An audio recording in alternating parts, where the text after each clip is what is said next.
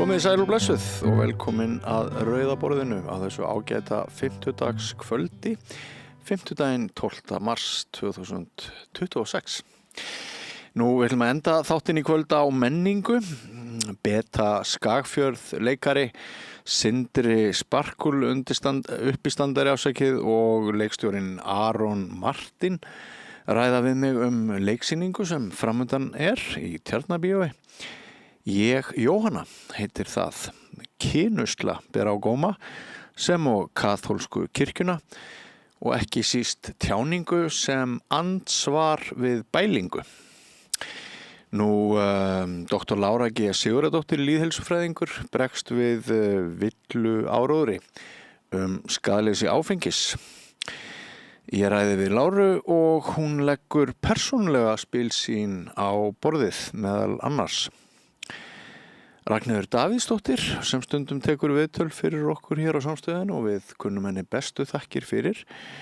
Hún mætir í kvöld og ræðir við Börk Rólfsson, leiðsögumann, ástandið í ferðamálum á Íslandi. Þar eru þolmörk hreinlega í hættu að hans sögn. Nú, Þórdís Ingadóttir, lagaprófessor, Hjálmtýr Heiðdal hjá félaginu Ísland-Palestína og Kvissey Óde, þau ræða við Maríu Lilju Gaza og álitsgerð Íslands í máli Suður Afríku gegn Ísrael ætlað brot gegn sáttmála Sameinuðu þjóðanna hópmorð. Nokkuð stórt skref það. En við hefjum leik með því að Eiríkur Rögnvaldsson, íslenskumaður, hefur verið sakaður að láta pólitískar skoðanir villa sér sín þegar hann svarar fyrirspurnum á Vísindavefnum varðar íslenska tungu. Og þetta búið að vera heitt mál á internetinu í dag og Eiríkur kemur hér og bregst við þessu í samtali við mig og ræðir að auki ýmis álitaefni varða stöðu íslenskrar tungu. En það styttist sem sagt í að dagskráin hefist hjá okkur, nokkrar auglýsingar á undan og bara svona rétt að minna ykkur á það að ef þið hafið ekki litið við á vefslóðinni samstöðin.is og ef þið þar sem þið getið styrt samstöðina með mánaðarlegu gjaldi upp á, hann nemur aðeins 2.750 krónum á mánuði, þið megið náttúrulega borga meira.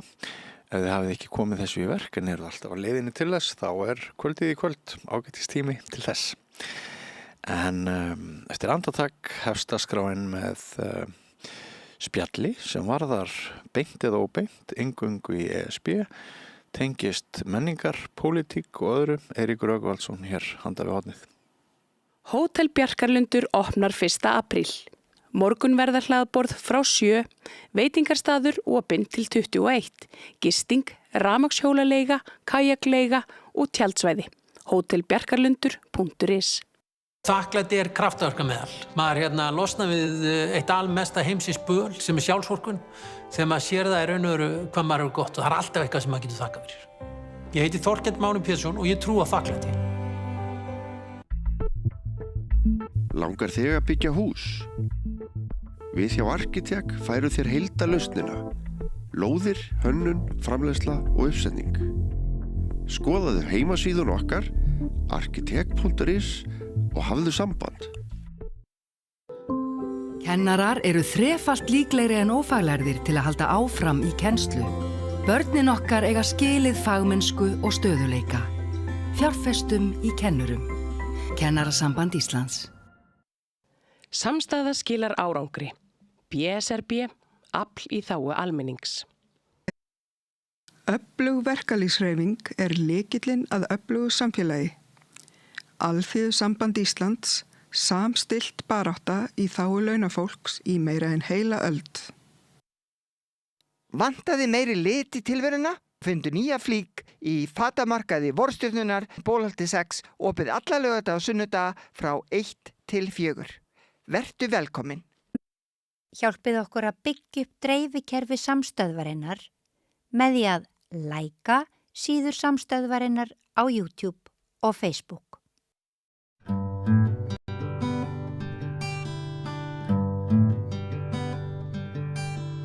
Við höfum gert nokkra þætti hér á samstöðinni stöðu íslenskunar og margt fólk komið að því borði, enda mikilvægt og brýnt menningamál. Nú mikill áhugi og umræða hvort Íslendingar eigi að halda áfram viðræðum aðild að ESB og hvort við að ganga í ESB. Og þannig í menningarlegu tilliti að mörg að hyggja, þetta ekki bara efnahagsmál og það allt saman. Og hann Eiríkur Rögnvaldsson, íslensku maður, hefur verið að tjá sig stöðu íslenskunar í tengslum við aðild að ESB og hann hefur einnig legið undir ámæli sýnist mér hjá Snorra Másinni það hvort skoðun hans pólitísk eða ekki og ég hóaði Eirík og hann komin hér á Rauðaborðinu. Vertu velkomin Eiríkur. Takk. Ef ég skil málið rétt þá hefur þú birt svar á Vísindavefnum, ekki satt? Það hvaða áhrif eru á stöðu íslenskunar ef þið gangi ESB, það rétt skilið? Já, það rétt, en það kannski rétt að taka fram að þetta ég skrifaði upphaflega í Facebook-hópin minn, Málspjall, fyrir rúmum 5 árum, pistil þetta. Þá var náttúrulega innganga í Evrópusambandið ekki á dagskrá, en bara skrifaði pistil þetta, hvaða áhrif innganga í Evrópusambandið myndi hafa á íslenskuna, ef einhver. Ef einhver, já. Og svo, sem sagt, hafði Vísindavefurinn samband við mig nýlega og spurði hvort að mætti ekki nota þennan pistil svona í grundvallaratriðum sem svar við spurningum sem að þau hefðu fengið sko. Já. Þannig að það var ekki eins og þú verður að trana þér fram núna til þess Nei, það var það ekki, eins og ég segi, þetta 5 ára gamall pistill svona í grundvallaratriðum. Það er nú ágætt að halda þess til haga. Ef að afgreiða sko þessa gagnrýni frá Snorra eða hvernig gefur í skyn að þú sért pólitískt að rugla almenning? Já, það kannski ekki mikið með það að segja, fólk verður bara að meta það er náttúrulega. En það er náttúrulega svo sem alvarlega ásökun þegar maður skrifar eitthvað sem fræðimaður að fá á sig ásökun það að það byggist á pólitík og svo sem ekki fyrsta skipt sem Snorri Málsson hefur sakað mig óheiðarleik í tengslum við umræðu útlendingamál. En ég bara sem sagt vísa því algjörlega á bug að ég hafi sem sagt síðan skrifað þetta út frá einhverju pólitík.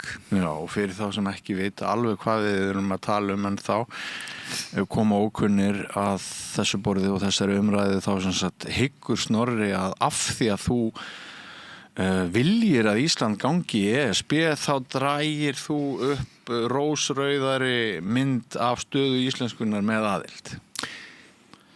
Já, hann bara verður að eiga það við sig, þá verður hver að bljúga eins og henni fyrir öðu sko, en það eina sem að mér sýndist geta verið málefnalegt í því sem hann var að skrifa, það var það að hann gerir athugasemd við það að ég skuli ekki minnast á það í sambandi við sko, að því að spurningin var ekki bara Evrópusambandið heldur hvaða áhrif Evrópska efnahagssvæðið eða þátttaka Evrópska efnahagssvæðinu hefði haft á íslenska tungu. Já. Og hann sem sagt bendir á sem að vitnar í viðtal við mig og það sem ég skrifaði nýlega að það mætti búast við að innan fára áratugar helmingur fólks á vinnumarkaði af erlendum uppruna og og vill greinilega, þó hann segir það ekki berum orðum, vill rekja það allt saman til samningsins Evrópska efnahagssvæðið og frjálsflæðis vinnuafls. Sko, það er bara ómögulegt að gera það vegna þess að fyrsta lagi þá nú meir en fjórðungur af þeim erlendu ríkisborgurum sem býr á Íslandi utan Evrópska efnahagssvæðisins. og sko í öðru lagi þá byggist þetta þá á því að hérna ef að samningurinn með Evrópska efnahagssvæðið hefði ekki verið gerður þá hefði Ísland nánast verið lokað hérna sem eiginlega fráleitt að ímynda sér vegna þess að hérna við hefðum ekki haft möguleika á að fá inn vinnuafl sko okkur vantar fólk og þá hefði hérna ekki orðið hér hagvöxtur, það hefði orðið fólksfækkun hérna ferðaþjónustan hefði bara ekki gengið þannig að hérna þetta svona eins og bara velta fyrir sér sko hvað hefði gerst ef við hefðum lokað á internetið eða eitthvað svoleiðis. Þetta bara eitthvað sem ekki hægt að ræða í þessu samhengi. Já, og þú svona aðeins gast þess að stefna Miðflokksins í útlendingamálum náttúrulega sumpart að mínum að þetta ansi ófrýnileg og það hafa orðið einhverjar skærur og rimmur þarna það. Já, það þarf að hafa þetta samhengi held ég í huga. En þú sem sagt rekur það, Eiríkur, og segir eitt af því sem skiptir máli við mat á því hvort Ísland eigi að ganga í Evrópusambandið staða íslenskunnar. Þú rekur að Evrópusambandið hafi frá upphafi lagt áherslu á að virða þjóðtungur sambandsríkjanna og hlúa að þeim og þú nefnir fé sem rennur í þróunar og uppbyggingar verkefni er allt sem bendir til þess að Ísland myndi njóta góðs af? Sko það ekkert sem bendir til annars en að íslenska ef að Ísland gengi í sambandi þá yrði íslenska eitt af opinberum málum þess. Það hefur allatíð verið þannig að hérna sem sagt opinber mál ríkis sem gengur í sambandið verður sjálfkrafa að einu opinberum tungumálum Evrópusambandsins.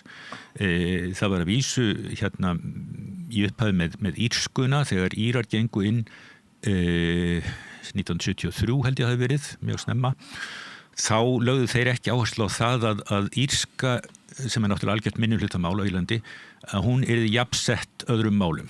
Hún var, sko, samningurinn hérna, var þýddur á írsku, skilst mér, en írska var ekki svona notæf í samskiptum innan Evrópusambandsins. Svo skiptuðu skoðun og óskuðu eftir því að írska yrði gerðað opinberu máli jafnsett öðrum opinberum málum og það var byrjað á því held í 2007 eða eitthvað svoleiðis og þetta var talsett ferli því það þurfti að sem sagt mennta fólk til þess að sinna þýðingum og túlkun og það þurfti að þýða alls konar gögn og svo framvegis þannig að þessu lauk sko 2022-2023 þannig að núna írska algjörlega sko jafnsett öðrum hérna opinberum málum og hérna og þetta náttúrulega sko það hafa verið umræður einhvern tímann þegar sko útþensla Evrópusambandsins var sem mest þegar hérna mestur straumur var þar inn þá var einhver umræðu það sko hvort þetta væri gengi að hafa öll þessi opinberu mál og svo framvegis en það varð samt ofan á og ég sé engar líkur til þess að það breytist vegna þess að þetta náttúrulega mikið hagsmunamál fyrir smáþjóðirnar og þetta líka sko skiptir bara miklu máli sem sagt fyrir Evrópusambandið til þess að hérna fá fólk með sér sko ef eitthvað að fara að hrófla við þessu ef ætti að fara að segja já við getum ekki haft hérna svona mörg opinber mál og nú hættum við að hafa til dæmis Eystrasaltsmálin, Norðurlandamálin eitthvað svoleiðis sem opinber mál það myndi aldeilis sko heyrast ramakvein þar og ég held að það sé algjörlega óraunhæft að það gerist og óraunhæft að stefnunni verði breytt hvað þetta varðar. Mitt. Þannig að þeir sem álykta kannski aðeins að hafa kynnt sér þessi mál ekkert óeðlilega finnst mér að ensk áhrif yrðu hér meiri með inngöngu í ESB. Enska jú tungan sem við notum í megin dráttum í samskiptum við Evrópuþjóðir ekki satt. Já. þeir sem álíkta þannig þeir hafa ekki endilega rétt fyrir sér eða bara beinlega rátt fyrir sér. Já, það er náttúrulega það sem við aðtum hvað fylgir því, hvað það hefur í för með sér að íslenska yrði opinbert mál Evrópusambandsins. Þá þýðir það að öll gögn öll lög og samþykktir og samningar og hvað það væri frá Evrópusambandinu, þetta yrði þýtt á íslensku.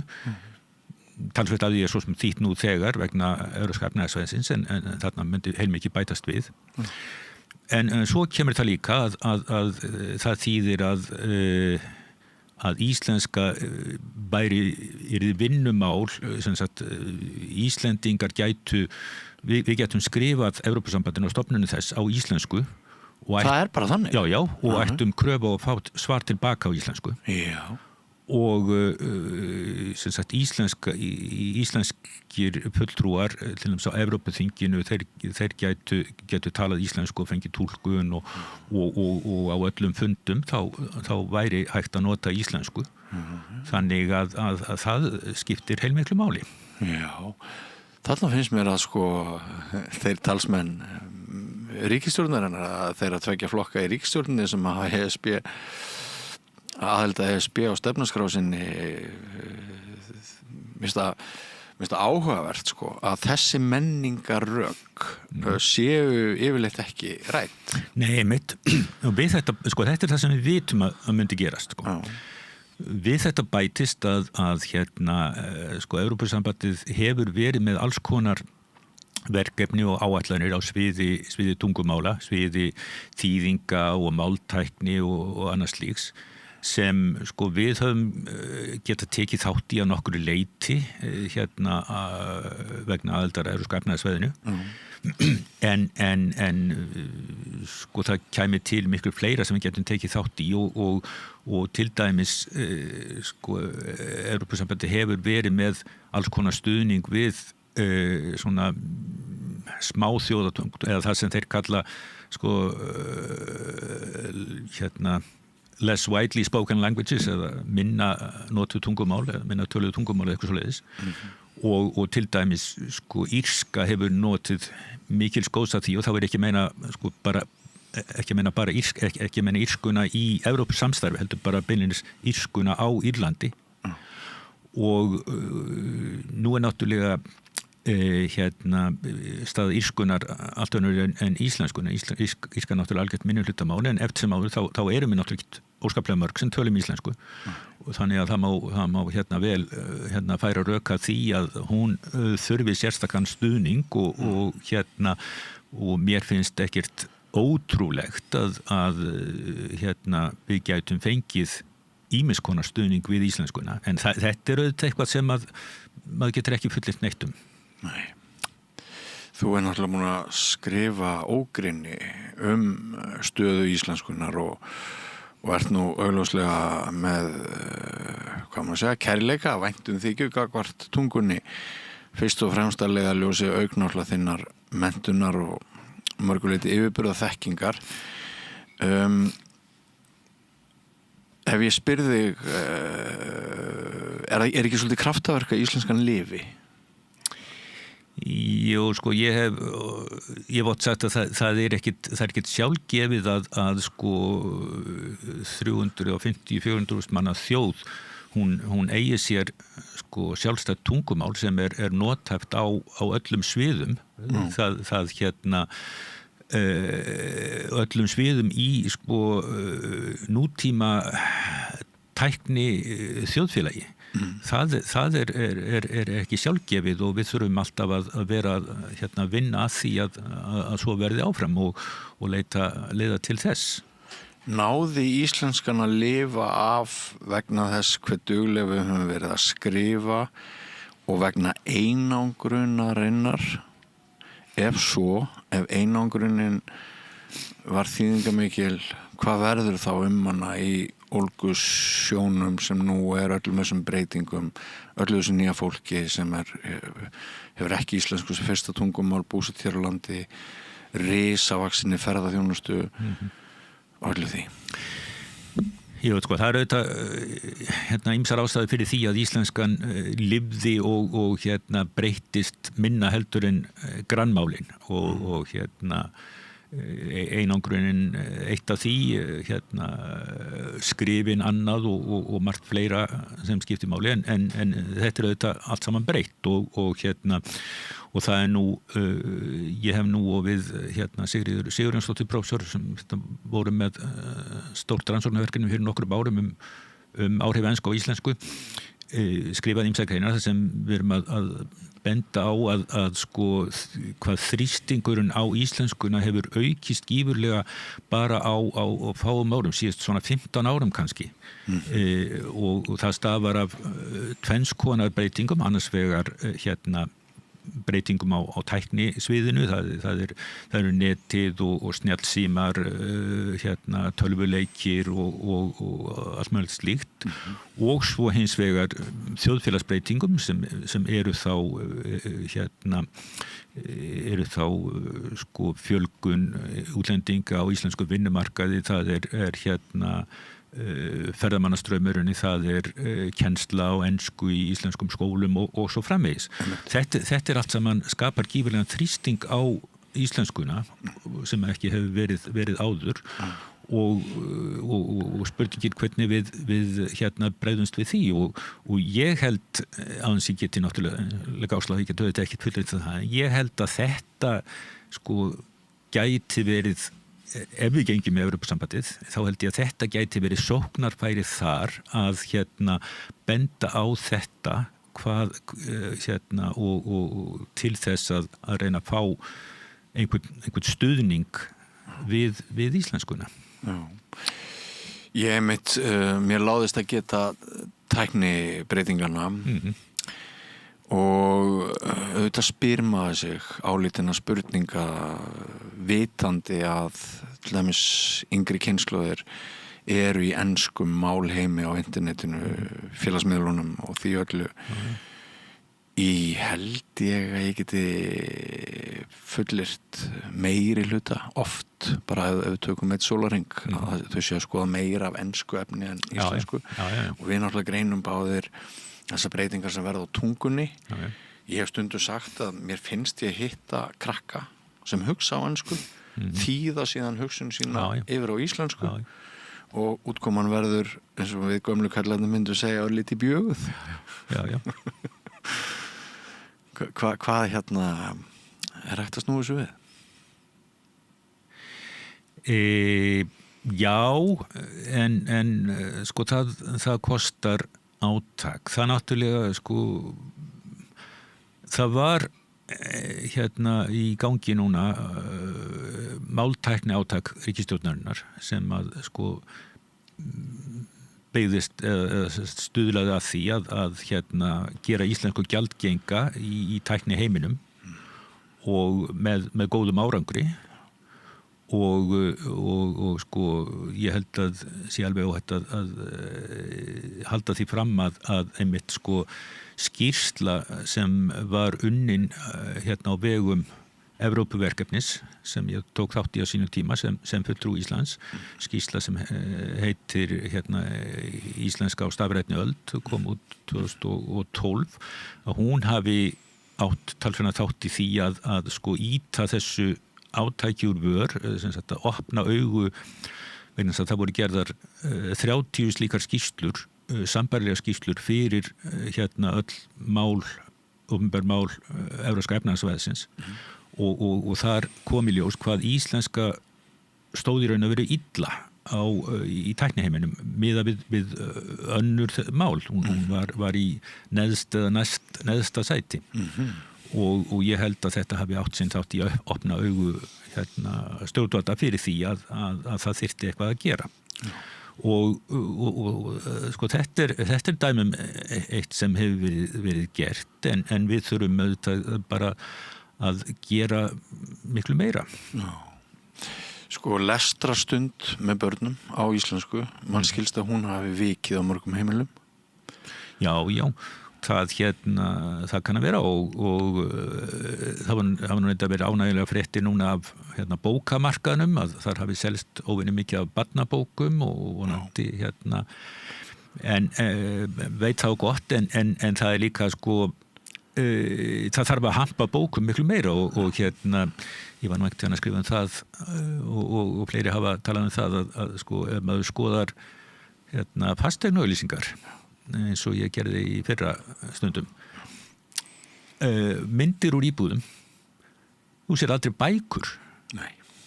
Það þykja ekki smart það er ekki verið að flagga þeim Það safnar ekki Það eru bara vesen Þannig að við þurfum að breyta þessu við þurfum að gera það eftirsóknarvert og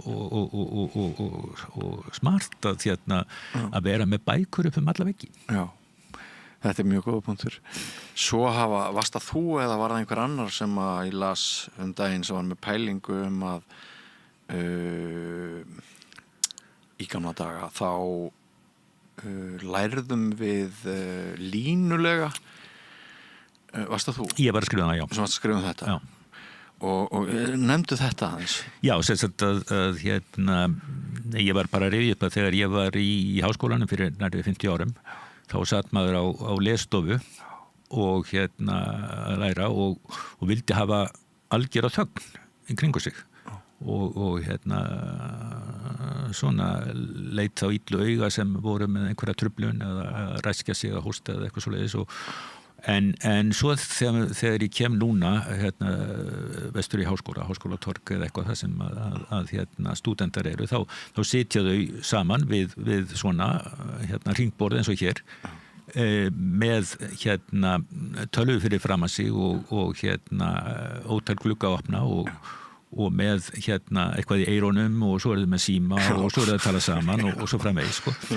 og þá reyðastu fyrir mig það sem að sá ágæti maður Rögnvaldur heitinn Ólafsson, dósent sagði við mig fyrir líklega 15 árum eða svo að fólk núna lærði öðruvís en áður að við lærðum línulega við bara tókum bók og lásum hana frá upphaf til enda og svo tókum við næstu bók þetta er auðvitað einföldun en svona í grundvallaratriðum var þetta einhvern veginn svona núna þegar fólk er að læra þá lærir það þá færða áreiti úr öllum áttum í hljóði og mynd og texta og það verður sjálft einhvern veginn að púsla þessu saman byggja upp úr þessu einhvern strúktúr, einhvern svona þekkingargrunn sem það getur síðan unnið áfram með og kannski gengur þá gætlega, ég skal ekkert fullur það þetta er öðruvísi heldur en það var áður ég er ekki að segja sér verra og sjálfsagt er það betra á ýmsan hátt sjálfsagt vorum við sem maður lærðum svona línulega sjálfsagt vorum við kannski fastari í einhverju hugsun sem annað fólk hafi hugsað fyrir okkur en þetta skiptir máli Já, og kannski það að þurfa að leggja töluvert á sig til þess að ná dýpri skilningi ég hef nú hreinlega spurt í umræðum stöðu íslenskunar við þetta borð hvort þeir sem semja kennsluefni ættu að koma á móts við þessar breytingar hjá unga fólkinu, tengdar tækninni hér hafa verið sérfræðingar sem halda þeir fram að tauga frumur okkar hafa breyst tengt áreitinu og það má þá spyrja sig er geta okkar, hefur hún breyst, verður að aðlaga kennsluefni að nýjum heimi eða er einmitt mikilvægara en nokkru sinni að skólarnir, hvort sem við erum að tala um íslensku nám eða annað, að skólarnir haldi kúrs og við eflum áfram þennan hæfileika í námi að þú þurfir að einbeita þér og fara djúpt. Ég held að þetta geti alveg farið saman og verða að fara saman ég held að mér finnst alveg augljóst að einhvern kennsluefni sem var gott og gilt fyrir 30, 40, 50 árum það getur ekki verið gott og gilt lengur af ýmsum ástæðum, bæði sem sagt þjóðfélagið hefur breyst svo gífurlega og tæknin og sem sagt bara hvernig við lærum. En þeir sem kenna latínu eða grísku, þeir myndu kannski anda við þessari skoðun? Ja. Jó, sko, en latínu og gríska nú kannski dálítið sérstakt dæmi, sko. Það, ég held að maður geti ekki dregið almennar ályktanir af því og það náttúrulega hvort þeir svo örlítið hluti nemenda sem sko lærir latínu og grísku. Það sem við þurfum náttúrulega að hafa í huga líka og mér finnst oft gleymast að sko þessi breyting að sko þegar ég var í gagnfræðaskóla eins og hét þá 1970 fór í landspróf þá var ekki nema brot af hverjum árgangi sem hélt áfram í framhaldsskóla. Það var ekki nema lítil hluti sem fór í landspróf og ekki allir náðu því sem tóku það og sumum var beinlínis sko meinað að fara í landspróf af því að skólarnir vildi geta sýnt góðan árangur og svona. Og menntaskólar voru elítuskólar ef á skjótinni. Já, þeir voru það og núna náttúrulega fer allur árgangurinn í framhaldsskóla og auðvitað það alltaf þannig að það ákveðin hluti nemenda sem plumar sig sko hvernig sem aðstæður eru í raun og veru sko en það sem að sko maður spyr ráða allir nemendur við þetta sko að taka við þessu fjölbreytta áreiti og púsla því saman sko ég er ekki neinu vafa að nemendur í latínu og grísku gera það sko en gildir það alla þennan fjölbreytta hóp. Já, sem leiðir til annara spurningar gildir varðar mestu að sem flestir séu bornir yfir alla í alla eða þarf líka að einblína á elítuna og getu þeirra hæfustu til þess að verða enn hæfari? Sko mér finnst þetta ekki að þetta þurfa að vera annarkort eða. Nei. Auðvitað skiptir máli að sko bara ýta undir fólk undir nemendur að þeir fái að njóta sín og nýta hæfileika sína og sem eru mismiklir og á mismunandi sviðum en við getum ekki sko sagt bara, nú ætlum bara að horfa á þessi sem eru best og láta hinn bara lönd og leið, þetta gengur ekki.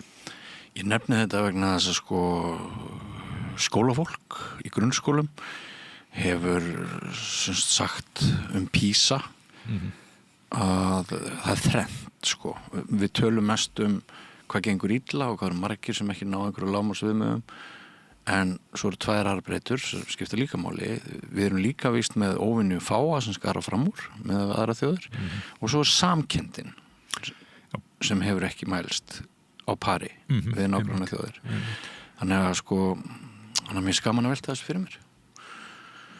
Já, einmitt sko, það er margt í þessu og það er náttúrulega einmitt ekki gott mál ef að samkenndin minnkar, það er vont fyrir þjóðfélagið. Já, og við þurfum líka úrvalsnemendur náttúrulega. Já, og auðvitað skiptir máli að þeim sé ekki þeir fái að glíma við einhver verkefni við sitt hæfi og þeim sé ekki haldið niðri, það er alveg klárt en ég meina sko það er náttúrulega oft talað í þessu sambandi skóla án aðgreiningar og svona sko það er og sko ég held að það hefur bara ég meina mér finnst skóla án aðgreiningar það er eitthvað sem við eigum að stefna að en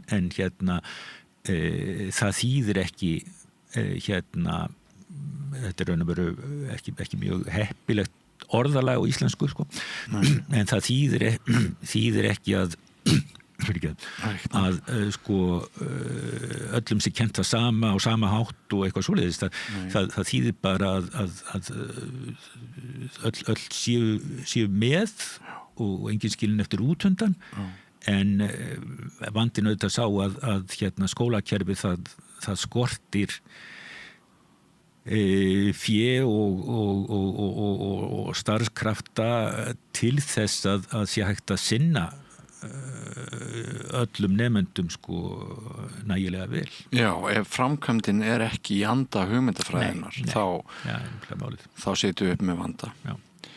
En skildi ég þið rétt að við ættum bæði kannski, hvað var það kennsluefnið og stöðu íslenskunar, hluti af íslenskunni, við höfum litið þannig á að hluti af íslenskunámi þegar kemur að hærri námstigum, til dæmis í framhaldsskólum, mörg okkar hafa litið þannig á að þá sé tímabært fyrir ungmennin að lesa þungar, oft flóknar bækur.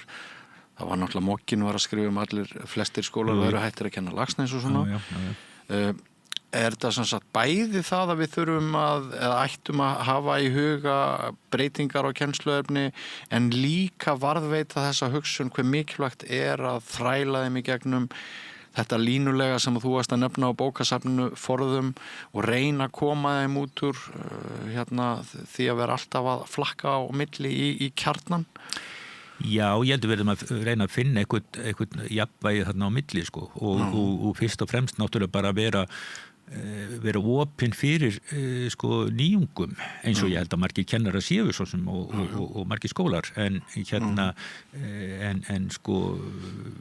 okkur hættir oft til og ég man bara þegar ég var sjálfur að byrja að kenna að þá fékk ég stundum hálfgerð samviskubit ef ég var að víkja eitthvað frá því sem mér hafði verið kennt sjálfum á sínum tíma af því að mér fannst einhvern veginn að það væri það sem mann kennt á unglingsárum það einhvern veginn verður dálítið svona heilagur sannleikur og það tók mig þó nokkuð tíma að rífa mig frá þessu og fara að hugsa sem svo nú bara ýmislegt breytt og þetta sem mér var kennt hafa gott og gilt á sínum tíma en það kannski bara á ekki við lengur. Nei. Hver ráðlegging þín til stjórnvalda hér innanlands og skólastjórnenda og bara svona almennings líka burt sér frá því hvort það verður hlutskipti í Íslendingagangi í ESB eða ekki? Hvað svona, ef ég gef þér nokkrar mínútur til þess að tala við kalla það óskalista, Já, ég veit það ekki, það nú margt sem verður hægt. Ég náttúrulega mikið talað fyrir því að við leggjum miklu meiri áherslu á að kenna íslensku sem annað mál og ég held að það sé mikið atriði og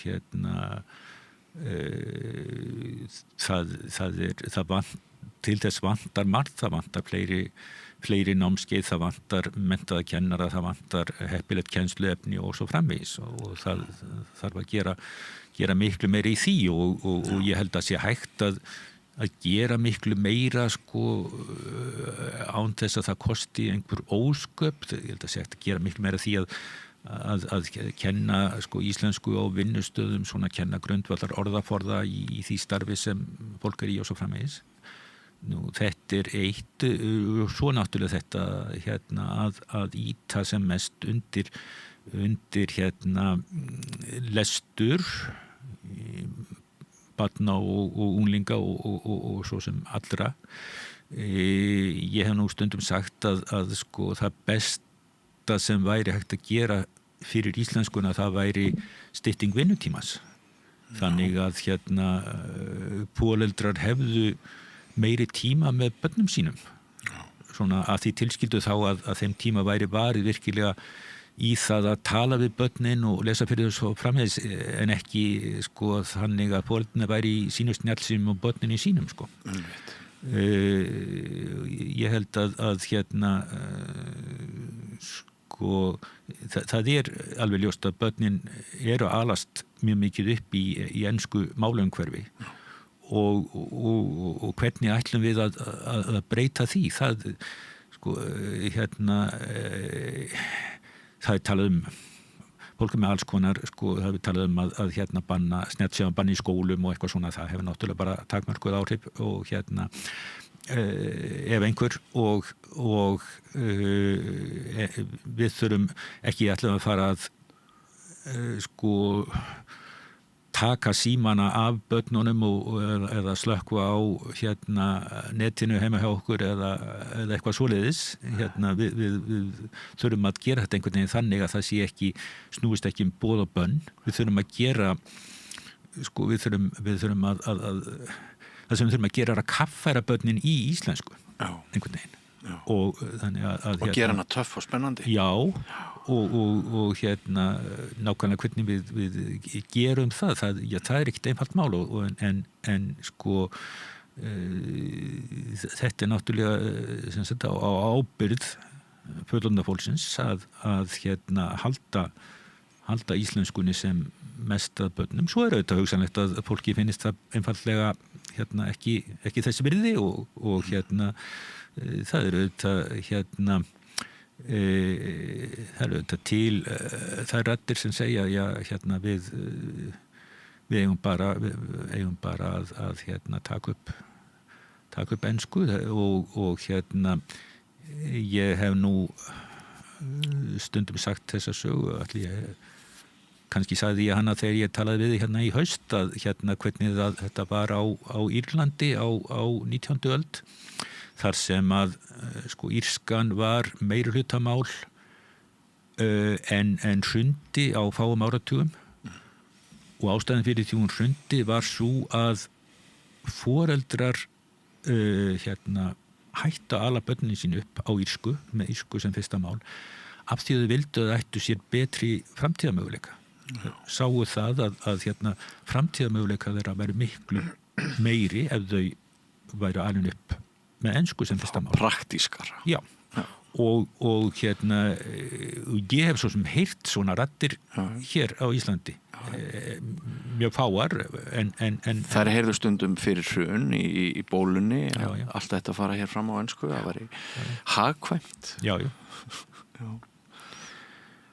þannig að það er svona margs að gæti í þessum það er margs að gæta en þetta sem hún nefndi fyrst ég veit ekki hvort það kom fyrst upp í hugan hjá þér eða hvort það var til hún nefndir það fyrst þetta með sko, með íslensku sem annað tungumál og kennslu að sko við höfum náttúrulega eins og með sumt að þegar verða hraðabreytingar í íslensku samfélagi þá bara þær verða en við hvorki hugum nægilega vel að því að undirbúa þær eða fylgja þeim eftir með einhvers konar stuðningskerfi þetta sem við höfum verið að tala sko ég veit ekki, er þetta ekki 50.000 innflytjendur sem koma bara í rauninni á einu litlu korteri sko já.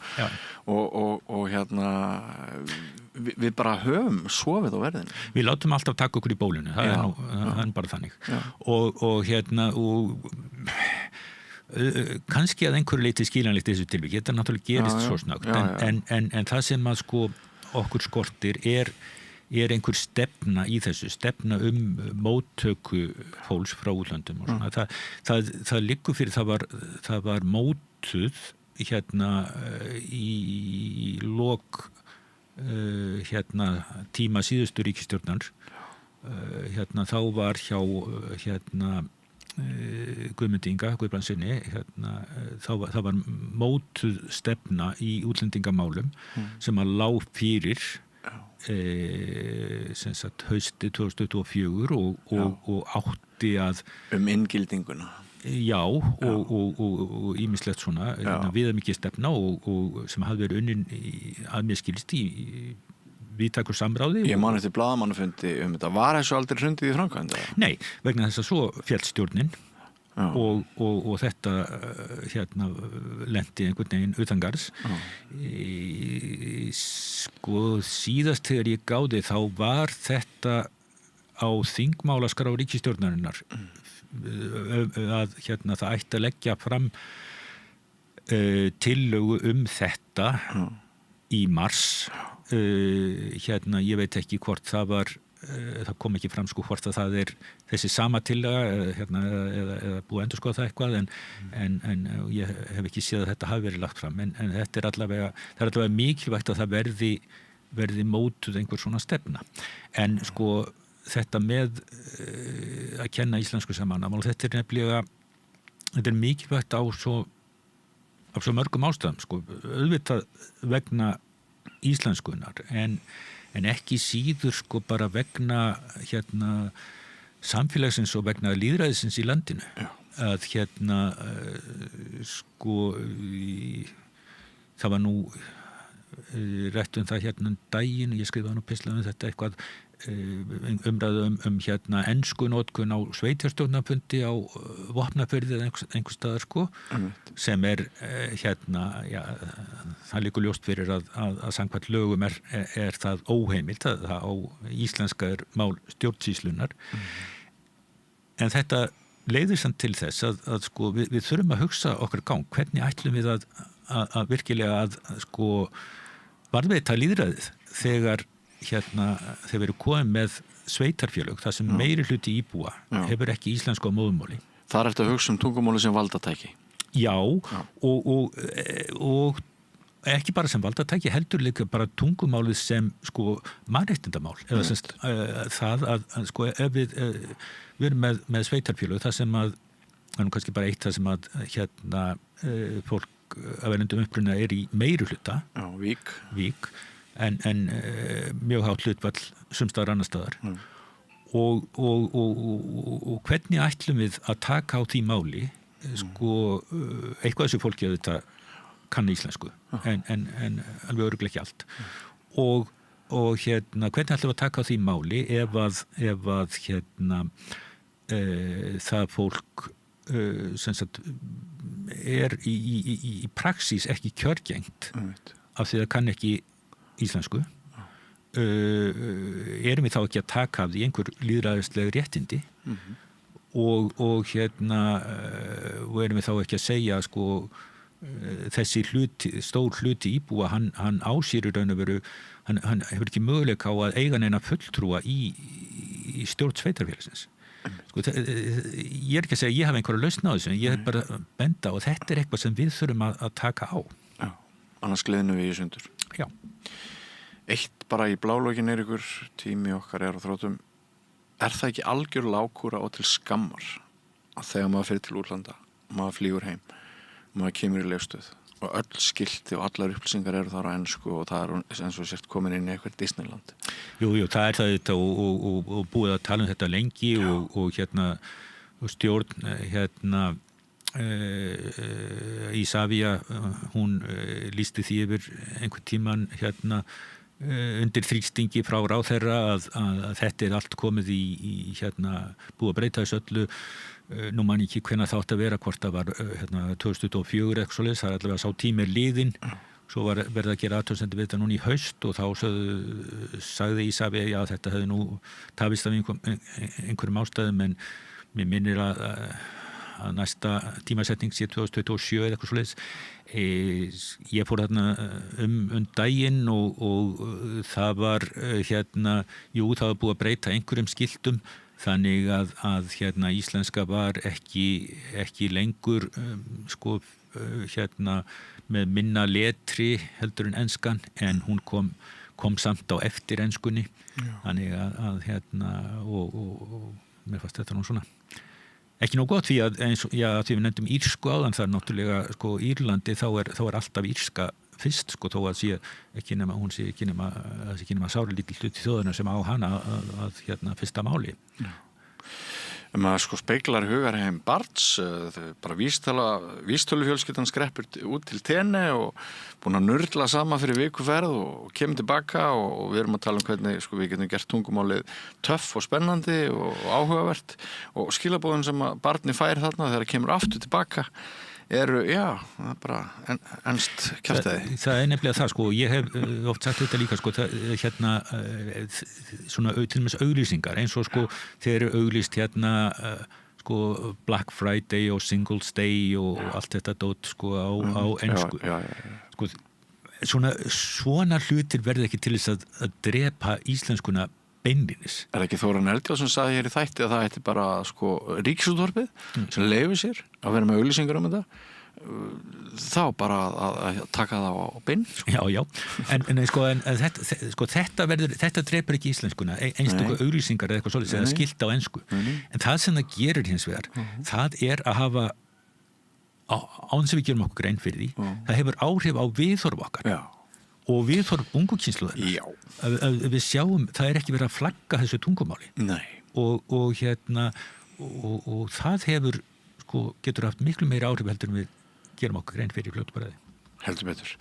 Eiríkur, það líður allt og langt á milli funda okkar. Ég vil endilega fá þig oftar hér Rauðaborðinu. Kæra þakki fyrir spjallið í dag. Takk sömuleiðis. Og áframgöngu við göttuna, kæri hlustendur og áhorfendur, nýr kafli eftir andartak.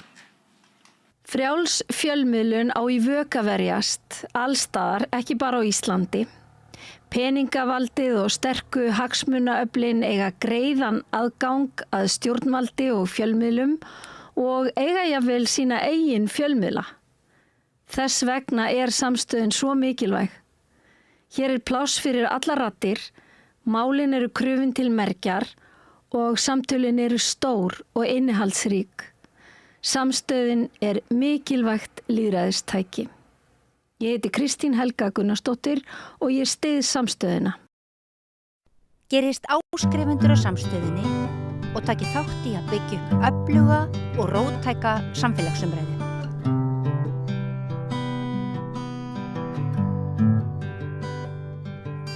Já, komið sæl og velkomin aftur að Rauðaborðinu. Ég heiti María Lilja og hingað komin með góða gesti með mér. Að því tilefni að íslensk stjórnvöld ákveðu að taka þátt í máli Suður Afríku gegn Ísrael fyrir alþjóðadómstólnum í Haag en yfirlýsingin var lögð fram fyrir dómstólnum í gær. Hingað eru komin Kusai Ode, Hjálmdís Heiðdal og Þórdís Ingadóttir, lagaprófessor, verið velkomin. Kannski byrjum á þér, Þórdís, að því að þetta eru stórar fréttir en það kannski ekki allir sem gera sig grein fyrir því hvaða þýðingu þetta hefur. Þessi yfirlýsing, þessi greinagerð frá Íslandi sem lögð var fram í Haag í gær.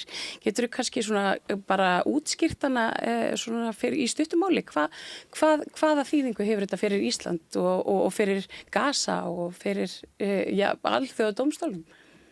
Þetta hefur náttúrulega mikla þýðingu fyrir svo marga aðila og frá ólíkum sjónarhornum. Í fyrsta lagi eins og þú segir, þetta hefur þýðingu fyrir Ísland.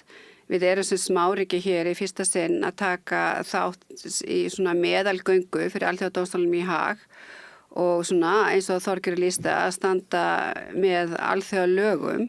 Svo það eitt og sér hefur náttúrulega mikið vægi og svona kannski þau verkfæri sem smáríki hafa, það það einmitt á okkur svona vettvangi, það sem við höfum að minna vægi á hennu pólitíska. En svo þetta alltaf bara vægi fyrir málið og auðvitað komnar 18 beiðnir meðalgöngur og fullt af lögfræði þar, en ég held að greinagerðin hafi alveg sínar áherslur sem eru mikilvæg inn í málið og mikilvæg fyrir bara fórnarlöfum allan heim að það sé ennþá verið að reyna að framfylgja alþjóðalögum. Þetta náttúrulega líka svona í sögunni fyrir Ísland skiptir, þetta mjög áhugavert. Þetta í fyrsta sinn sem að Ísland tekur, við gengur fram með þessum hætti. Já, þetta fyrsta sinn sem við gerum það og þetta búið að vera mjög mikið núna síðustu ár, þessi svona nýr háttur á því að ný tækifæri fyrir ríki sem standa, þessi þriðju ríki að framfylgja alþjóðalögum og þetta virkilega, möguleikin hefur alltaf verið til staðar. Þetta var náttúrulega frægt hér 66 í Suður Afríkumálunum þegar tókst ekki til og þykir nú skömm í sögu dómstólsins og hann fekk nú ekki dómsmáli í 10 ár eftir það. Það þótti svo mikið skömm að hafa ekki leyft svona utanaðkomandi aðilum að framfylgja alþjóðalögum. En svo verður þetta mjög stórt hérna í máli fyrir nokkrum árum 22 Úkraínu gegn Rússlandi. Þar biðja 33 ríki meðalgöngu, þess að svo kallar meðalgöngu. Og 32 fá hana og það var stór hluti að þeirri málsmeðferð var þessi innkoma þessara ríkja. Ísland var ekki þar og ég var mjög hissa því á sínu tíma. Við erum með annað mál í millitíðinni, Gambía gegn Myanmar. Þar eru 11 ríki með meðalgöngu. inn í rauninni standa 57 ríki á bakvið Gambíu, samtök múslimaríki eru þar á bakvið, svo það er rauninni tæp 70 ríki, svo þetta er svona, Ísland þarna að taka svolítið þátt í þessari þróun og hvað varandi þennan dómstól sérstaklega, allir kunna nú í íslensku sögunni þegar Íslandi var stemt fyrir þennan dómstól í fiskveiðimálunum og stríðinu við Breta og þá var náttúrulega mál gegn okkur en við tókum ekki þátt, við mættum ekki, einu Íslendingarnir í salnum voru blaðamenn og svo að það var okkar aðkoma að þeim dómstól en núna í síðasta mánuði var Ísland að viðurkenna almenna lögsögu þess dómstól og það er náttúrulega líka risafrétt. Það er aftur, utanríkisráðherra segja það sé bara svona ein birtingamyndi því að styðja við alþjóðalög, við ætlum að standa með alþjóðalögum og að útkljá deilur þar, eigi að vera þar. Ísland tók þátt líka í fyrra sumar, þá var stórt ráðgefandi álit hjá dómstólnum, varðandi Gaza, varðandi það að meina mannúðaraðstoðin og svæðið, varðandi brot og friðhelgi stofnana Sameinuðu þjóðanna þar var Ísland í fyrsta sinn með svona sjálfstæða greinagerð inn í málið en núna erum við Ísland að fara inn í milliríkjamál í fyrsta sinn með svona meðalgöngu aðild. Svo þetta er svona, þyrluflugja þeirri þróun. Og þetta kemur út frá þessu hörmulega mannúðarástandi sem hefur verið á Gaza. Við höfum talað hér svo allt og oft við þetta borð. Ástandið á Gaza en hefur núna undanfarið frá því að svona hið meinta vopnahlé komst á, hefur lítið verið í almennri umræðu. Getur þú kannski sagt mér aðeins svona hver er staðan á Gaza, hver er staðan á Vesturbakkanum, hvað er að gerast í Palestínu núna? Já, ég ætla að byrja á því að fagna þessi framtak, að fara með í dómstóla og ég til það, þetta er varnartaktík líka þar sem við rættum þetta að við erum lítið þjóð hérna á Íslandi en í Palestínu þá erum við ennþá minna þjóð, við erum valla þjóð núna í dag í sambandi við ástandi á Gaza það er að minna dráp en það er ennþá og það er læst, það er lokað, það opna reyndar í fyrradag í smá fyrir neðar varning en það kemur minnan 10% af því sem að þarf. Þannig hungursneið er að koma eða er komið. Þetta er ekki betra ástand. Miklu verra ástand ekki miklu verra heldur en á Gaza, heldur en áður fyrr á Vesturbakkanum. Landtökuræningar ganga þarna lausir vopnaðir og það er að vera vopn, selja eða gefa meira og meira vopn. Bara í febrúar það er 3 þorp og síðast, þriðja þorpi var í gær að bakka saman og flýtja annað af því að það er svo mikið áreiti og dráp frá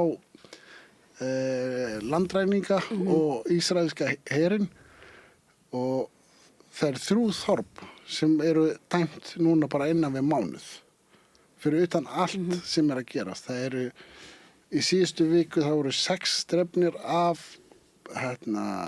landtöku í landtökufólkinu ræninga og fyrir utan náttúrulega þeir sem eru drepin af herinn og ég er nýkominn frá Palestínu. Ég var spurður rétt áðan er þetta svika málefni og ekki mæta með klútin og ég sagði að ég væri í refsingu. Í rauninni er ég svona í sjálfrefsingu. Ég var í Palestínu í 8 mánuði. Ég gat ekki einu sinni farið í klútin mín. Akkur ekki? Ég bara má það ekki. Það er bara hættulegt. Ég því bara annarkvort skotin eða handtekinn. Og mér finnst það ennþá svona smá hræsni að ég gat ekki staðið fyrir mitt þar, þannig ég í smá pásu út af því. Ég skil það bara mjög vel. Þetta hljóta að vera mjög flóknar tilfinningar að koma heim til Íslands frá heima í Palestínu, einhvern veginn á meðan að allt þetta í gangi. Þetta ég get sagt þér það, ykkur það, að þetta erfiðara að koma núna eftir 8 mánuði, eftir ég kom fyrst til Íslands. Það miklu erfiðara að skilja við fólki núna. Ástandi bara langt frá því að vera í lagi. Og það auðvitað, ekki bara ástandi þarna, það hefur aldrei undið upp á sig, hvað ég var að segja, þessi þetta innrásarstríð í Ísrael gegn Palestínu, það hefur nú svona færst víðar. Það Íran og Líbanon og það margt þarna undir og einmitt að mjög mikilvægt að alþjóðalögin séu virt, en eru þau endilega virt? Hjálmtýr, þið ætlið að ganga, það ekki, þið ætlið að fara í samstöðugöngu félagið Ísland-Palestína? Við ætlum að gera það á laugardaginn, en mér langar líka að fagna því að þessi tilkynning kom frá ríkisstjórninni og ég minna á það sem sagt að ég minna að það verið í september, þá voru talinu 4 atriði sem að ríkisstjórnin ætlaði að framfylgja og það var semst að banna 2 ráðherrum að koma hingað, svo voru nú sennilega ekki á leiðinni, og það var ekki að framlengja viðskiptasamning og síðan var það að merkja vörur frá landránsbyggðunum sem ég veit ekki hvort það sé mikið í umferð hérna, og síðan þetta að eins og orðað þá að taka frekari þátt í kæru, eða athuga það með að taka frekari þátt í kæru Suður-Afríku, sem að núna hefur þá komið í ljós að gert og það mjög gleðilegt. En eins og Kusai að tala þá ástandið núna, það verður alltaf alvarlegra og alvarlegra og þessi árás á Íran og Líbanon og svo náttúrulega Palestína, þessi þjóðernishreinsun sem á sér stað bæði á Vesturbakkanum og í Gaza. Við sjáum hvernig Ísrael með stuðningi Bandaríkjanna virkar og við á laugardaginn erum að mótmæla, við segjum nei við þessum öflum, þessum árásaröflum sem engu eira og ég held að menn getur nú farið að hugsa alvarlega að þessi hugmynd sem kallast Stór Ísrael, að þetta virkar allt sem liður í því og eins og ráðamenn í Ísrael tala, þeir segja þetta alveg opinskátt og þessi öfl, í Bandaríkjunum og í Ísrael, þau líta ekki á alþjóðasamninga eða aðra sáttmála sem hafa mikið gildi fyrir þjóð eins og Ísland, að þeir líti ekki á það sem það hafi nokkuð að segja í þeirra málum, þeir eru bara stikkfrí og þess vegna held ég að þetta skref sem að ríkisstjórnin tekur núna, það mjög mikilvægt og ég mjög fegin að þetta hafi loksins komist á blað. Akkurat. En það eins og Hjálmtýr segir, það lítur ekki út fyrir það að Bandaríkin og Ísrael hafi það eitthvað sérstaklega í hyggju að fara eftir alþjóðalögum. Skiptir þetta þá einhverju máli, það sem að verið að leggja fram þarna í Haag? Ég held að það skiptir mjög miklu máli að það sé að ríki standu upp og reyna að verja alþjóðalög og það þýðir ekkert bara að fara upp í sófa og fara að sofa þar og gefa stutt. Og segja að það þýðir ekkert hvort Nei, þú veist, það bara að halda öllu til haga en auðvitað vantar framfylgd alþjóðalaga og þetta náttúrulega bara eitt lítið tæki þar en þarna opnun sem ríki á síðustu árum hafa verið að nýta og það jákvæð þróun því það var ekki gert áður. Þessi möguleiki var en hann var ekki nýttur. En þessi Úkraínustríði svolítið bara opnaði þetta og ruddi brautina fyrir það. Og það önnur mál í gangi, það Kanada og Holland gegn Sýrlandi fyrir brot á Pyntikasáttmálanum sem með svona lögsu ákvæði. Það er búið að vera lengi núna í undirbúningi mál gegn Afganistan frá Kanada, Hollandi, Danmark og fleirum, út af sáttmálum brot á konum. Svo þetta er svona bara, ég held að sé allt jákvætt, það sem eru fundna leiðir að framfylgja alþjóðalögum og alþjóðadómstóllinn er alltaf bara eitt tæki í því, en það var mikilvægt að fá þá úr því skori, hvort að lög séu brotin eða ekki. Álitsgerðin, hún kemur svona, hún er auðvitað margliðuð og í hún svona fer yfir svona lögfræðilega punkta mat á ásetningi til þjóðamanns og annað slíkt, en lýsir kannski ekki beint afstöðu til þess hvort þjóðamorð sé að ræða og hvort að Ísland beri þá einhverja skyldur aðra heldur saksókn gagnvart einstaklingunum sem er verið að þjóðarbyrða. Þetta er svona þessir punktar sem hafa kannski komið fram í gagnrýninni í dag. Hvað segirðu við þessu? Er þetta eitthvað sem kemur til með að bætast við seinna meir eða? Sko, þetta skjal sem fór inn í gær, þetta er beiðni þessa meðalgöngu og það er alltaf bara einhver svona stjórnvöld setja fram sín áhersluatriði og síðan er allir fyrirvara því að geta komið að öðru og ekki síst að muni útskýra betur þessu áhersluatriði í síðari greinagerð.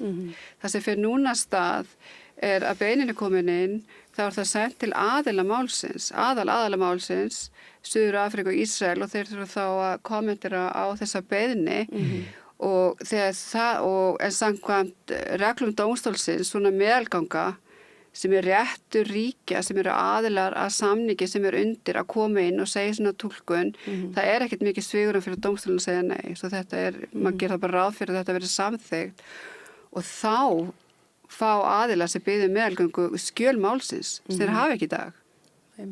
Íslensk stjórnvöld hafa ekki greinagerð Suður Afríku og greinagerð Ísraels er að koma inn í dag en það er ekki fyrir að þessi beiðni samþykkt sem að þessi meðalgöngur ekki fá í rauninni skjöl málsins og þetta skiptir það máli þá geta síðan skila greinagerð í framhaldi af því þú ert með skjöl málsins og það er kannski í ljós þessari þróun að dómstóllinn og þannig bara stuð síðan, bara mitt ár 24 og þá í ljósi allar þessar beina sem voru komin líka í Gambíumálið, að hann hefur takmarkað mjög hvað meðalgönguríki geta í rauninni komið fram með í sínum greinagerðum. Meðalgönguríki eru ekki aðila málsins þeim skilningi að þeir geta ekki komið neina kröfur. Þeir geta ekki neina kröfur í málinu að dómstólinn teki afstöðu til þess eða hins. Og auk þessa, samkvæmt þessu nýju reglum, þá megar ekki fjalla staðreyndir í málinu. Þeir megar ekki tala atvik í málinu. Þannig þeir eru rauninni bara svona svolítið eins og stuðningsyfirlýsing yfir svona... Nei. Þetta er ekki kannski eins og sem öðrum alþjóðadómstólum, þú kemur inn og þú styður aðila að bíða. Þetta er ekki eins og það. Þetta er ekki það. Nei, þú hefur rétt til að koma inn til að segja þína túlkun á túlkun ákveða sem er undir.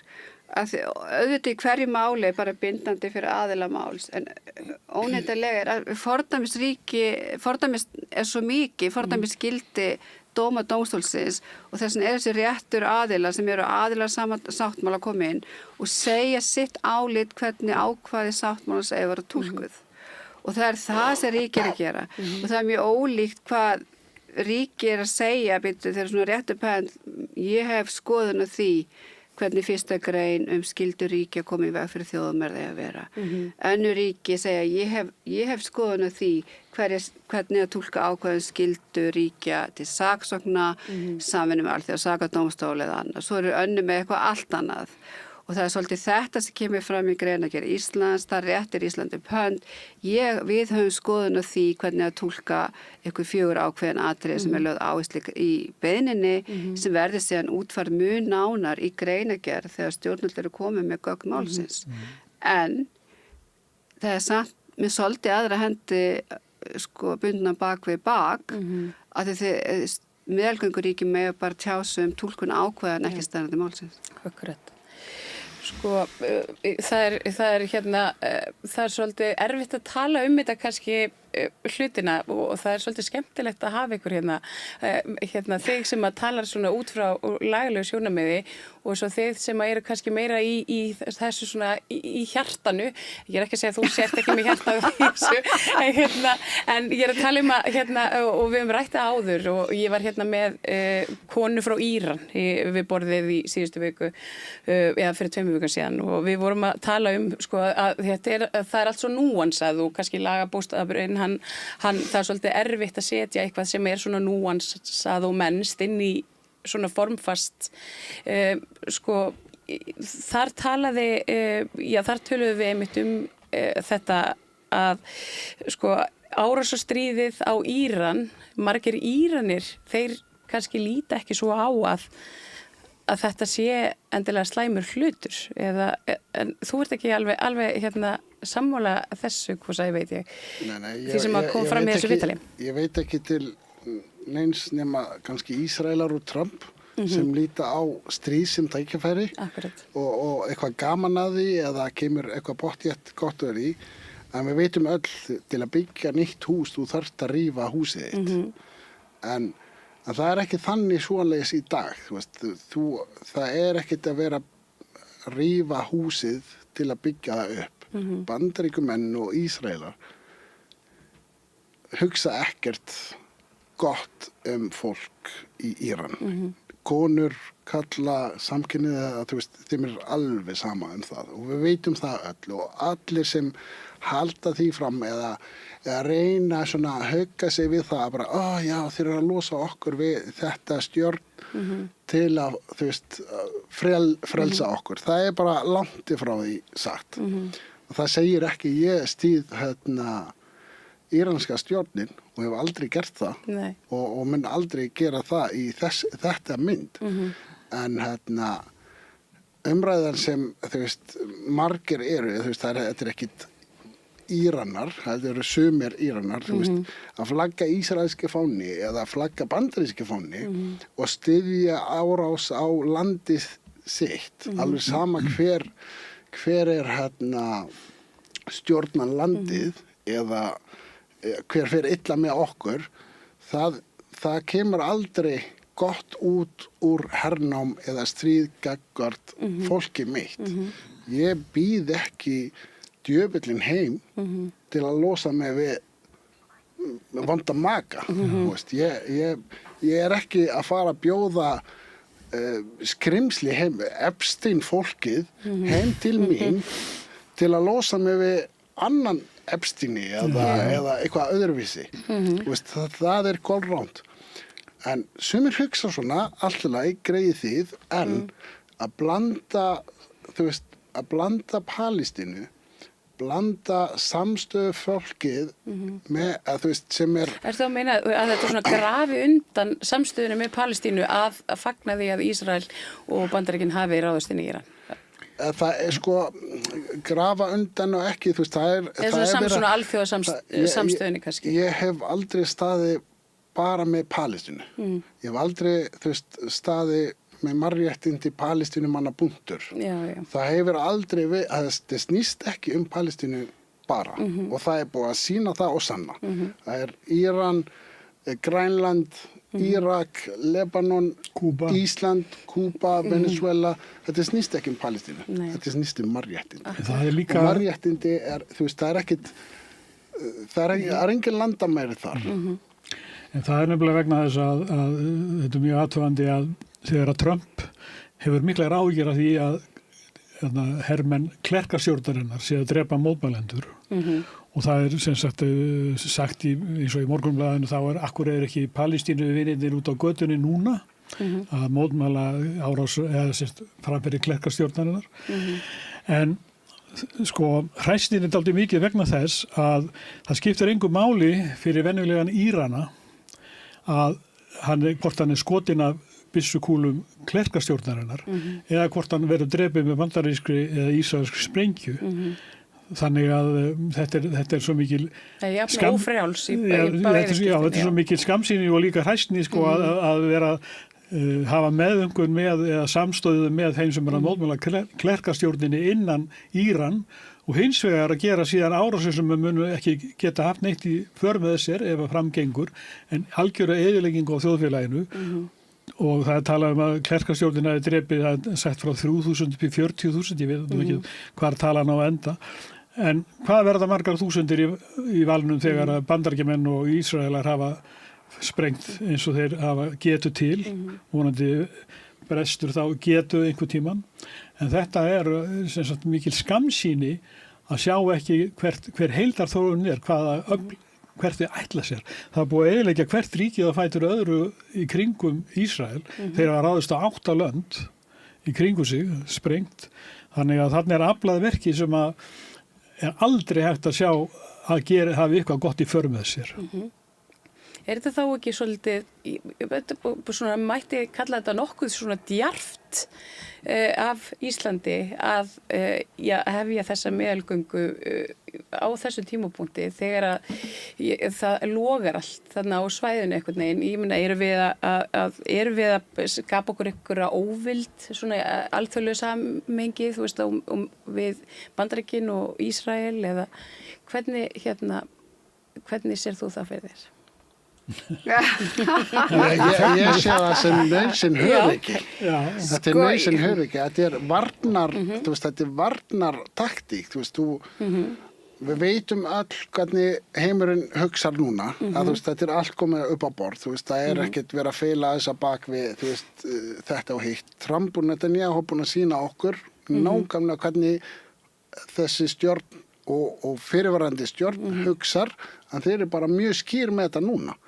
Og þessi, þú veist, svona hæðun, það þarf að gera við, þú veist, við getum ekki alltaf bakka, þú veist, ef við bakkum bara smá, þú veist, við vilja meira, og þú veist, við erum búin að sjá það í Palestínu og Líbanon og hér og þar. Ég meina, það er rétt svo að, þú veist, ég held þessi er ekki búið. Grænland er á leiðinni að fara til Bandaríkjanna. Þú veist, ég hugsaði þannig, ég er ekkert ljómaður, sjá hvað. Nei, ég held sko, þetta er svo mikla þversagnir bara í þessu öllu. Já, einmitt. Að þetta er alltaf sagt, eins og það er alltaf að spyrja mér núna, eru alþjóðalög bara, er það bara búið að koma út í ruslatunnu? Og maður er alveg, þú veist, alþjóðalög sem slíka bara aldrei verið eins sterk. Það er aldrei eins margir samningar.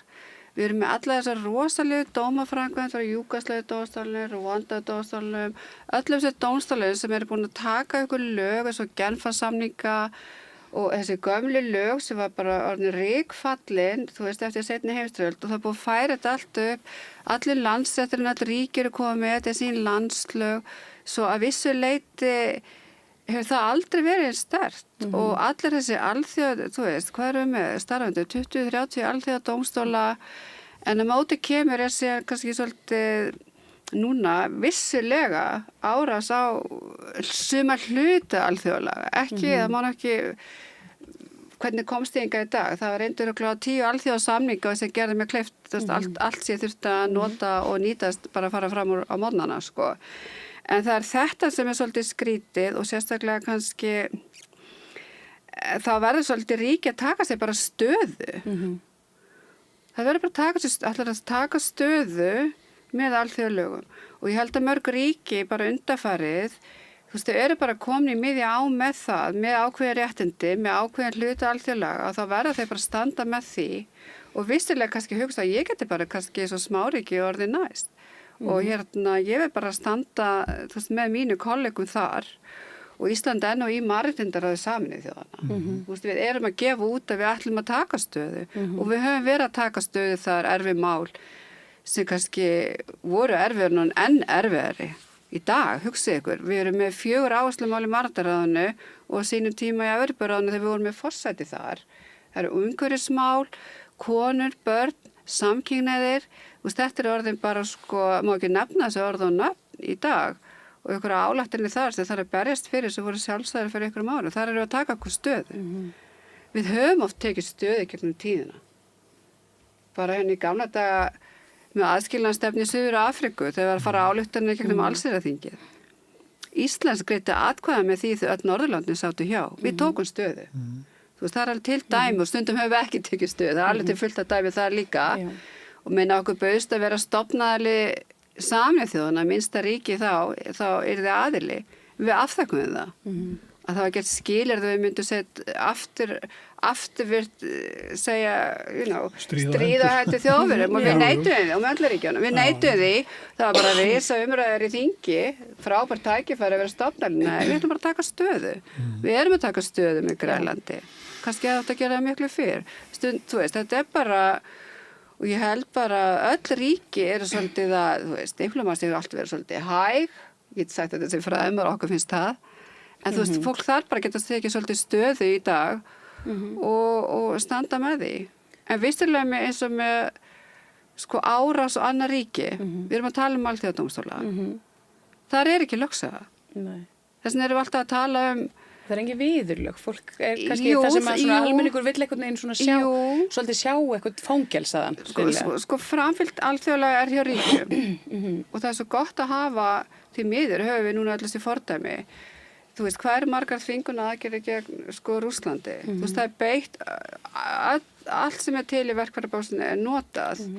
En þar kemur líka akkilsætt alþjóða dómstólakerfis eins og svo vel í því máli og Írakstríðin á sínum tíma að það ekki sáttmáli Sameinuðu þjóðanna ekki með skuldmyndan lögsögu. Akkurat. Þú veist, eins og í Bosníumálunum og núna í Úkrænumálunum, það aldrei verið að dæmi það árás Rússlands á Úkraínu. Það ekki lögsaga. Úkraína stefna Rússlandinn á hópmorðsáttmála, á sáttmála fjármögnun hryðjuverka. Þeir bara leita lögsögu í einhver sáttmálinn sem taka ekki á aðal deilefninu og aftur, dómstóllinn spennutreyju, hann má bara dæmi þá samninga sem lögsagan kemur inn á. Og þetta var náttúrulega risamáli í seinna Íraksstríðinu, það sem var ekki heimil til að fara inn, eins og í fyrra Íraksstríðinu, þú veist. Þar vildi Kofi Annan fá breyta lögum dómstólsins að framkvæmdastjóri Sameinuðu þegar hann mætti biðja ráðgefandi álit. Hann hefur ekki þá heimild, það bara alls að þingið öryggisráðið, af því hann taldi stríði ólögmætt. Þú veist, fer það núna aftur að stað að það séu fleiri, að því núna erum við með beitingu vopnavalds, hægri vinstri og það einhvern veginn engin dómstóll. Mjög sjaldan, það einstakaskipti það sem ríki hafa þá bæði í Íslandi að gera samþykkt, báðir aðrir hafa samþykkt lögsögu. En þú veist, og þetta svona, þegar eitt ekki til staðar, eitt til að framfylgja lögum, þá kannski eitthvað annað. Það mjög sjaldan því miður það sem allt til. Það svo, hlýtur að hafa svolítið blenda tilfinningar til þessara diplómasíu og við öll þetta, því að hér eru mannslíf í húfi, við sjáum eyðilegginguna og hryllingin sem hefur átt sér stað og það þessi tilfinning að þurfa að bíða eftir einhverju framvindu. Nei, ég ekkert stressaður, sko. Eins og ég skil það rétt, og eins og ég hef séð það náttúrulega alltaf og ég skildi rétt að, þú veist, það sem þú bast að bara sjá einhvern handikinn. Við hefum alltaf... Við ætlum að leita vondakallinum, sko. Já, en ég held ég vil ekki sjá svona heimslögreglan, af því Bandaríkin heimslögreglan og við sjáum hvernig það virkar og þú veist hvernig þau gera. Ég vil ekki sjá svoleiðis. Ég vil sjá samstöðu landana. Ég vil sjá að, þú veist, Ísland alveg eins lítil og það og Spátn eins stort og öflugt eða eitthvað svona, sjá eitthvað ránt, segi bara nei, þetta ránt, við förum gegn því. Veist, það þarf ekki að bíða í 2,5 ár til að fara með, þú veist, í Kæruna. Það þarf ekki að bíða í 2,5 ár af þjóðarmorði, meina ég, og 77 ár af hernámi til að segja þetta hernám, það á að stoppa. Þetta ofbeldi, þú veist, við erum að sjá hluti og segja það eins og það og vinna gegn því og saman þá. En við erum ekkert að bíða og setjast og bíða og sjá hvað hini gera eða fara og kæra þetta og kannski eftir 20 ár hafa verið sagt að bara, þetta var vitlaust. Gera þetta svona afturvirkt eins og oft gert. Já, ég meina Ísland, ég fagna því þetta, þú veist, sem gerist í dag, en tökum spatn á þessu. Já, bara förum, þú veist, gerum það rétta. Veist, við verðum að hreyfa okkur. Já, ég veit ekki, hefur þú kynnt þér hvernig haghópurinn vinnur? Þessi samtök ríkja sem eru að vinna, skils mér, af því að setja einhver aðgerðir í gang gagnvart Ísrael. Nei. Það er nefnilega mjög fróðulegt að fylgjast með því sko að þarna er komið slatta ríkjum sem að taka afstöðu og mér finnst að Ísland ætti algjörlega heima í þeim hópi og það er kannski ein hreyfingin sem er í gangi og gæti leitt til þess að einhverjar framfæri verða í þessum málum.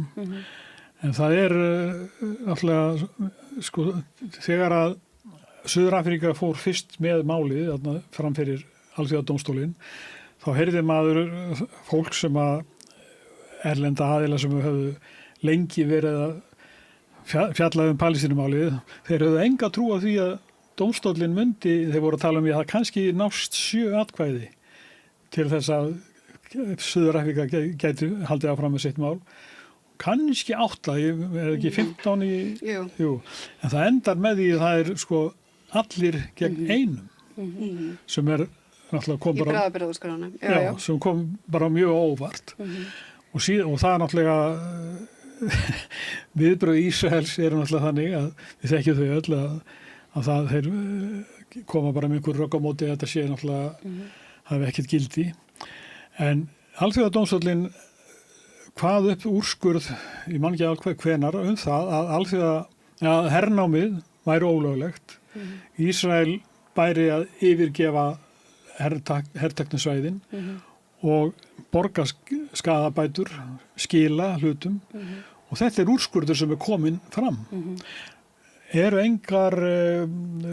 ekki í þeim úrskurði sem skildar einhverja til þess að þó að vera ekki nema að reyna að setja einhverjar þvinganir á Ísrael? Sko, þetta er ég ætla að koma fyrst að þessu og svo ætla ég að koma inn á saksóknir og vilt fá okkur handtekinn. Bara ekki. Sko, þetta er ráðgefandi álit frá sumari 2024 frá sem ég er að nefna. Já, sem þú ert að nefna. Þetta er ráðgefandi álit varðandi aðgerðir Ísraels bara á öllum herrendisvæðunum og þetta er rauninni kemur og það tekur ekki inn í stríðið. Þeir taka það fram í þessum úrskurði sko. Og þess að nýjasta. Og þetta er ráðgefandi álit sem segir þá að þetta er ekki dómur bindandi en þetta er ekki aðila mál, þetta er ráðgefandi álit en sem segir samt mjög skýrt og ítarlegt en álit og með man ekki flestum atkvæðum, 13 og allt þetta, atkvæða 15 og fyrir mjög ítarlega yfir, hernámið sem slíkt er ólögmætt, grundvallarbrot á mannréttindasáttmálum, grundvallarbrot á lögum hernám og mannúðarlögum og annað, svo fara í lokin hver eru skuldbindingar Ísraels, hver eru skuldbindingar Þriðjuríkja og svo framvegis.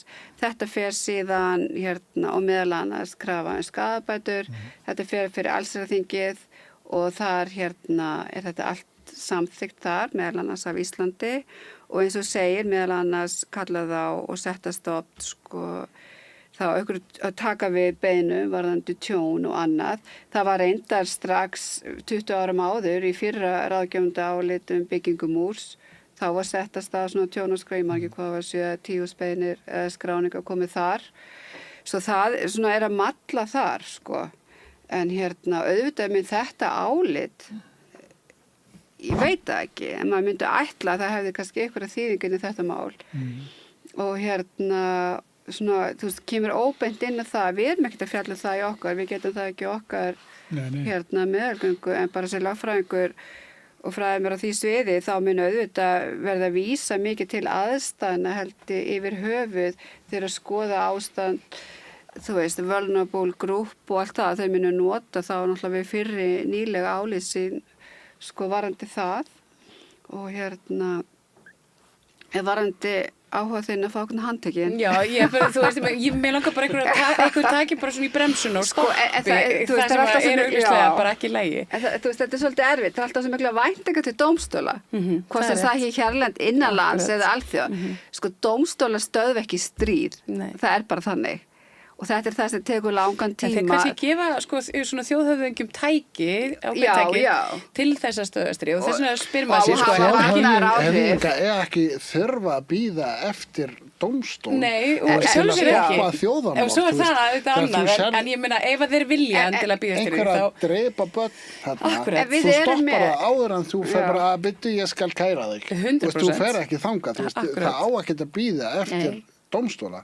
Það er alveg rétt. En dómstóla og allt það, það rosalega stort, það segir mikið,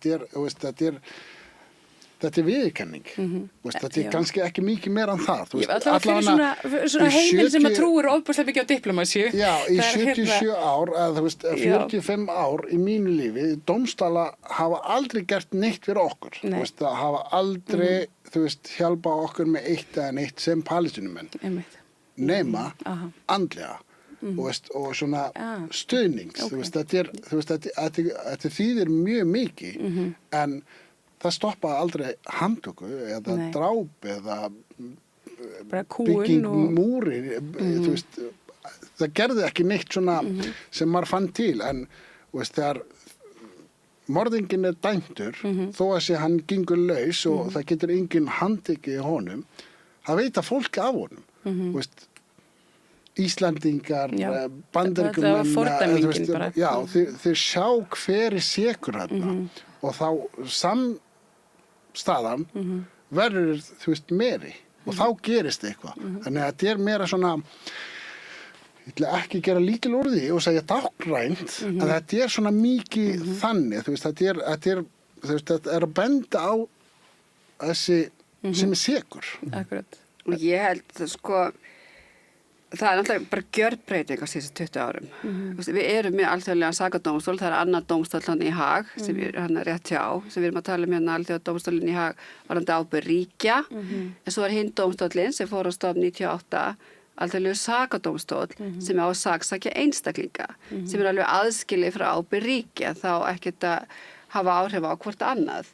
Og hann náttúrulega í gangi, og hann með mál Palestínu, hann búinn að gefa út handtökuskipanir og Netanyahu og Hamas-liða og annað og hann búinn að gefa út handtökuskipin á Putin en hann með 20 mál í gangi og það var svo mikla væntingar að hann tæki svolítið bara þessa ábyrgð svona eins og kannski Júgóslavíudómstólinn gera sínu tíma og Rúanda það var bara allt þessi apparat þeir gáttu að tekið 100-200 máli en hérna að taka kannski 5 einstaklinga í hverjum svæðið þeir eru með svo allt undir og þar bara nýkomið fyrirvændi forseti Filippseyja og það bara allt í gangi þar að vera að handtaka fólk en auðvitað mjög mikið að handtökum sem ekki við tekist að handtaka fólk en þetta ákveðin skilaboð þetta bylting í alþjóðarétti þeir sem eru stóru glæpamennin, þeir að fylgjast með handtökum, þeir að athuga hverjir að fara í læknismeðferð eða golf og leiða sína til Trumps og svona, þeir komast ekki bara beint eins og þeir vildu. Nei, þeir þurfa að fara í svona þvert yfir halvan knöttinni. En svo líka svo má ekki líka einhvern veginn hengja sig á alþjóða sakadómstólana. Þú sér bara eins og hjá alþjóða sakadómstólana sem búin að vera 20 ára hvar, ég man ekki tæplega 100 ákærur. Það ein hópmorð. Það ekki verið að segja að það sé ekki hópmorð eins staðar. Þeir bara ekki að fara í það ferðalag út að ráin svo há með sönnunarbyrði. Þeir eru með mjög takmarkað fjármagn, takmarkað mannskap og þetta orðið svolítið, við ætlum bara að ná viðkomandi að setja hann í fangilsi og það ferði kannski ekki erfiðustu ákærunar. Svo þessi sáttmála hópmorð svolítið að deyja þar. Af því þeir bara nei, við förum frekar í mannalög, við förum frekar í glæpikjumarkinni, það miklu auðveldari sönnunarbyrði. Það sem hreyfing á hópmorðsáttmálanum, það ábyrgð ríkja út af þessu gamla lögsuákvæði og í landsrétti. Það bara núna talsett mikið af nýlegum dómum, eins og í Þýskalandi og bara einn og nokkrum mánuðum í Svíþjóð, það sem verið að saksækja, það sem verið að dæma fyrir hópmorð og þessi mál, og við vísum nú eitt í greinargerðinni, þau að farin að hafa líka fordæmisgildi. Hvernig á að túlka sáttmálan? Og það skiptir bara mjög maklu máli eins og þessi nýju dómi frá Svíþjóð. Hvernig landsrétturinn, hvernig eru ríki að skilja sáttmálan? En það ekki eins og áður, það gáttum alltaf verið að skoða nýjustu dóma frá Júgóslavía dómstólunum eða Rúanda-dómstólunum sem voru svo mörg. Við erum bara ekki að sjá það frá alþjóðlega sakadómstólunum. Hann ekki að fara þessa leið. En svo náttúrulega það ráðist gegn dómurunum. Já. Það náttúrulega mjög alvarlegt þegar að Bandaríkin að beita alls konar refsiaðgerðum gegn fólki sem framalega eins og dómurum hjá glæpadómstólunum og henni Francisco Albanese. Og þeir sem sagt reyna að gera lífið svo erfitt fyrir þetta fólk og vonast kannski til þess að það gefist upp, mér sýnist nú ekki það verið í gangi við hvernig hún Francisca Albanese talar og talar enn og hún náttúrulega hlýtur mikinn stuðning víða og hún ein af þessum sterkur röddum sem ekki þagna og það svo erfitt náttúrulega fyrir þessa menn eins og bara Netanyahu og fleiri sem eru eftirlýstir að þeir reyna að lama þessa andstöðu með þeim ráðum sem að hafa. Nú það náttúrulega kemur betur og betur í ljós hvar réttlætið en hvernig því framfylgt, það það eins og við erum að tala um. Já. En þetta sýnir náttúrulega bara kannski líka sjálfstæði þessa dómstóla. Já. Þeir hefur ekki tekist að ráðast gegn þeim á annan hátt svo það fari í þessar refsaðgerðir gegn dómarinu sjálfum. Gamla daga var bara farið í það að blokkara fjármagn eða farið í aðildarríkja samninga vera einhvern veginn og það bara ekki, þetta orðið það sjálfstæðir stofnanir að það ekki hægt. Svo við erum að sjá það eins og segir refsaðgerð frá Bandaríkjunum, það var náttúrulega líka í fyrri tíð Trumps þegar það var. Í Rússlandi núna ég man ekki, var ekki verið að dæma 7 dómara, það var að dæma í Rússlandi bara í landsettinu þar, það var að dæma í 10 ára fangilsi alla dómara hjá alþjóðlega sakadómstólnum sem kom að handtökuskipinu gegn Putin í fjarveru, þeir eru með núna dóma á sér, dómar, þú veist, þetta er rosalegt og þarna líka Ísland að taka sér stöð, ég ætla bara að fá að leyfa mér að segja það. Og síðast að ríki fundi hvað þeir tóku þetta sérstaklega upp í sínu ræði að verja starfsmenn dómstólana. En þetta ekki bara starfsmenn, þetta starfsemi. Það líka þvinguna aðgerðir á þjónustu að lefjast á dómstóla sem að geyma gögn í skýjum eða bara fyrirtækja sem að borga launin og annað. Maður heyrir sögur af því að dómstólinn bara farin að prenta út sönnunargagn, ég veit ekki hvernig að lokast bara öllu gagnabankar og annað og þetta mjög ólíkjendum. Þetta eru undarlegir tímar. Þetta eru undarlegir tímar og aftur ríkið að taka sér stuð, verða að taka sér stuð. Það sem að barast fyrir þessum dómstóli, þessu alþjóðlegu sakadómstólum og hvað ríkið börðist fyrir því og hann í þessari aðstöðu núna. Og það ýmislegt sem við getum gert sem einstaklingar þetta líka. Við þurfum ekki að leggja einhvern veginn allt okkar traust endilega á þessa dómstóla, þeir eru bara að vinna sitt en við getum gert okkar líka, það sniðgöngu hreyfingin og svo mótmæli á laugardaginn. Klukkan hvað og hvert á fólk að mæta? Við byrjum við Hallgrímskirkju eða Skólavörðuholti klukkan 2 á laugardaginn. Göngum niður Skólavörðustíginn að Austurvelli. Það sem einhver ræða, ég veit ekki alveg, það ekki búið að ég veit ekki hver verður ræðumar, það ekki komið í ljós. Þannig að það mjög mikilvægt við sem erum þarna með þessa fyrirsögn nei við þessu árásarstríði, þessu víðtæka árásarstríði sem beinist gegn öllum nágrannaríkjónum, Íran, Líbanon, tala nú ekki Palestínu og það líka annað að við í Palestínuhreyfingunni, við erum búin að berjast dálítið lengi fyrir því að Ísland taki afstöðu eins og núna að koma á daginn að þetta skref þess vegna ber að fagna því en það þarf að halda baráttuna áfram og þess vegna viljum við halda eins mikla aðgerðir og við ráðum við og meðal annars liður í því að koma á laugardaginn. Akkurat. Takk hérlega fyrir að koma hingað Þórdís Ingadóttir, Hjálmtýr Heiðdal og Kusai Óde. Það var bara virkilega gaman að tala við ykkur þessi mál og já, því þetta gott skref. Maður finnur það að það hefur eitthvað áunnist allavega í baráttunni. Það var vakning. Það var ákveð vakning. Já. Þannig á laugardaginn. Á laugardaginn. nei við einbæðarslífi, allir mæta. Ekki bara fólk sem vil Palestína frjáls, heldur bara mannréttindi. Einmitt, bara fólk sem vill ekki meira blóðbað. Þetta svolítið þar. Einmitt, alls staðar. Það má kannski taka fram að stóri fundurinn þjóð gegn þjóðarmorði. Já. Það ákveðin þungi þar að baki og þetta hluti af því sem að skila sér að fólk kemur í aðgerðir, lýsir hug sínum og heldur baráttuna áfram. Akkurat. Takk hérlega fyrir þetta og dóki við það meira hér handa við auglýsingar. Við lifum á tímum þegar þörfin fyrir opna og gagnrýna umræðu brýnni en nokkru sinni fyrr. Ég heiti Ólína Kjerúl Þorvarðardóttir og ég styð og vel samstöðina, sjálfstæðan og óháðan fjölmiðil. Alþýðufélagið frábær hugmynd. Félagsgjöld í Alþýðufélagið eru krónur 2.750 á mánuði og renna óskipt til dagskrár og útsendinga samstöðvarinnar. Samstöðin.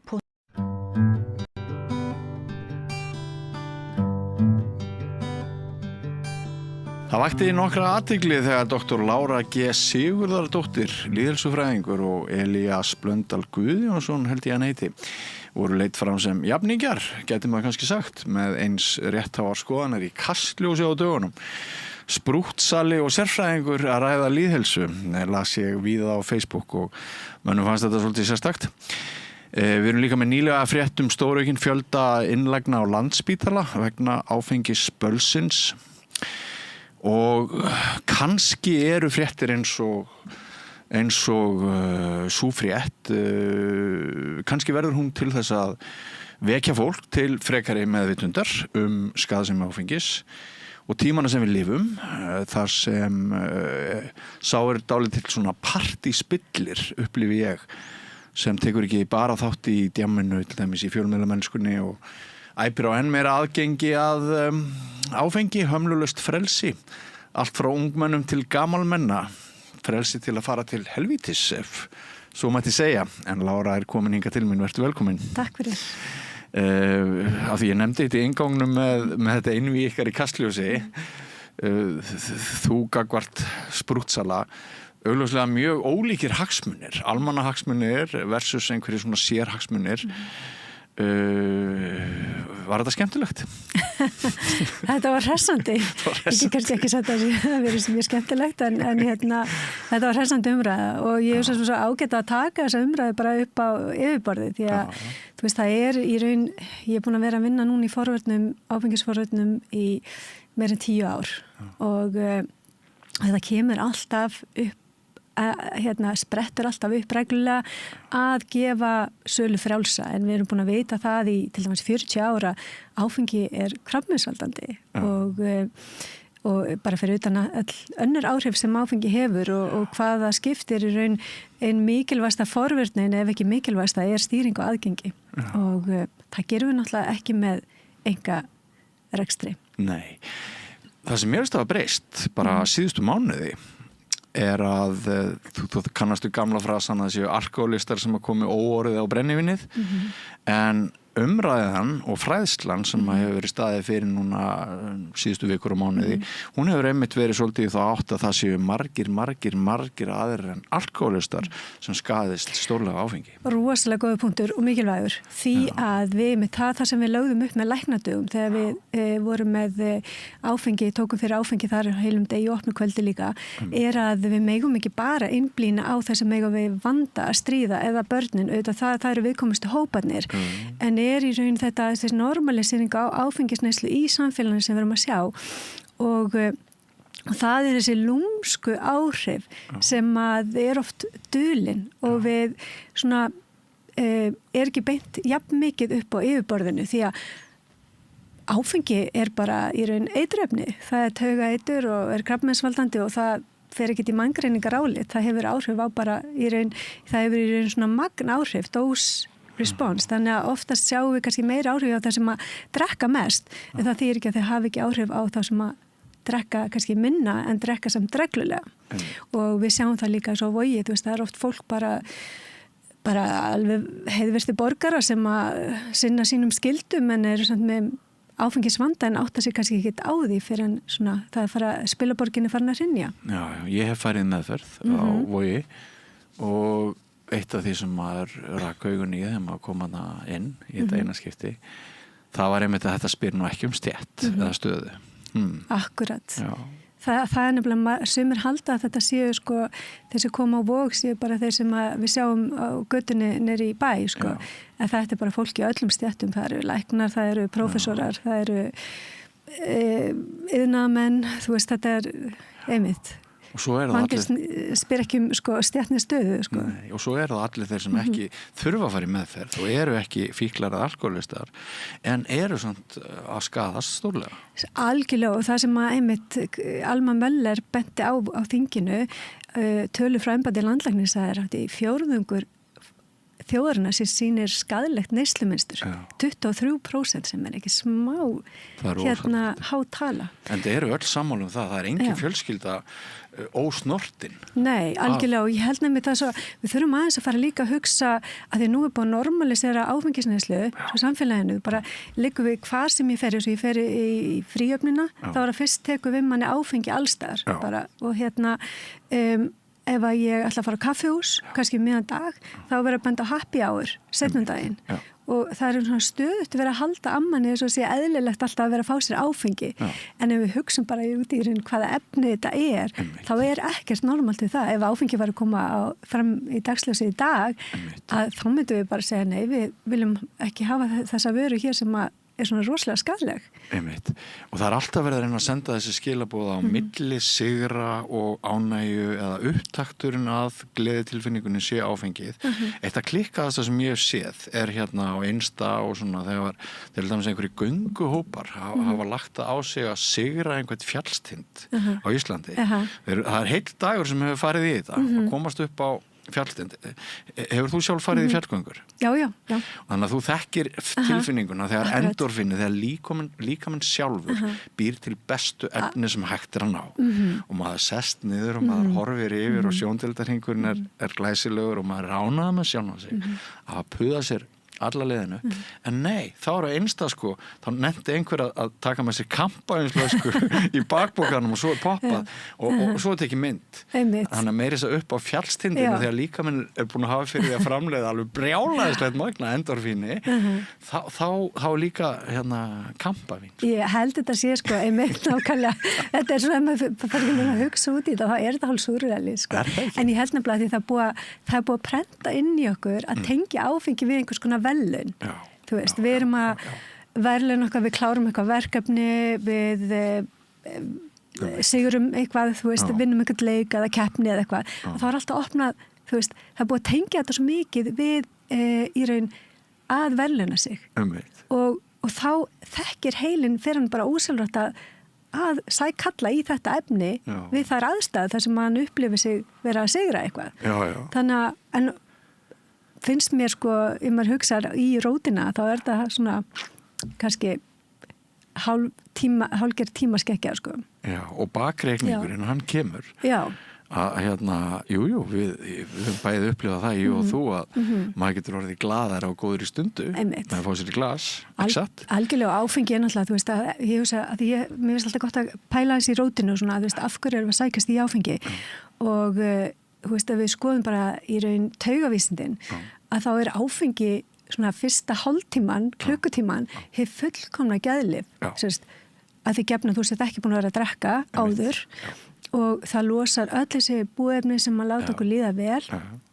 Það þarf ekki að líða nema 2-3 klukkutímar og tala nú ekki daginn eftir, þá snýst þetta upp í andhverju sína. Þá fyrir við að fá öll þessi efni sem að læta okkur líða illa.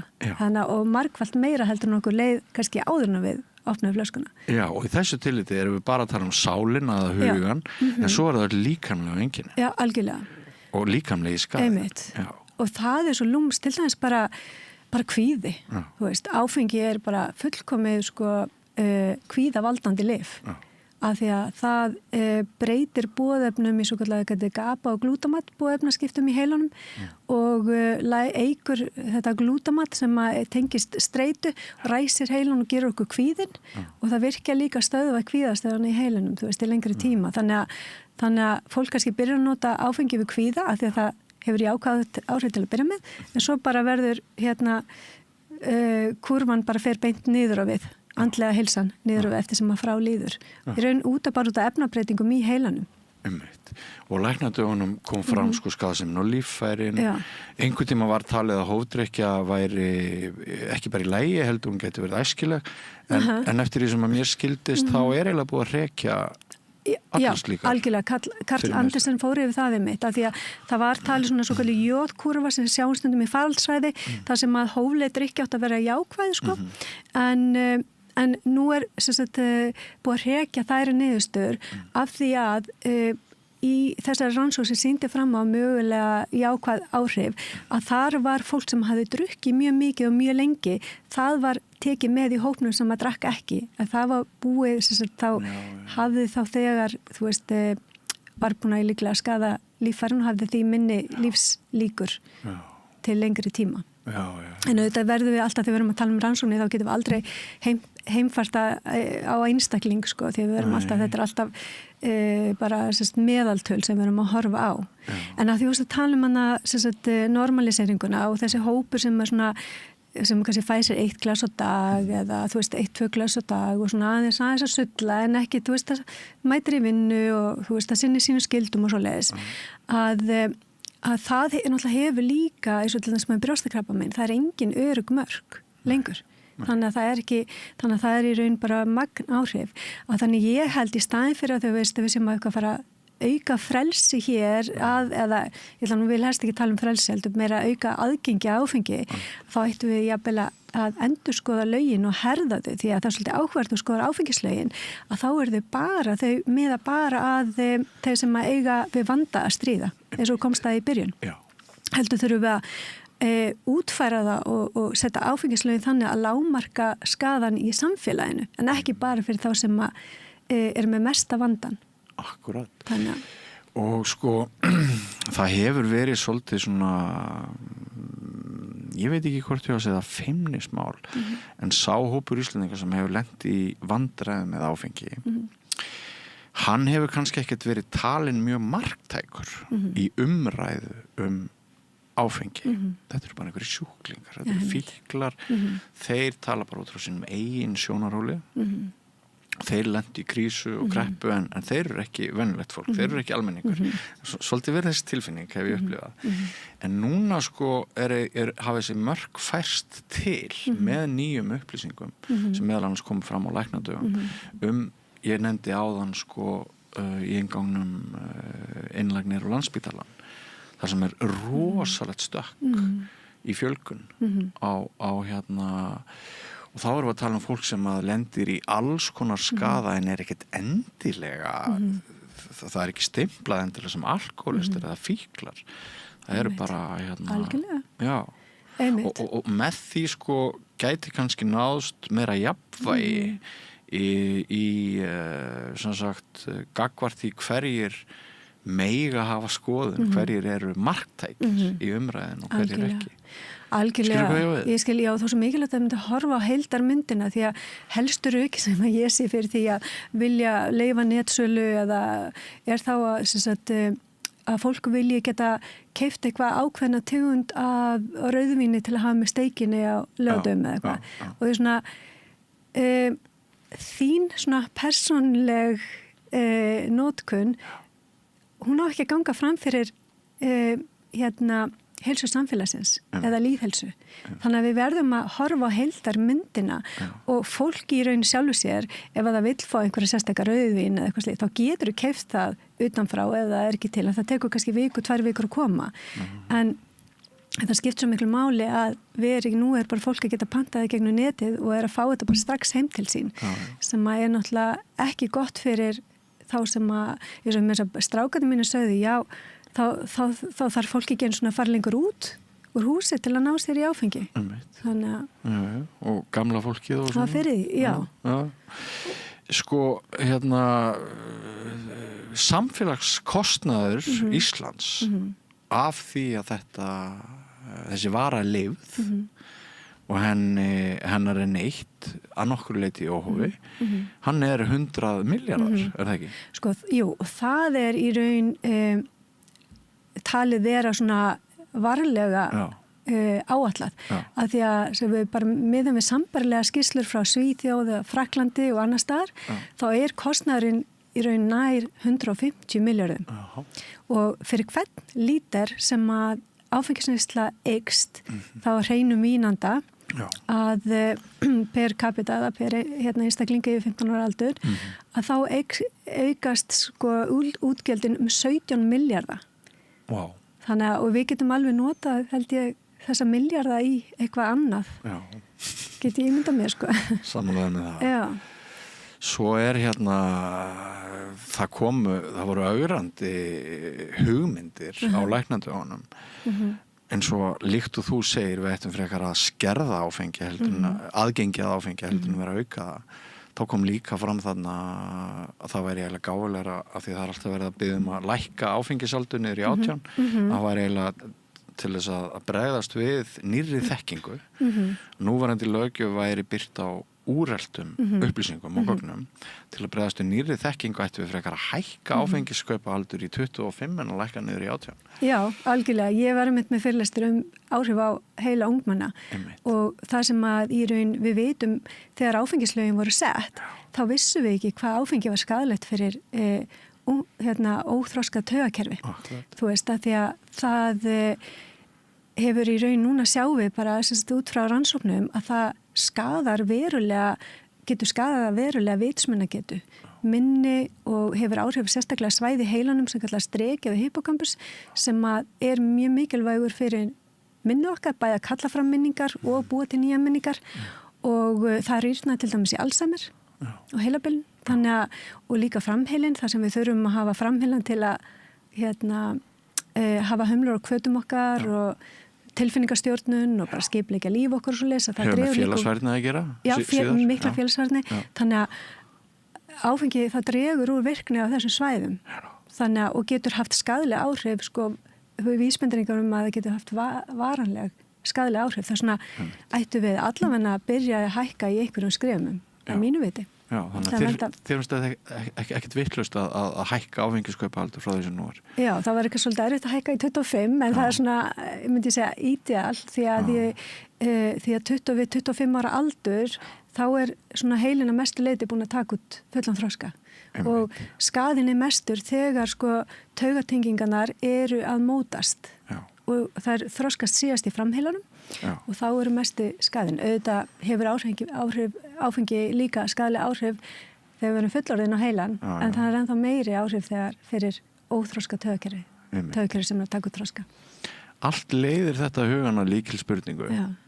Ef markaðsöfl væru bara í dag að búa til þetta efni áfengi, heldur það er leyft? Alls ekki. Hvað gerum við asbest?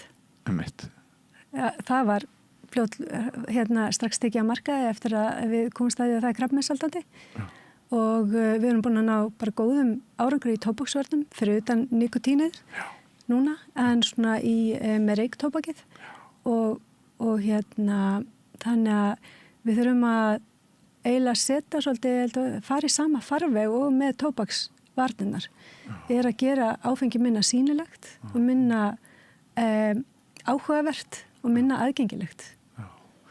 Hver er þáttur fjölmiðlana? Bara gríðalegur. Af því að við bara vitum það eftir því sem við sjáum einhverja hluti oftar því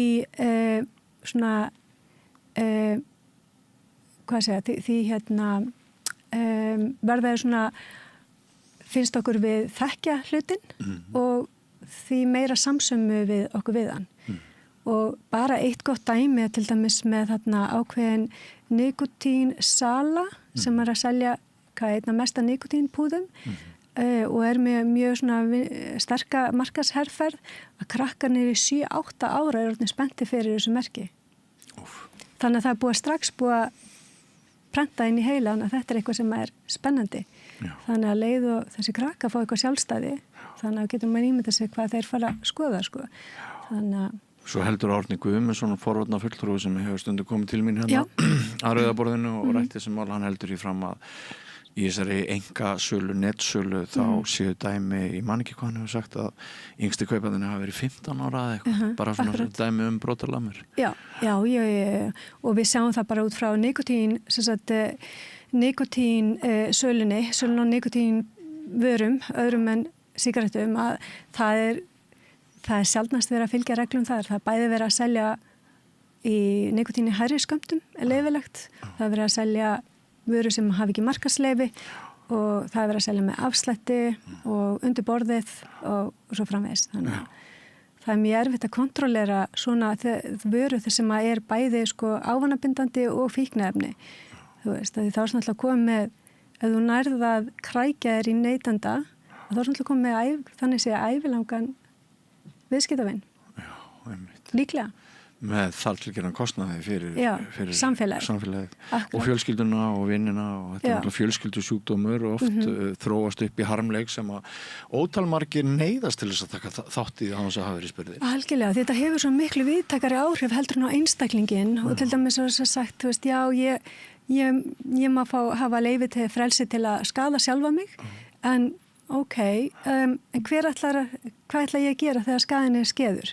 Þá leita ég til samfélagsins eða til heilbrigðisþjónustunnar sem að skattgreiðendur borga og þannig að við þurfum líka að reyna við búum í samfélagi þar sem við verðum að taka tillit til hvers annars. Já. Þannig erum við farin að ræða siðfræði og fleira. Hún hefur ekkert verið mikið upp á borðinu, hún er ekkert vel séð í þessum efnum. Það eru bara markaðsöflin sem hafa alveg gríðarlega mikið power. Ég nefndi fjölmiðlana, við hefum séð til dæmis stóraukast í podcastum, að þau eru kostuð á áfengisframleiðendum. Það er verið að drekka áfengi, þetta er eiginlega meira en normalisering, þetta er eiginlega bara þetta æpir alveg framan í þig að ef þú ætlar bara að gera eitthvað og vera í sviðsljósinu þá bara verður að vera vín. Já, algjörlega og eins og til dæmis ef ég opna samfélagsmiðla að þá fæ ég yfirlega einhverjar myndir þar sem að konan er að koma heim eftir vinnu og opna sér hvítvín eða rauðvín. Þú veist og þetta er náttúrulega bara markaðsöflin, það eru bara einhvern veginn að lauma þessu inn í mína vitund að það sé eðlilegt að slaka á með víni sem að vindur upp á sig svo með tímanum eins og við vitum. Þú færði engin myndbönd af það sem gerist þegar er búið að drekka 10 glös. Nei. Það var ekki alveg skemmtilegt sjónvarpsefni. Og af því að ég þekki nú heim alkoholistana svolítið vel og hef farið meðferð þess og setið 1.000.000 fundi með jafningum mínum og allt það, þá veit ég að það er einmitt mörg konan sem kemur heim á loknu vinnudegi, ekkert síður en kallar og beljan býður full af hvítvíni inn í ískáp og fyrsta glasið er kannski gott eins og þú fórst yfir aðan en svo hefst nú harmleikunni fyrir alvöru. Já. Og það er óhamingjan og það er eins og við sjáum líka mjög margir sem komið til þess og eru með kvíða háan blóðþrýsting, áfengi hækkar beint blóðþrýstingin, mjög slæm áhrif á hjarta- og æðakerfi og bakflæði til dæmis. Þetta er bara svona 3 sjúkdómar eins og við tölum sem eru mjög algengir í samfélaginu en ég held að margir sé ekkert að tengja við að áfengi hefur bein orsaka áhrif á alla þessa 3 sjúkdóma. Það slakar á þau verður með svona vöðva sem að dregst saman og lokar magaopinu eftir við borðum og það slakar á þessum vöðva þannig að líklega maga innihaldi gúlpast upp sem dæmi. Þannig að oft er einfaldast að bara gefa lyf en svo líka spurning hvað eru ofta að tengja við einkenni sem við höfum af því einkenni geta verið að þróast yfir svolítið tíma þannig að við tengjum ekkert endilega alltaf við áfengi af því að kannski er fólk að fá sér bara helgi en það hefur samt áhrif hina dagana sem það er ekki að drekka. Svo er það feluleikurinn, skömmin og það er einmitt orkan sem fer í að rífa sig í vinnun og láta eins og ekkert hafi í skorist og allt þetta og þreytan sem að síðreyta sem getur sprottið upp og allt þetta. Má ég spyrja þig, Lára, hefur þú hver er þín saga í samskipti við áfengi? Já, ég eins og ég náttúrulega þessari kynslu og það sem var engin fræðsla áfengi, fengum fræðslu sígarettur en ekki áfengi og ég ætlaði nú aldrei að drekka því á 14 ára held ég, en svo breytist það mjög skyndilega, ég man ekki af hverju og það var eiginlega þannig bara frá fyrsta sopanum að þá drakk ég mig alltaf í óminni og ég var bara heppin, ég átti góða æskuvinkonu sem vinkonu mín í dag og hún einmitt sagði við mig matarborðum daginn sem ég var ekki búin að segja manninu mínu þessa sögu sko og var eiginlega hálf fegin að börnin mín voru ekki viðstödd heldur, hún sagði ég hætti nú alltaf að drakka til að passa upp á þig og ég sá að þú vissir ekki hvert þú varst að fara eða að koma og þannig að hún eiginlega bara myndi segja við, þú veist, verið bara mín örgulega lífsbjörg jafnvel, sko, en svo náttúrulega er ég aðeins búin að vera skoða mynstri sjálf, að því ég sjálf núna bara síðustu ár búin að taka áfengi eiginlega alveg út fæ mér eiginlega aldrei, ég bara líf mitt bara svo miklu betra ána áfengis og mér líður svo miklu betur en ég er búin að skoða mynstri þannig að í raun hefur þetta alltaf verið vandamál hjá mér, þú veist, en ég hef, af því að ég bara verið mikið kannski í vinnu, unnið mikið og þannig hef ég náða vera ekki að drekka leið og ég opna flöskuna, að þá hef ég alltaf átt erfitt með að stoppa og þetta náttúrulega áfengisvandi í mínum báðum ættleggjum og genetísa skipti miklu máli. Já, akkurat, já, og mér er sagt að einn langaði minn hafi tekið þátt í að stofna stúkuna og þannig að ég fór með að segja svona genapróf daginn og þá kom í ljós að ég var með svona ákveð áfengis gen sem eigur líkur á áfengisvanda og þannig að ég er svona bara meðvita núna síðustu ár líka bara ákveð að hætta að þessu sulli sko og ég finna bara að eins og alltaf ég var farin að fá kvíða í tengslu við breytingaskeið og svo lesa þá hann farin þeir hætt að finna fyrir þessu kvíða sem var alltaf að koma og ég tengja bara beint við þó ég hafi ekki verið að drekka mikið þá hef ég tengið það samt við áfengisneysluna af því það er náttúrulega bein líffræðileg tenging þar og hann ég svona kannski tók líka svolítið mikið eftir að því að maður minn hann byrjaði að seint að drekka, það smakkaði fyrst þegar hann var 30 og hann fekk sér venlega bara 1 glas og fannst það bara nóg en fyrir mér þá fannst mér það aldrei nóg, ég þurfti alltaf meira og svona átti erfiðara með að stoppa. Einn drykkur og mikið 100 ekki nóg. Já, akkurat, já. Þannig að, Já, finnst þér skipta máli að við ræðum líka bara okkar persónusögu heldur að þú náir kannski bara til fleiri með því að vera óhrædd við að tala þína eigin sögu? Já, það er spurning sko. Ég held að mér finnst það líka að þessi fólk að tala og ég upplifu svolítið sjálf að það er svo mikið verið að halda að fólki víni eins og hann Gunnar Herseth sagði líka hann á læknadöfum, þú veist að það er engin, þú veist, það var engin að halda honum sígarettum áður fyrir. En núna ef maður fær sér ekki vín í hópi þá er verið að, þú veist, þá er fólk að taka eftir því og reyna að fá maður til að fá sér. Yfirheyslur bara? Já, yfirheyslur og mér finnst þessi svona félagsþrýstingur, hann er svolítið erfiður og ég held að við erum svona kannski að fara, þá geta að hugsa það að fólk sem ákveður að taka undir og upphefja það ef fólk ákveður að fá sér ekki glas. Það er náttúrulega komið frábært núna úrval af áfengislausum svona vínum eða bjór fyrir þá sem þola það að fá sér svolítið ekki allir sem geta fengið sér slíkt en þá er það ágætt fyrir þá sem vilja ekki drekka en vilja ekki fá heldur öll kommentin sko. Já. Ég er sammálaðsum með félagsþrýstingin. Ég hef heyrt í fólki bara sem forðast fólk sem er hætt að drekka og segir mér að það forðist mannamót þar sem áfengi er haft við hönd ekki vegna þess að því líði illa í umgengni við áfengi, bara fólk í fínum bata og bara hefur engin áhrif á þessi áfengi í kringu það, en það sé einmitt félagsþrýstingur, það bara nenni ekki að vera alltaf í þessum yfirheyslum, af hverju ert þú ekki með glas? Já, algjörlega. Og svo náttúrulega annað sem algjörlega óþolandi, sko, það maður hefur kannski ekki verið neitt skári sjálfur þegar maður var sjálfur að drekka en það náttúrulega ekkit voðalega huggulegt, sko, þú veit, í einhverju samkvæmi og það mæta allir og jafningilega vel í upphafi og það bara, fólk pent og prútt og skemmtilegt og svo 2 tímum seinna, sko, þá einhver kominn, hann að öskra í eyrað á þér og slefan úr honum kannski rennur niður hálsinn á þér því að honum svo mikið niðri fyrir og hann veit ekki hvað hann heitir og samt sko maður ætlar að standa á fætur og segja þetta orðið gott þá eins og hvað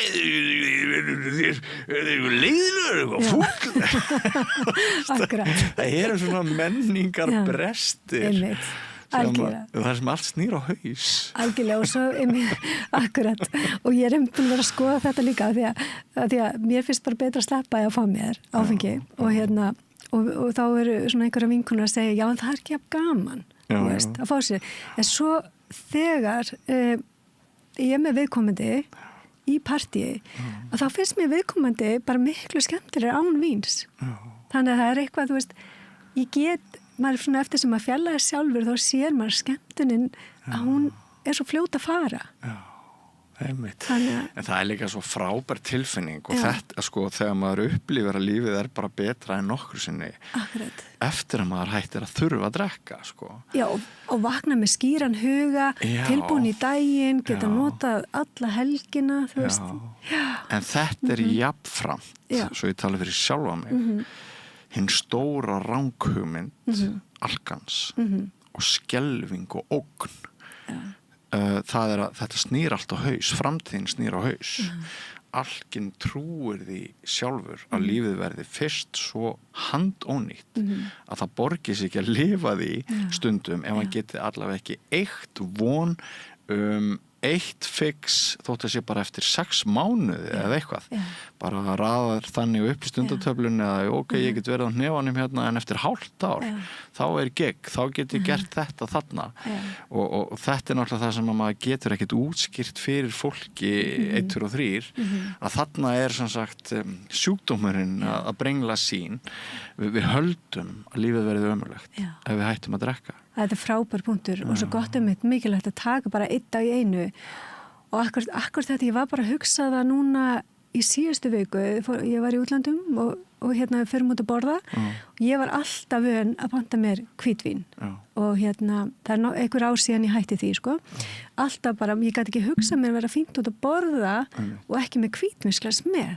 Ég myndi ekki geta notið matarins en núna væri þarna bara með vaskglas og ég veist að bara, já, ég nýtist bara ennþá betur af því að ég skýri í höfðinu og ég, þú veist, ég eftir að vakna fersk í fyrramálið og þannig að, þú veist, þetta var svona ákveðin uppgötu fyrir mér að hvernig heilinn á mér var búin að ákveða það að, ég get ekki notið lífsins nema að væri vinglas.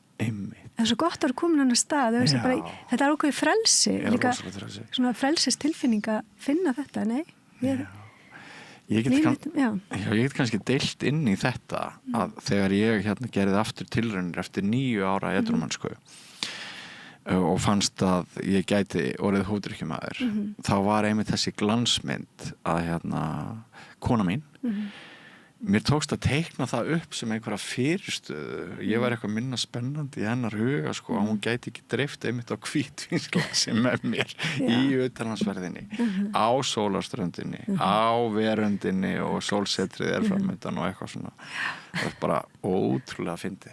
Akkurat. Ég veit að heilin svo magnaður, hvernig hann einhvern veginn býr til einhverja sögur, jafnvel þó að við séum einhvern veginn ekki meðvit þessar sögur sem hann búin að búa sér til. Og mér finnst þetta einmitt svo að því að taka ferðalögin, að þá finnst mér að ég er búin að heyra núna hjá fleirum sem hafa ferð til dæmis til Sádi-Arabíu, nokkru, alltaf fleiri og fleiri sem hafa farið til Miðausturlanda og og það náttúrulega ekkert vín og fólk kemur heim og það svona upplifir, ég var svo feina að vera ekki vín, af því það fekk miklu meira út í fríinu. Það náði miklu betri slökun, kom miklu endur nærðara heim, af því að í raun, aðgengi var í raun ekkert. Það sýnir okkur hvað aðgengi skiptir miklu máli. Einmitt. En og það nefnilega áhvert að því hann var þarna Mark Persson, hann kom frá OECD sem var að læknadöfum. Mér var svo áhvert, hann sýndi okkur að við erum á par við Sádi Arabíu þegar kemur að því að skima fyrir áfengisneyslu í heilbrigðiskerfinu. Við erum ekki nógu góða skima fyrir því. Portugalar eru langbæstir. Við erum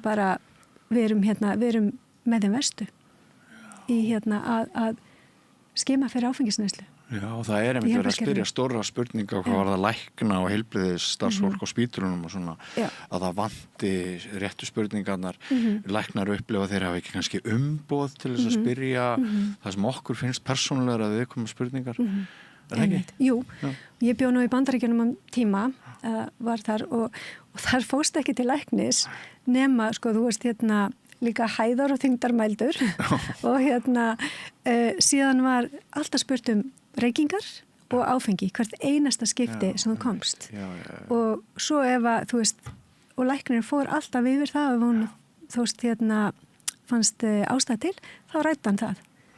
Þannig að ég held að þetta sé svona framtíðin sem við þurfum að bara í raun, það skipta svo miklu máli að taka eftir, eins og ég segi, þessar lúmsku neyslu sem að ekki, við sjáum ekkit beint fyrir framan augunum okkur en að hafa mikil áhrif bæði á einstaklingana og svo samfélagi í heild. Varðandi sko fólki sem að fyrir til Sádi Arabalanda eða hvað maður kallar það og getur ekki áfengi í fríinu, kemur tilbaka og finnur breytingu á heilsunni eins og hann endur. Minni mig á Ólafur Ævarsson geðlæknir sem hefur gert nokkra þætti með mér við rauðaborðið og sannarlega lítur hann á fíkn sem geðsjúkdóm. Hann hefur talað að ungt fólk í krísu bara við það sem heimsækir hann bara við það eitt að ekkert annað breytist í lífið þeirra en að það kannski prófi í nokkra vikur að fá sér ekkert í glas. Það getur haft bara marktækt mjög bætandi áhrif á geðheilsu. Algjörlega. Þetta svona algjörlega og ég held að unga fólki okkar ekkert endilega meðvitað þetta. Af því það lítur bara á þetta sem eitthvað svona kóladrykk eða eitthvað, skiljum maður með áhrifum. Það ekki átt að sjá endilega öll þessi gríðarlegu líffræðilegu áhrif, það hefur áhrif á öll boðefnakerfi í heilanum.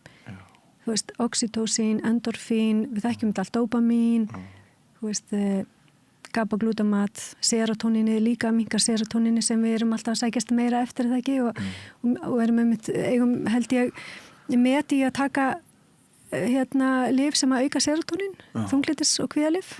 Þannig að En þau eru líka stödd í þessum markast þrýstingsstormi í ungmennin okkar sko. Það þú veist, það mér fannst fyrir nokkrum árum, þá fannst mér svona val fleiri ungra Íslendinga að drekka ekki áfengi og mér fannst það í smá tísku og þóttu svolítið töff. En ég held núna að það sé bara erfiðara að taka þá ákvörðun sem ung manneski að smakka ekki áfengi upp úr menntaskóla árum eða menntaskóla árum og svo framvegis. Ég get sagt það að eitt sonu minn, hann ákvaði að drekka ekki og hann í raun hætti að mæta í viðburði í menntaskóla af því að það voru allir að drekka. Þetta svo sorglegt sko. Og af því að nú erum við að tala þennan góða árangur og ég hef smá áhyggjur af því að það sé verða viðsnúningur. Bakslag af því að okkur vantar líka tölur nýjar og svo veitum við líka það að það líka ekkert alltaf allir sem svara endilega rétt, þannig að þetta eitthvað sem við þurfum alltaf að vera svolítið vakandi yfir. Við viljum líka vernda ungmennun okkar fyrir skaðlegum áhrifum áfengis á heilan sem að þau eru ekki meðvituð Þannig að þetta grafalvarlegt. Dauðans alvara. Þetta dauðans alvara og 142 samkvæmt skýrslunni sem kom út fyrir 2-3 árum að þá 142 sem látast af völdum áfengis árlega hér á landi og það álíka margir og litustu COVID. En samt gerðum við gríðarlega ráðstafnir til að draga úr andlátum og heilsufarstjóni af völdum í COVID-faraldrinum en hérna. Og hvað ætli heimilin séu mörg sem í uppnámi og fjölskyldu harmleikirnir og allt það sko. Já, og þróunin líka sem við erum að sjá, þegar við erum að tala normalisýninguna, að eins og við sjáum tölum frá Vogi eða S.A.A. að þá hefur í raun dagdrykkjan verið að aukast jafnt og þétt frá því að bjórbanninu var aflétt. Þannig að núna er yfir 70% þeirra sem leggjast inn á Vog að drekka daglega, en fyrir kannski 20-30 árum var það kannski 20% eða eitthvað. Þetta er mjög áhugavert. Já, þannig að við erum að drekka meira, þú veist. Og svona oftar. Lifurinn fær sjaldnar hvíld. Það er nú eitt sko, bara hvað skorpulifur að verða algeng. Já, tíðinni áttfaldaðist. Áttfaldast. Já, áttfaldaðist tíðinin og oft þetta ungt fólk, ég var með það að skoða, þannig að þú veist já, þetta yfirleitt ungt fólk tiltölulega, meðalaldur, þú veist, eitthvað milli 50 og 60 ára sem engin aldur í dag, því að lífsleikur eru mjög litlar eftir að fara skorpulifur. Þannig að Mér finnst við ekki hafa náð að tæma allt sem ég langar að ræða við þig, en tíminn er búinn, Lára. Já, það hægt að ræða þetta svo lengi. Má ekki bara nippið því aftur? Alveg sjálfsagt. Það mjög gaman að fá því hérna aftur. Það mjög gaman að koma. Og kæra þakkir fyrir að deila svona með smekklegum hætti persónusöguðin líka. Ég trúi því að þetta geti tvennt unnið saman og þetta sé svona ákveðið aukistundum aðgengi að skilningi og áhuga almennings að maður svona í hæfulegu magni, maður vil nú ekki klæmast með sjálfa sig og eigin bresti. En við erum náttúrulega bara mannleg og það getur verið liður í upplýsingaflæðinu, ég var að segja fjölmiðlum sé ætlað að upplýsa, fræða og skemmta, svona í megindráttum og hérna mörg okkar líta á okkur svona, ég segi ekki kennarahlutverk en samt skylt og við viljum samfélaginu vel og ég verið ekki með á það að svona í hæfulegum skömmtum ef maður ætlar að reyna að ræða þjóðfélagsmál, ef maður tekur hið persónulega, sem oft er pólitískt, að einhverju leiti inn í jöfnuna þá verður svona umræðan, hún skilur mér eftir. Algjörlega, og ég menna við höfum öll einhver vandamál sem við erum að kljást við, sko. Það bara, eins og segir, mannlegt. Það engin fullkomin. Nei, og fjölmiðlar sem ímynduð kirkja einhvers fullkomleika er bara hallærislega hugmynd, sko. Já. Kæra þakki fyrir komuna. Já, takk fyrir boðið. Og áfram göngum við göttuna, kæru hlustendur, ekki fyrir langt. Ég heiti Kristinn Sigmundsson og styð Samstöðina. Samstöðin er óháð sjónvarpsstöð sem fjallar þjóðfélagsmál á vandaðan og yfirvegaðan hátt. Ég skora á ykkur að styðja hana með því að gerast áskrifendur. Samstöðin er ómissandi.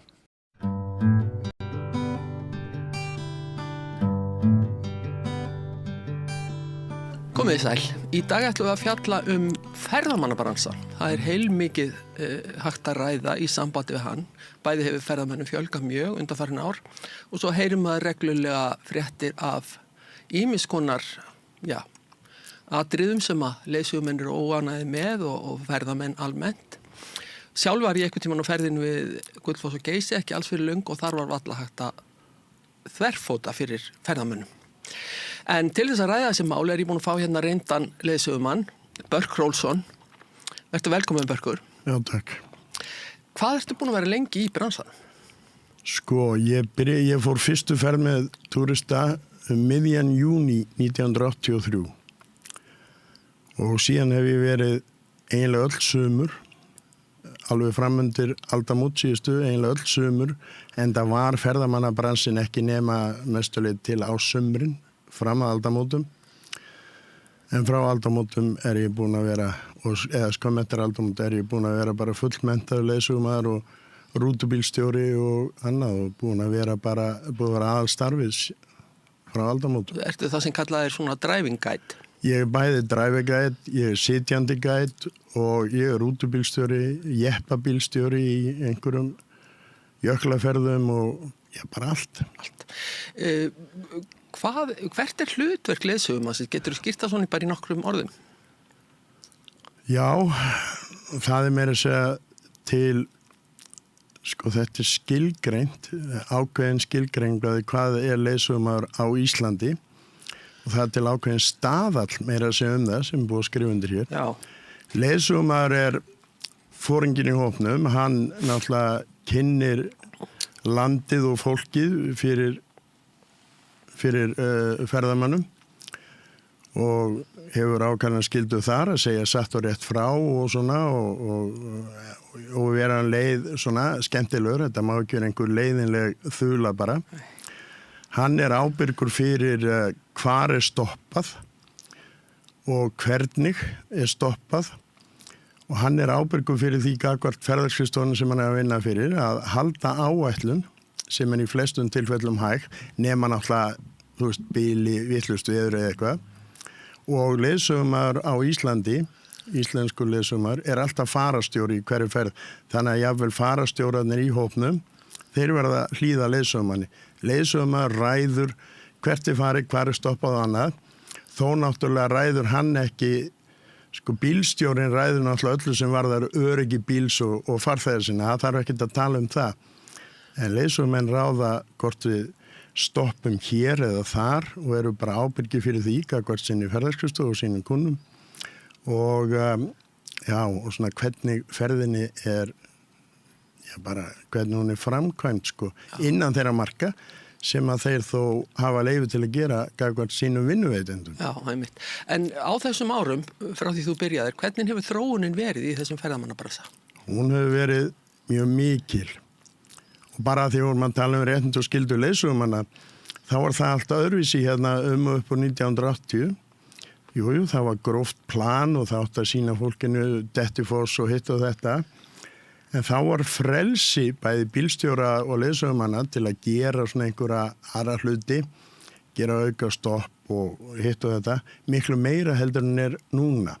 Það var yfirleitt ekki verið agnúast yfir því að það var ekki einhver mjög mikill óþarfa útlaga kostnaðar. Það komu eitthvað 70.000 ferðamenn 1983 til landsins og ferðamann tímabilið, það var bara rétt 3 mánuðir. Fyrstu ferðirnar út á land voru að fara svona miðjan júní. Hringferðir voru undantekningarlítið tjaldferðir og þá oft ekki með eldhúsbíl eða eldhúsvagna og eftir.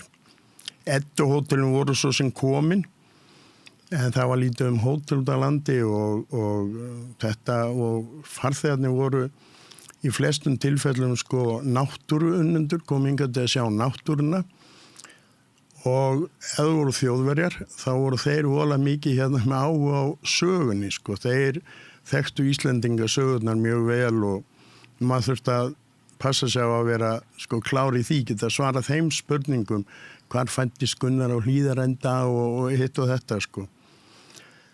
Og þá komum við að því sko muninum á þjóðunum sem þú ert með. Talaðu þjóðir að þeir vilja sögulegar staðreyndir. Já, það var þannig að þeir vildu að maður benti þeim á sko á þessari hundaþúfu þar var, það veit ég ekki einhver, Bergþór og Bergþór skóli og þeir voru svona dálítið mikið í menningu og listum okkar og því að þeir, ég hugsa þeir eins og restina heiminn hafa hálfpartinn lítið og Íslendinga sem einhverja eskimóa sko. Og eru þeir kröfuharðir farþegar? Nei, ekkert endilega. Mér hefur aldrei fundist það með Þjóðverja. Auðvitað náttúrulega sko fólk sem búið að borga alveg óbóðslegan pening fyrir þessa ferð. Og þær eru yfirleitt dýrar þessar ferðir? Þær eru yfirleitt dýrar. Að þá á það fólk rétt á því að fá góða þjónustu og það vill að sínu spurningum sé svara. En Þjóðverjar ekkert vestir með það. Það er verri en aðrir sko. Svo voru við mikið með á þessum árum með Evrópubúa. Það voru það Bretar, Þjóðverjar og Frakkar sem voru svona algengustu þjóðurnar. Og ég byrjaði mitt fyrstu 2 sumrin að vera með hópum sem voru þessar 3 þjóðir og stundum hollendingar, 4. þjóðin. Og það reyndi óbóðslega mikið á leiðsögukonurnar í þessum ferðum. Þær þurfti að vera minnst 3 tingdar. Já.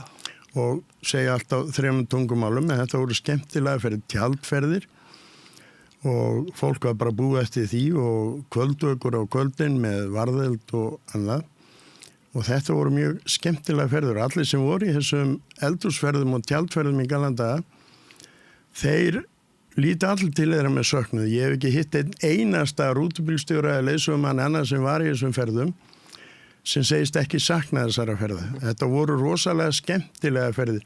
Hópurinn náði vel saman og það voru svona ýmis ævintýr og þetta var svona dálítið eins og fjölskylduferð. Nú veldur maður í stundu fyrir sér að ég allavega þegar ég ferðast um landið og sé úlpuklædda túrista með drefla hálsinn og drepast úr kulda. Hvað þetta fólk að sækja hingað til Íslands?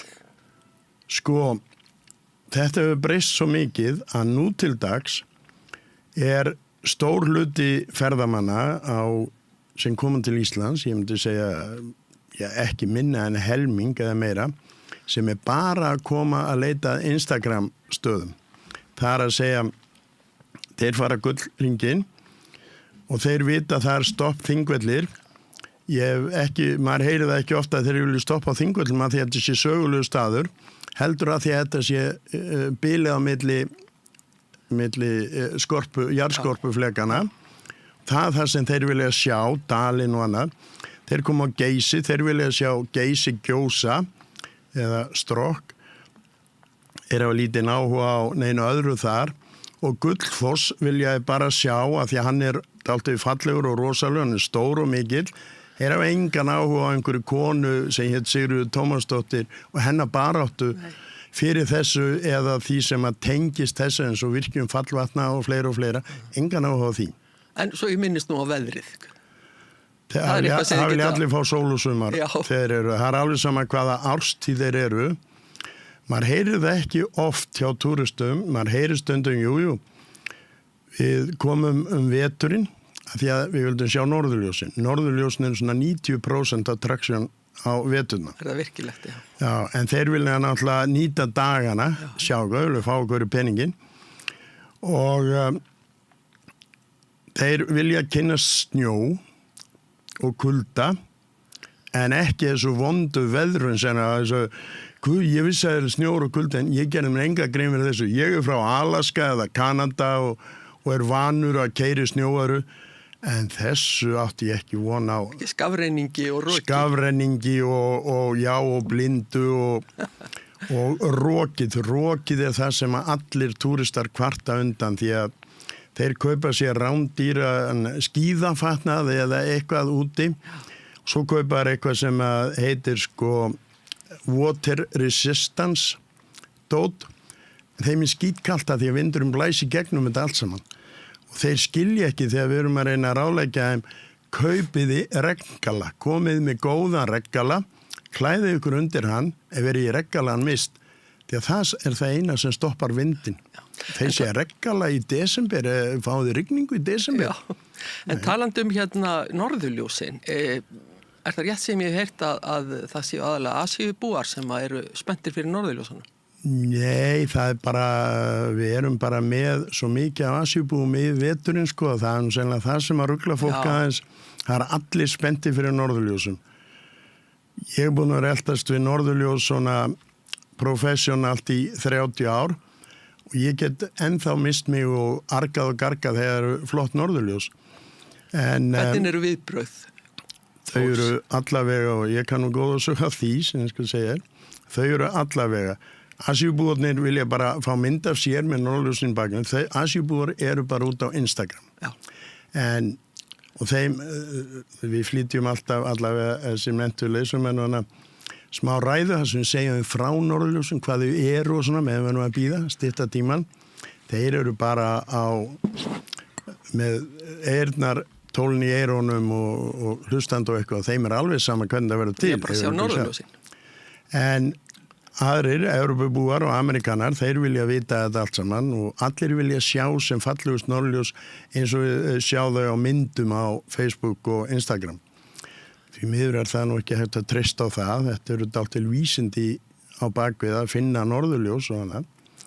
En ég var einhvern veginn með í norðurljósaferð á Jeppa. Hafði ekki ætlað mér að fara í norðurljósaferð þetta kvöld. Þá hringt í mig. Það eru ung hjón frá Bretlandi sem eru með aldraða mömmu sína með. og hún var að koma til þess að sjá norðurljósin því að maðurinn hennar hafði verið hér í stríðinu, hafði sagt henni frá norðurljósun og þessum undrum sem gerast og hann hafði lofað henni því að hann myndi taka henni til Íslands áður en hann myndi deyja, hann myndi fá að sjá norðurljós. Svo bara dó maðurinn.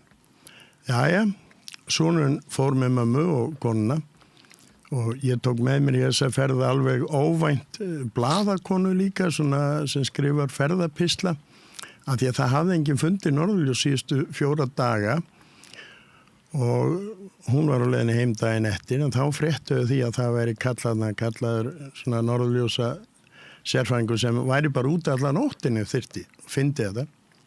Og ég fór með þetta fólk við Borgarfjörð og það var alltaf skýjað og svona en ég vissi að það var bullandi virkni í gangi. Svo fer ég hérna upp á hæð. Þar fann ég smá útskot á einhvern slóða sem ég var á laðibílnum og sagði nú hljóta þau alveg að fara að koma. Það að koma gat í skýin þarna, sko fylgjast með. Og bara á svona næstu 5 mínútum þá hreinsaðist heiminn alveg í átt að ljósum og fengum sér svakalega flottu ljós. Ungu hjónin, þau stukk út úr bílnum og ég var sunnan við veginn, sko, þannig að þau gengu yfir veginn og settust í vegkantinn norðan til að bara horfa á þetta. Blaðakonan var upptekinn, fór eitthvað aðeins frá til að taka myndir af þessu. Ég held að gamla konan hefði bara beðið við bílinn, sko, hún var mjög gömul og hrum. Svo ég eitthvað að rölta hann og líta eftir fólkinu, þá heyri ég að það einhver bara grátandi. Djöfullin, gamla konan, hún hefur dott á mitt sig eitthvað í myrknu. Því að með öllu og slögt, svo ég fer að leita að henni. Þá sat hún fyrir aftan bílinn hjá mér í vegkantinum og bara grét.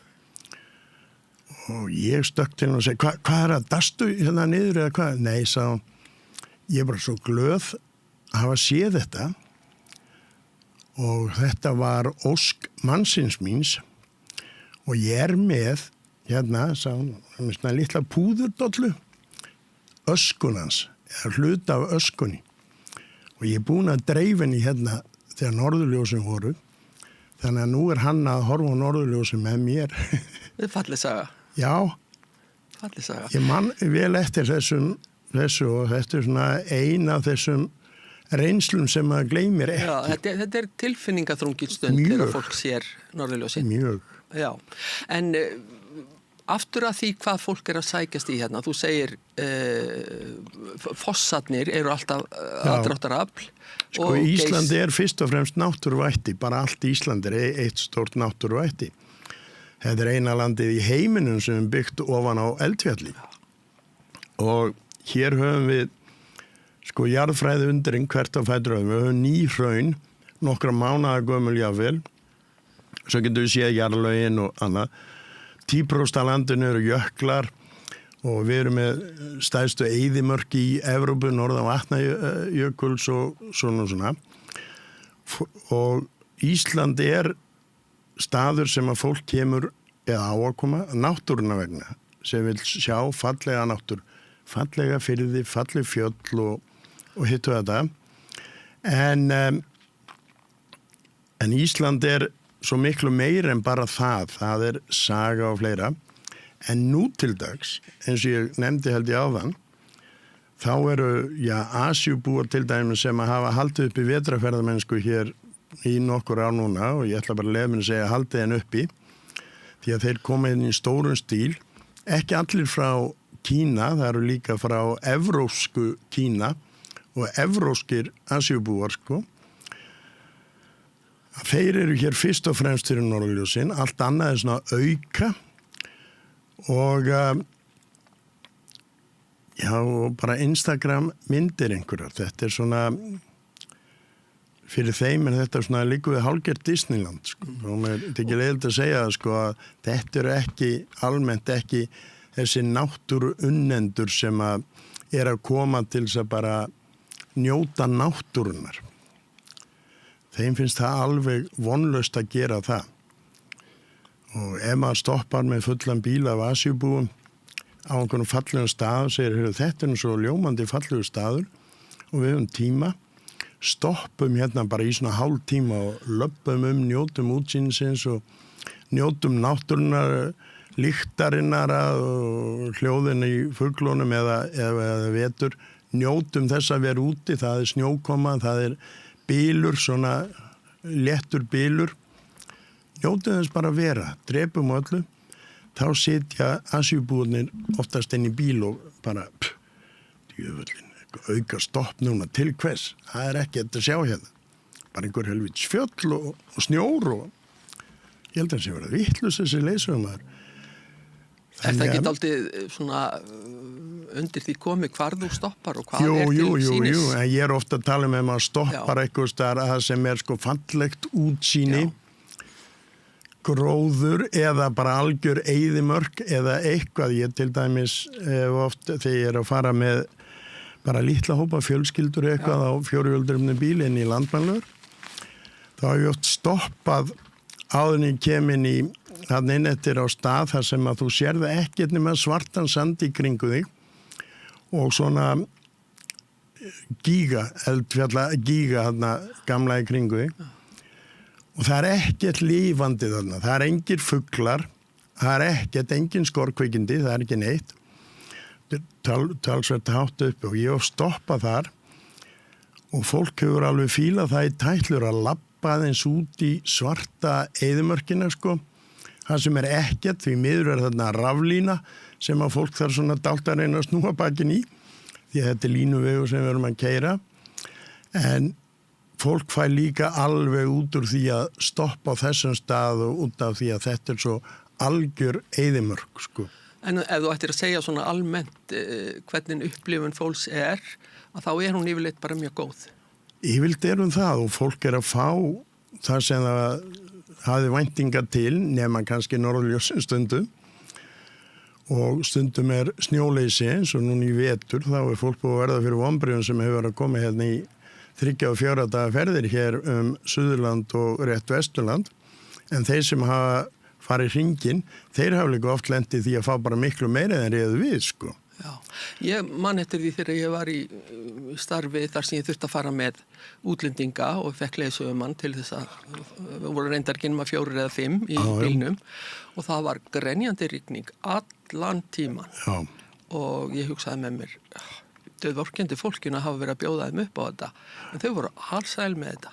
Já, það líka og í Bláalónið En að vísu sko, þá kvarta flesti túristar undan veðrinu, það undan sko rokinu sem fólk að derpast úr kulda, undan bara kuldanum almennt og annað, og svo það næsta, það rigningi. Við vorum hérna sumri og það rigndi alla daga. Úr öllum áttum. Úr öllum áttum. Jáfnvel þó okkur finnst þetta að alla vera rigning sko, skúrir, bjart á milli. Þá útlendingar almennt ekki á sama skapi en auðvitað alltaf einhverjir sem að bara og segja bara hei, þetta veðrið, við ráðum engum það við skulum bara njóta þess og við erum ekki vöna að fá svona veður heima hjá okkur þannig að þetta bara upplifun, bara hluti af upplifun og ég segi alltaf við fólk þegar við lendum í þessum brjáluðu veðrum og ég hef verið veðurteftur til dæmis á Akureyri og ég hef verið sko einhverstað lengst inn á Mörðdals fjallgarði og komst ekki lengra þurfti að bíða eftir að kæmi rauðningstæki til að ryðja fyrir okkur sko og ég reyndi að fá fólkið út og fekk einhver út í snjókast og gera engla og svona dót sko en það var háa rók og bylur að fólk hefur svona þegar það komið í hlýjuna heima á hótel þá segið alltaf, þetta var skemmtilegu dagur, eftirminnilegu dagur og annað. Þetta ævintýri út af fyrir sig. Þetta ævintýri út af fyrir sig, sko. En bara einhver, við víkjum að svo lítið öðru og kannski ekki eins jákvæði eins og upplifun útlendinga af landinu, almennt. Þá hafa farið sögur af því að aðstæðan sé ekki nógu góð víða land, til dæmis eru salerni ekki á nógu mörgum stöðum og verðlagið náttúrulega alveg svimandi hátt. Sko, verðlagið bara á Íslandi komandi rugl. Ég borðaði hádegismat með vinnum mínum hérna á veitingahúsi niður við sjó. Núna bara áðan. Hérna í Reykjavík. Já. Og ég fekk mér svona sjáréttarsúpu sem var mjög góð. Og svo fekk ég pönnustektar gellur sem var, ég veit ekki. Jæja, en samt. Þetta kostar 7.900 krónur fyrir mig og bara vatn með. Ég veit ekki hvort þetta eld, þetta er í þessu veitingahúsi sem var þjónandi borðs og annað sko. En ég hefði líka getið að fara hérna upp í Ármúla eða á einhverja búllu niður í bæ og fengið hambúrgarna með frönskum og kók fyrir innan 2 skall. En það færði ekki út á landi? Nei, það færðu nefnilega ekki út á landi. Það er bara erfitt að finna svoleiði staði ef að þeir eru. Það er einnig helst ef að það er einhverju svona pulsuvagnar eða eitthvað svoleiði sem er sumstaðar sko. Eða í sambandi við einhverjar bæjarhátíðir eitthvað, en þú færð það ekki út á landi. Út á landi er bara almennt dýrara. Þetta er eiginlega svolítið sérstakt því að þegar þú ferðast önnurlönd, ég þekki nú til á Spáni, að þá verður verðlagið alltaf þægilegra eftir því sem lengra er frá þéttbýlistöðunum. Já. En hérna er það öfugt. Hér er það öfugt og það er til dæmis gistingahótel með yfir dýrar út á landi, heldur en í Reykjavík. Að vísu þú getur fundið í Reykjavík sko rándýr hótel og svo getur þú fundið einhverjar algjöra kompur sko líka. En ég hugsa meðalverða hótel í Reykjavík, svona meðal hótel í 3-4 stjörnur sé lægra heldur en víðast út á landi eða mjög víða út á landi. Og þá er yfirleitt sagan þegar maður spyr akkurat það svona dýrt allt hér. Já, veistu hvað það kostar að flytja þetta hingað? Við erum ekki í Reykjavík núna. Það þarf að flytja þetta allt með flutningabíl, jável með skipum með einhverju. Og það kostar. Ég er bara ekkert alveg sammála þessu því að í mörgum tilfellum er það seljandinn eða byrgirinn sem borgar flutningin út á land. Það er allavega mjög oft þannig. Þetta er í hug ís, MSIs og kjörís og hvað þetta heitir og eitthvað fleira og fleira. Og annað, launakostnaðar út á landi er upp í 30% minni heldur en í Reykjavík. Og svo megum við ekki gleyma öllum sko, svörtulaununum og laununum sem aldrei eru talin fram og fólkin sem vinnur út á landi og býr við launaþjófnað, það er mikið. Þannig að ég er ekkert alveg sammála því að það sé dýrara að reka svona stað út á landi eða hlutinni þurfa að vera dýrara. En afsökun er alltaf svo, vertíðin í okkur er bara 4 mánuður árinu, svo erum við bara með lokað í 8 mánuði, en það þarf að hýta húsið og það þarf að gera þetta og hitt og svona. Maður veltir því stundum fyrir sér sko hvort að samkeppnin sé bara næg út á landi, það er langt á milli staða og veitingahúseigendur hugsi með sér, fólk verður að kaupa þetta, hvort sem það er líka betur. Það náttúrulega er samkeppni hjá hótelum út á landi, þessum litlu hótelum, minni hótelum oft, þau þurfa ofta að undirbjóða keppinautin sko. En ég var ekkert í Mývatnssveit, sem er einn af fallegri stöðum Íslands, og þeir settu þar upp klósett á vinsælum stað og annan skúr við hlýðina, það sem alltaf átt að vera svona landvörður til þess að útskýra fyrir fólki og hugsa svæðið. Ferðamálaráð borgaði fyrir klóstinn og landvarðarkoðan og þarna áttum við alltaf að geta fundið klóst í lagi. En svo fór nú að bera á því að klóstinn voru ekki lagi. Það vantaði klóstpapír og þetta var bílað og svona dögum saman. Það vildi nú þannig til að ég var mægður einum sveitarstjórnarmanni þarna.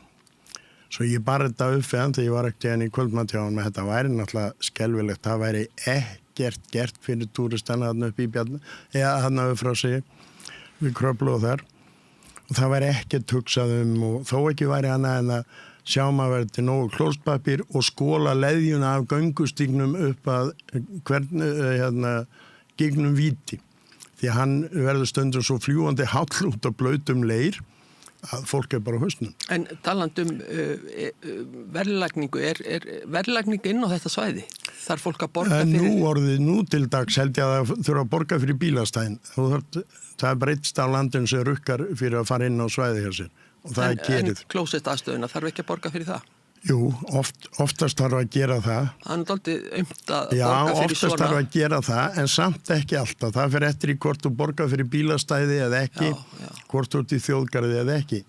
En svari sem þessi sveitarstjórnarmaður gaf mér þegar ég var að spyrja hann, akkur þið reyndi ekki að hugsa hérna í Mývatnssveitinni, hafi þetta snirtilegra og setja upp bönd hérna og uppsingar og hafa einhvern starfsmann í þessu. Já, hver á að borga honum? bara sveitafélagi sagði ég menn ef þið getið tafið fólk upp fyrir Kröflu þá nú líklega að það stoppi og fá sér að borða hérna nýri sveit. Svo sagði hann, annars skiptir þetta engum máli, það alltaf nóga fólki kemur alltaf alveg saman hvað neður, sko. Af því að þeir hafa aldrei þurft að berjast fyrir því að fá túristana til sín. Og þetta kom frá sveitarstjórnarmanni og heimamanni sem fæddur uppalinn í Mývatnssveit og finnst, held ég, túristar oft vera bara bölvar ágangur á sína sveit. Já. Nú manneskja tengt mér í leiðsögumannsstarfi hér á Íslandi og hún hefur sagt mér skelfilega sögur að því þegar hún hefur kert fleiri, ég leyfi mér að segja 100 kilometra á þess að fólkið hefði tök á því að fara á klósett. Já, það eitt sem að hefur verið stórt vandamál. Það eins og fólk gerir sér grein fyrir því að ferðamáti fólks alltaf öðruvísi heldur en að var þegar við vorum ung. Við gátum haldið í okkur í 4 klukktum, vorum ekki síðþambandi kók og orkudrykki og jafnlanda á einhverju og ef eitthvað var þá gátum við bara hlaupið bak við næsta stein, það var engin umferð eða neitt. Nú þetta allt öðruvísi og ég hef stundum verið að reyna að segja leiðsögumönnum og öðrum það að frá því að fólk fer morgunmat, það má helst ekki líða nema 1,5 klukkutími á þetta að kemst á klósett. Það bara þolið. Já. Fólk sem í ferðum sem pikkaður upp inn í miðbæ, það kannski búið að vera í 2,5 tíma á þess að komast á klósett og það rosalegt. Þetta var vandamál. Svo fóru nú staðir að taka sig til fyrir kannski 10 árum. Þá fóru hans að fjölga. En það voru ákveðin svæði og það voru margir sem bara neituð að fara á þessi svæði af því að það var þekkt fyrir klósettvandamál. Mér dettur í hug Snæfellsnes. Það voru engin klósett á Snæfellsnesi yfir veturinn.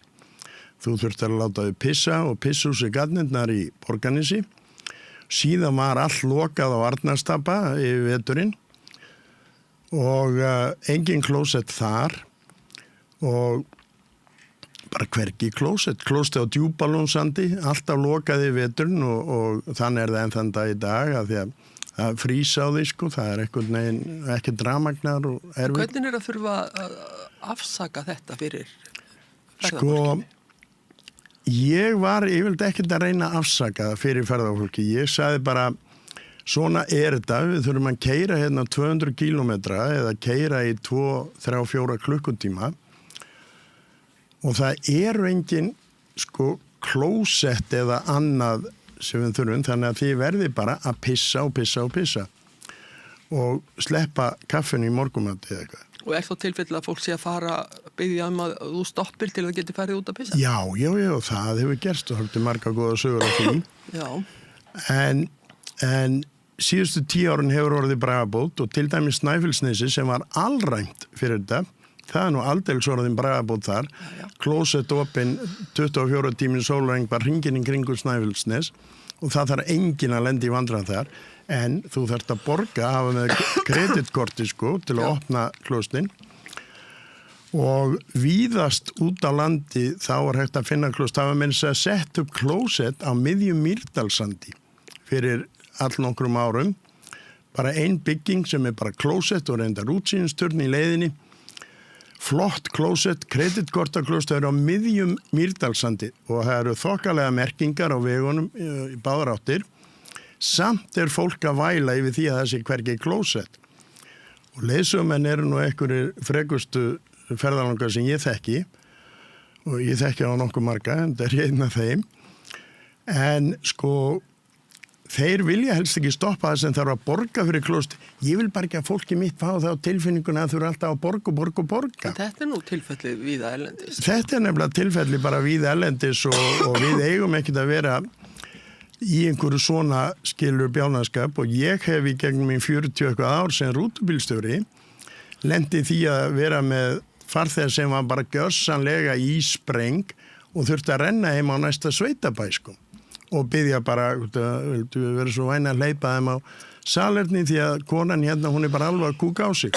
En það tilfellið að við hægt að sjá klósettpappír og fleira ógeðslegt einhvers staðar á bakvið? Já, mjög mikið en samt sjáum við þetta og eitt staður sem tók eftir því varðar daginn var fyrir austan, bara hvarfur haustum á mér gilið, hvað það heitir, sem allir vilja sjá. Stuðlagil. Stuðlagil, eða ekki? Nei, það er náttúrulega Skaftafellssýslu, þetta er bara alveg datt úr mér, Justin Bieber. Fjaðrárgljúfur. Já, Fjaðrárgljúfur.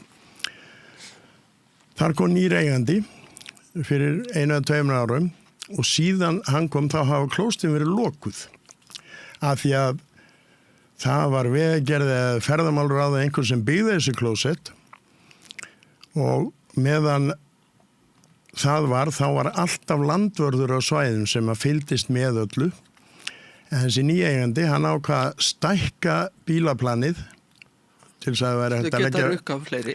Já, og líka til þægindi það, því að það varði oft bara öngþveiti á gamla planinu. En það hefur einhvern veginn ekki náð samkomlega við hann að halda klóstinu opnum eða hafa starfsmann og ef þú lítur út á kantinum á bílstæðinu þar, þá er ekkert nema klóstpapír. Annar stað sem ég dettur sem að ég skil ekki ennþá, ég bara skil ekki fólk, það er í Borgarfirðinum, Grábrók.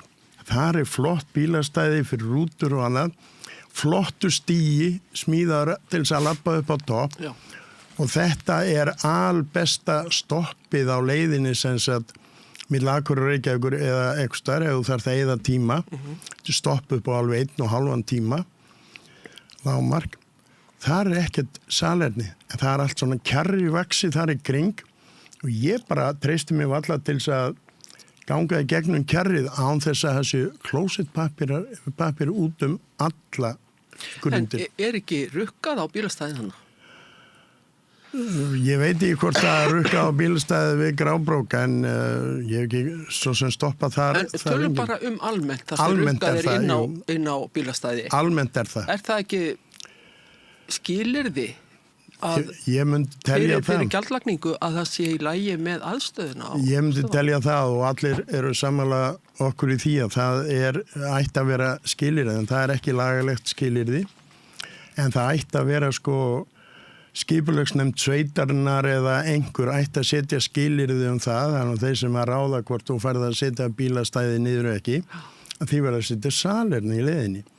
Nú er það ekki þannig að þegar þið komum á rútum að þá er búið að borga þetta fyrirfram, er það ekki? Já, rútu fyrirtæki verða að borga því að þetta er rukkað eftir bíl og rútu fyrirtækin eru þá bara búin að setja þetta inn í verðið sem er rukkað ferðarskristofunnar. Þannig það bitnar ekkert á farþegunum í Nei, rútu? það bitnar yfirleitt ekki á þeim nema samt þar sem er rukkað inn á klósett á þessum stórum stöðum. Þar verða þeir bara að borga sjálfur og mitt eftir við Reynisfjara þar var byggt flott veitingahús með flottum salernum fyrir túrista og það var rukkað með kreditkortum. Svo ákveður Reynisfjörumenni að fara í það laga bílastæði, stækka það eins, laga það og rukka inn á bílastæði en leið, sögðu þeir, en þá fellum við niður klósettgjaldið. Nú er þau bara opinn, frítt, samin á Þingvöllum, frítt inn á klósettin þar, það er þjóðgarður og ég held að það sé frítt inn á þjóðgarðsklósett eins og klósettin á Snæfellsnesi í þjónustumiðstöðinni þar. Það er ekki að borga inn á bílastæðin, það þarf á Þingvöllum allavega. Það þarf á Þingvöllum þarf það. Það er ekki á Snæfellsnesi, allavega ekki öll, það þarf inn á söm eins og við Kirkjufell. Þar þarf það að borga til að keyra inn á það bílastæði en það er ekkert salerni.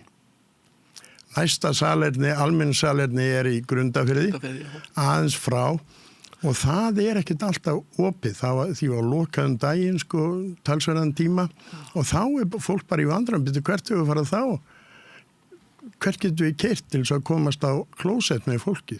Þetta hlýtur að vera erfitt fyrir ykkur, skipuleggja. Það er erfitt að skipuleggja það en þetta á ekki að koma til dæmis leiðsögumönnum á óvart því að þeir eiga náttúrulega, það er bara grunnskylda á hverju mótni að athuga svæðið á netinu sem þú ert að fara hvernig eru vegirnir og hitt og þetta, er ekki örugglega opið salerni þarna á Grundarfirði og þá bara ferðin á það og athuga það. Það er alltaf hægt að fá svo upplýsingar og ef það er lokað á Grundarfirði þá segir bara ef þú ert að koma sunnan, þá stoppar þú bara við þjónustunum miðstöðuna á Hellisandi, þegar það eru 8 eða 10 klósett sem eru frítt og vel umhugsað. En ansi margir keyra bara í gegnum Hellisand, af því að það er ekki í planinu að stoppa á Hellisandi. En maður getur neyðst til þess ef að maður veit að það er engin klósett framundan. Og ég er að tala til þess nýjársdag, gamlársdag, nýjársdag, aðfangadag og jóladag. En hvað segja þá ferða þjónustu aðilarnir þegar stoppar hér í rúta og allir fara klóstið? Já, það er eins og hún sagði við okkur Ástríð í gamla daga, þegar ég stoppaði upp í Reykholt í Biskupstungum, var að koma suður kjöl og vorum alveg á eftir áallun, átt maður gist á Selfossi og fara svo daginn eftir upp á Gullringin. Þannig að það var ekkert stoppað við Gullfoss, bara keyrt á fullu þar í gegn og síðasta stopp hafði verið Hveravelli sko. Svo keyrt á fullu í gegnum Geysi og bara niður og þá voru nú sumir orðnir ansi mikið mál. Og við vorum að vonast til þess að við myndum endast inn á Selfoss, kæma á hótel þar, að þá getum við bara hlaupið á klóstið. Ég vissi að Ástríður var búin að vara fólk við að nú tæki við sko einhverju 3 klukkutímar eða meira á vondum vegum og svona. En það er nú eins með það, hvort fólk trúir manni í því, að það var bara eitthvað að fara að veina þarna eftir í. Svo við stoppum í sjoppunni í Reykholti sem er svona bensinstöð, lítil sjoppa sem selur kaffi sem þú gleymdir að kaupa á Selfossi og mjólk og eitthvað. Og svo er það með, þú getur fengið kaffibolla og kökur, svona marmaraköku eða eitthvað, svona lítið kaffihús. Ég stoppa drukkið það fyrir utan og það riðst inn fólki og strax mynduðust bara raðir við bæði klóstin, minni það verið 2 klósett. Konan stóð þarna fyrir innan borði sem er að reka þetta og við sáum bara þrumu skýið myndast frá hún hausinn á henni og svo segir hún, ég var komin að inn, hver er farastjóri hér? Ég, segir Ástríður. Og Ástríður var áður búin að segja góðan daginn og brosa. Hvað heldur að þú getur bara komið hérna með 40 manna rútu og bara til þess að fara á klósettið? Ástríður gekk að henni og ég elska þessa konu. Kendi mig mikið. Já, sjáðu til, góða frú, þetta er nú einlega neyðartilfelli sko, því að við ætlum að reyna að ná Selfoss, byrjaði hann að útskýra það. En urðum að stoppa hér, en ég sé að þú ert með hérna ýmislegt í búðinni, meðal annars kaffi, þess að svakalega flottu marmaraköku þarna og eitthvað fleira. Og ég get fullvisað það, ef að þú myndir nú brosa bara og bjóða okkur velkomin brosandi og gefa bílstjóranum sem er þreyttur og mér sérkvæmt kaffibollan og eina marmarakökusneið, þá myndum við setjast niður og njóta þess og allir í hópnum myndu koma og kaupa eitthvað hjá þér. Af því að þú erir svo indæli að taka mót okkur. Og hann horfði svona á Ástríði smá stund, svo bara átti hann sjá því að þetta var hár rétt og brosti sínum blíðasta, bauð okkur upp á kaffi og kökur og Ástríð með kaffið í hendinni sagði við hópin sem var þarna inni allur eiginlega og svo er þetta að fá hérna þetta fína kaffi og kökur og annað keks og snakk og svona sem ykkur vantar, allt á góðu verði hér og gott að styðja þessa litlu staði, litlu búðir sem til dæmis núna bjargaði okkur alveg með salerni. Og fólk varð við því. Herðu, hún hafði bara ekki undan að taka við penningum konan. Það voru allir og þökkuðinni fyrir allt og keyptu og þetta er bara spurningum viðmót. Já, það er það líklega. En segðu mér Börkur, nú eru til dæmis ferðirnar, þessar hópferðir, þá er allt oftast innifalið, nema kannski matur. Fólk þarf að kaupa sig kannski kvöldverð eða hádegisverð og ég hef heyrt skelfilega sögur af verðlagninguna á því. Og meira að segja hef ég heyrt að fólk hópist inn í næstu krónu eða bónusverslun og kaupi sér bara brauð og salat eða eitthvað. Já, það er eðlilegt að fólk gerir það og við myndum gera það líka ef við stæðum fram yfir því að get ekki fengið mat á hótelinu og ef við getum fengið hann þá væri hann á 3-földu verði með það sem við þekkjum heima frá okkur.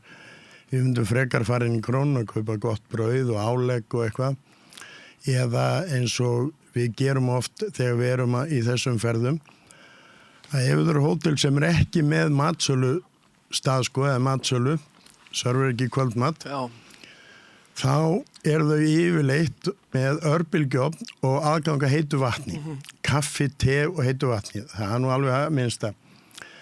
Ég segi bara við fólk, við ætlum að stoppa hérna í Krónni, hérna í Vík og þið skulum bara byrja ykkur upp af einhverju til þess að borða í kvöld því að það ekki boðið upp á neitt á hótelinu, annað en heitt vatn út í núðlur ef þau eru með þær eða örbylgju. Og ég skal bara labba með ykkur inn og sýna ykkur örbylgjuréttina sem eru hér, þeir eru mjög góðir. Og svo eru ávextir og annað og ég bara, maður getur ekkert annað gert, skilju, það ekki við þessa litlu staði að sakast, sko, þetta bara þeirra rekstrar form eða eitthvað. Já. Oft þetta hótel sem eru bara opin, bara fyrir okkur eitthvað. Ég veit að sumir gætar og ég ekkert allt og hrifin af því kannski en samt, sumir eru það. Það fyrir alltaf eftir í hvernig hóp maður er með. Ef maður er með hóp sem maður veit að svona áhyggjum mikla peninga, þá stoppa maður í Krónu og ég reyni á Hringverum yfirleitt að stoppa einu svona dag það sem eitthvað svona kjörbúð. Ég geti keypt hérna ávexti og eitthvað fyrir ykkur í kvöld eða tímið ekki að borða.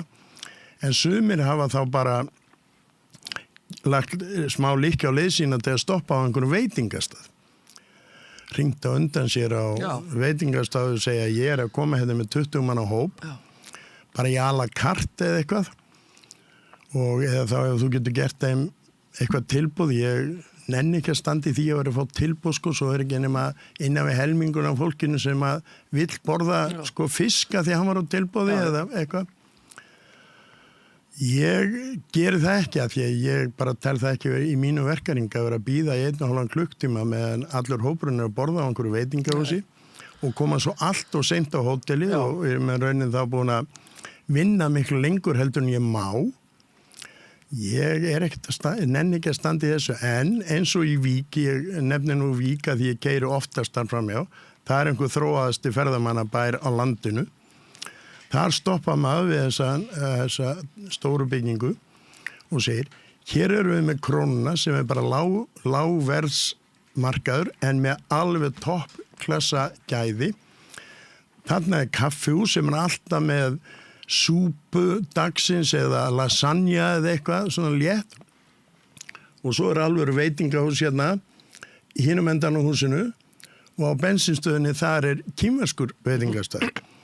Og við stoppum hérna nógu lengi til þess að þið getið, síðast þegar ég stoppaði, ég ætla að stoppa hérna í 1,5 klukkutíma, þannig að þið getið sko vesla það sem viljið minni að gripa í mat eða ávist eða hvað sem er og svo getið lappað hérna niður fyrir bílastæði þar sem er svört fjara sem að heimamenn reyndar hafa kallað og skýrt svarta fjaran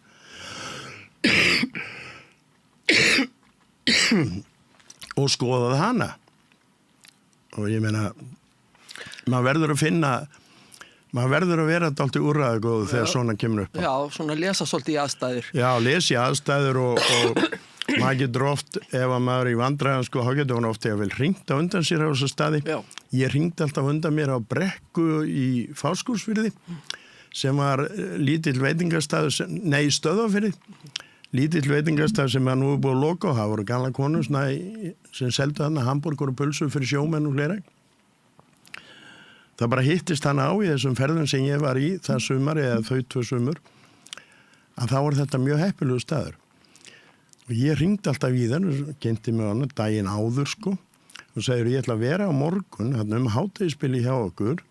Ég er með 30 farþega í rútunni og þeir munu vilja, þú veist þetta, súpu og brauð eða samloku með ost og skinku eða hambúrgara eða eitthvað, þessi sjoppa seldi ekkert neitt merkilegra en þetta en verður bara viðbúin því að ég komi með 30 manns þarna ekkert hérna milli 12 og 1 eða eitthvað og þá hringdi hún í vinkonum sínar sko í þorpinu og sagði komið, við þurfum að steikja hambúrgara og voru bara með allt klárt þegar maður kom og voru ægilega þakkláttar fyrir þetta því að fyrir þær á bara venjulegum vetradegi eða venjulegum degi, þá er þetta bara alveg upplifið alveg. En er það ekki svo að þegar fólk kaupir þessar ferðir, hvar sem það í heiminum, þá færði það að vita að Ísland sé dýrt land, það ekki? Þannig að þetta á ekki að koma því mjög á óvart. Ég held að vísu, held ég að það sé nú ekki sko neina ferðarskristof sem að setja á ferðarbæklingarna sína heimsæki dýrasta land í heimi. Ég held ekki. Þess vegna nú svona sem að það mikið að matur og annars sé innifalinn svona hjá stærri dinner innifalinn og fleira þetta þegar fólk spari og lögðu áherslu á það að það þurfu ekki að tipsa og svona sem og það svona allt gert til þess að leggja áherslu á að það fái sem mest fyrir peningi en gætarnir yfirleitt held ég á fyrsta degi þegar þau eru svona kynna landið nefna það að Ísland og Sviss séu nú dýrustu lönd í heiminum og allt hérna sé rosalega dýrt fólk verður bara að vera viðbúið því en við bara getum leiðbeint ykkur með það og sagt ykkur það að lopasokkar eða ullasokkar á Geysi sem bara ferðamannastaður per excellence eru ekki dýrari heldur en í einhverju búð í Reykjavík. Það bara sama verðið á öllum ferðamannatengdum vörum sama verð út á landi og í Reykjavík. Það sko undantekningin að því að þeir sem að framleiða þessa ferðamannavörur og jafnvel lopasokkana, þeir koma bara með þetta á staðina út á landi. Það engin flutningskostnað sem það leggst ofan á þannig að verðmunurinn í mestalagi 10%. Já, en þessir, svo ég komi aftur að þessum hópum sem að kaupa sér svona pakkaferðir hingað. Þetta yfirleitt frekar efna fólk, eða ekki? Þetta svona miðstéttar... Þetta dýraferðir? Já, dýraferðir, þetta miðstéttar fólk, en ég meina það eru dýraferðir hér heima. Ég fór í 14 daga ferð með ferðarþjónustu fyrirtæki hérna. Mjög þekktu og stóri, ég veit ekki hvort ég á að nefna það, eða ég get svo sem gert það með ferðarþjónustu bænda. Steinun ekki drefa mig alveg og ég var einn en ég þurfti að borga 120-130 aukagjald fyrir að vera einn í herbyggi og þessi ferð, 14 daga ferð með ferðardögum kostaði mig 700.000 og ég að sjá ferðir hérna hjá ferðarþjónustu bænda og fleiri þar sem að fyrir mig ferð upp á svona 10 daga kostar það sama í ár. Þannig að við erum ekkert að borga neitt minna fyrir okkar ferðir. Útlendingarnir, en skrítu og það að þeir eru jafnvel að borga miklu minna fyrir sínar ferðir heldur við. Borgum fyrir okkar ferðir tilbaka. Og fyrir mörgum árum þá var kenningin svo til að þetta væri svona dálítið plott. Að því að ferðirnar til Íslands með flugfélaginu ódýrar. Það eru niðurgreiddar og ódýrara fyrir ferðamenn sem að kaupa fram og tilbaka. En fyrir Íslendingar til að komast út, það verðlaginu haldið hærra sko. Já. Og þetta heyrði maður hvað þetta annað og ég svo sem veit ekkert hvort þið satt. En það hefur nú kannski eitthvað aðeins breyst núna.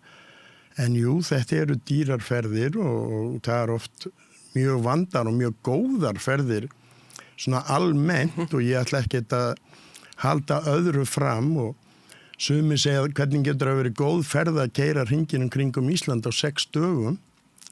Sá fyrsti sem reyndi það var hérna ferðafrömmur í kringum 1990.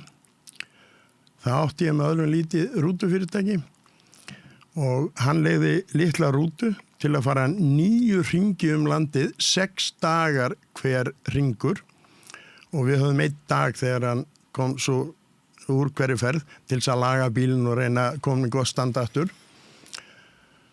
Og fólk var mjög ánægt með það, því að það fólk sem vill bara ferðast, hlusta kannski á leiðsöma, fá ýmsar upplýsingar og annað, hlusta á góða músík þegar leiðsömaðurinn veit ekki hvað hann á að segja. Horf út gluggan og njóta þess sem það sér. Horf út gluggan, bara road trip, stoppa svo kannski á 1 eða 2 stöðum jáfnvel til þess að njóta þess sem fyrir ber og telja sig bara að hafa séð Ísland eftir það.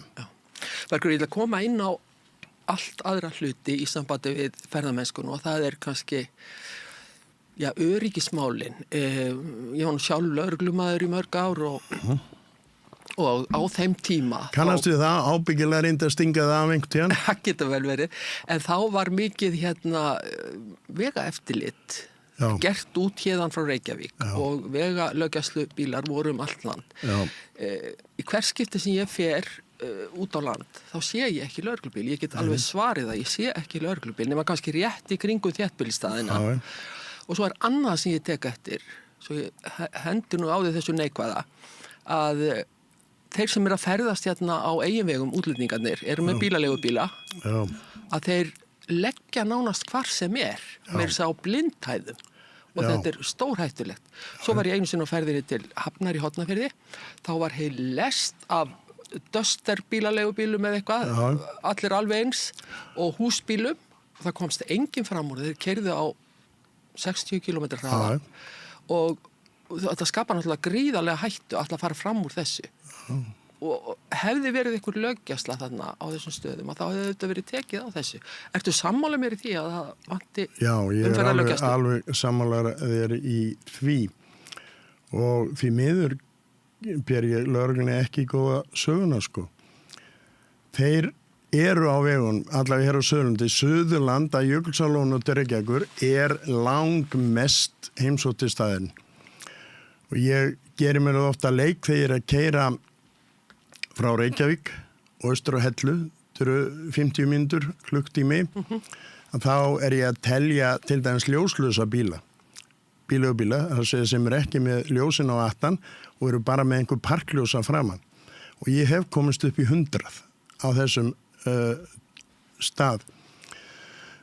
Lögreglan gerir ekkert í þessu, það voru lítið, nema þeir séu sko, í dag, strákar, þá skulið þið tjekka öllum ljóslausum bílum. En það ekki skylda bílaleiganna að láta útlendinga vita að það sé ljósaskylda á Íslandi? Jú, það í flestum bílaleigubílum allar sem ég sé, þá fá þau svona einhverja pappíra sko og þar einhver bæklingur umferðarlög og hvað meg og hvað meg ekki, sem fólk bara hendir skilur og það enginn að lesa þetta. Ég hef sjálfur hort á það í Keflavík að þegar það koma 20 manns úr einu flugi og það eru 20 bílaleigubílar sem eiga að fara út bara í samt þetta eina flug og það eru hann í afgreiðslunni ungt fólk sem að nú ekki kannski nógu ákveð og annað og hugsa bara það, bara klára þetta svo við getum klárað allt hitt sem við höfum að gera að þau fylgja fólkinu ekki út til dæmis til þess að labba hringi kringum bílinni og segja þetta fjórhjóladrifs Toyota Land Cruiser eða Duster og hann hafi sér svona og svona og þú mátt ekki gera þetta og hérna kveikir ljósinn og þau alltaf svona. Ég leiði bíl í Skotlandi daginn og ég nú reyndur bílstjóri og annað og þau vissu það alveg hjá bílleigunni en mér var samt fyllt út í bíl og mér var sýnt allt hvernig á að opna bensínlokið og skotti var opnað og hérna auka kapall fyrir rafmagn ef þarf og varadekki hér og það vindur í því og ég var bara mjög hrifinn af þessum manni sem fylgdi mér út og þegar ég var að skila bílnum nokkrum dögum seinna kemur ég inn í sama kjallara að þá var verið að útskýra þetta sko fyrir einhverju fjölskyldu sem var að taka annan bíl, þá var maður þar, starfsmaður, gekk í kringum bílinn og útskýrði allt og ég segi við hann eitthvað svona já þið kennið fólki bara á bílani hver skipti sem hann koma og hann leit á mig og sagði já þetta bara skylda sko því ef fólki getur sagt að því ef ekki verið sýnt þetta lendir í slísi eitthvað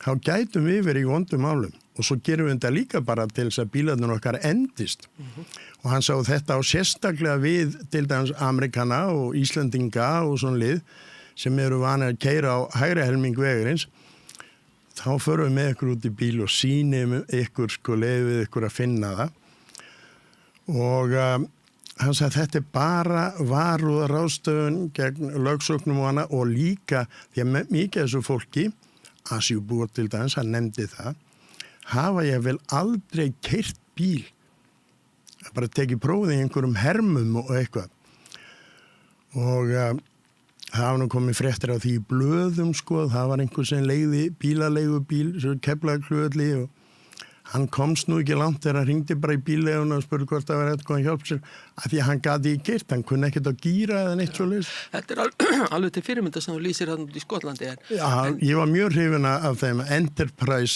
bílaleginu Skotland.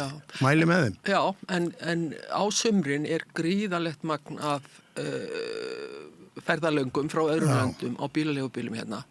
Og það hefur komið fram í slysatölum að útlendingum alltaf að fjölga bæði í banaslysum og öðrum alvarlegum slysum og þetta auðvitað mikið áhyggjuefni fyrst mér því að fólk líka ekki vant þessum vegum sem að við aðalveginir okkar hérna margir hverjir eru svo sveitavegir í öðrum löndum. Já, og ég veit að ég býn út á landi þarna rétt austan við Hellu, það sem að mesta umferð bílaleigubíla á landinu allt árið umkring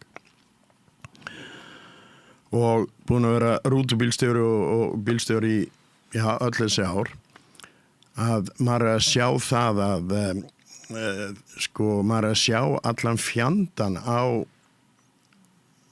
hvernig bílaleigubílar haga sér.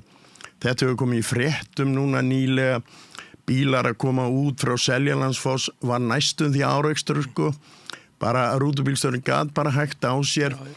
Ég fekk sofandi túrista inn í hliðina á rútu sem ég var að keyra á Keflavíkurveginn í fyrra og þeir sem hlustu á hádegisfréttin í dag heyrðu það að það eru túristar valda meiri umferðaróhöppum og slysum heldur en mesti áhættu hópur íslenskra bílstjóra þar 17-25 að það eru fleiri slys bæði alvarleg og lítil hjá túristum á tíma og einhvert ár fyrir einhverjum örfáum árum þá var helmingur af öllum banaslysum voru túristar á bílaleigubílum. Það eru eitthvað milli 30 og 35.000 ef mann rétt bílaleigubílar á landinu en það ekki nema eitthvað 120.000 eða 30 sem eru fólksbílar á landinu, það eru atvinnutækin tekin út úr þessu og þegar orðið 20-25% af öllum bílum á landinu eru túristar, jafnvel ekki vanir að keyra við hægri umferð, Bretlandseyjar og Kína jafnvel kunna bara ekkert á og það kunna allir sögur sem í þessum bransa að þegar þeir hjálpuðu túristunum sem hafðu komið keyrt alveg í beit frá Keflavík og til dæmis að Seljalandsfoss ykkur stoppi og keyrðu inn í stæðið. Svo kom að því að þeir þurftu að fara, þá kunnu þeir ekki að setja í bakkir. Stundum þarf að lyfta einhverju smá ringa á stönginni eða íta henni niður eitthvað. Þeir kunnu það ekki, þó að vera með alla leiðbeiningar fyrir fram að sig. Já. Og við höfum líka þurft að aðstofa fólk við að komast að staða því að það kunni ekkert almennilega á gírana og það eru svo ótal sögur af þessu hvernig við höfum verið og lent í og því miður ansi margir sem hafa lent í óhöppum. Þessi bílar hafa verið að nuttast utan í þeirra bíla á plönum og koma á móti þeim og annað og ég hef lent í svoleið en bara þessu eina óhappið það sem var þó sem betur ekki slys, það sem eru skemmdir á bílinn, það var þegar hann sofnaði maðurinn á Keflavíkurveginum. Og það var einmitt Amerikani sem kom morgunin, gæti ekki tekka inn fyrir 4 á Hótel Reykjavík og hélt að það væri voða sniðu hugmynd að fara í bíltúrum Reykjanesi og skoða það, eyða tímanum þannig og enda svo á því að fara í Bláalónið áður hann fær til Reykjavíkur. Þau eru náttúrulega bara svo afslöpu og lömuð úr Bláalóninu að þau steinsváfu öll í bílnum Það er nú komið að endalokum hjá okkur en eitt ætla ég að spyrja þau sem verður eflaust ekki hægt að svara í nokkrum orðum en þú reynir ferðamannastraumurinn hingað til lands. Erum við komin að þolmörkum? Já. Það er bara einfalt. Já. Sumir segja nei, það er bara eitt að skipuleggja þetta betur. Hvernig ætlað þú að skipuleggja, og við skulum segja það er fallegu sumardagur í Reykjavík. Það eru 3 skemmtiferðaskip í höfninni. Eitt þeirra er með 3 til 4.000 farþega. Annað er með eitthvað minna en þau eru öll stokkalega stór þannig að við getum búist við því að við séum með 5.000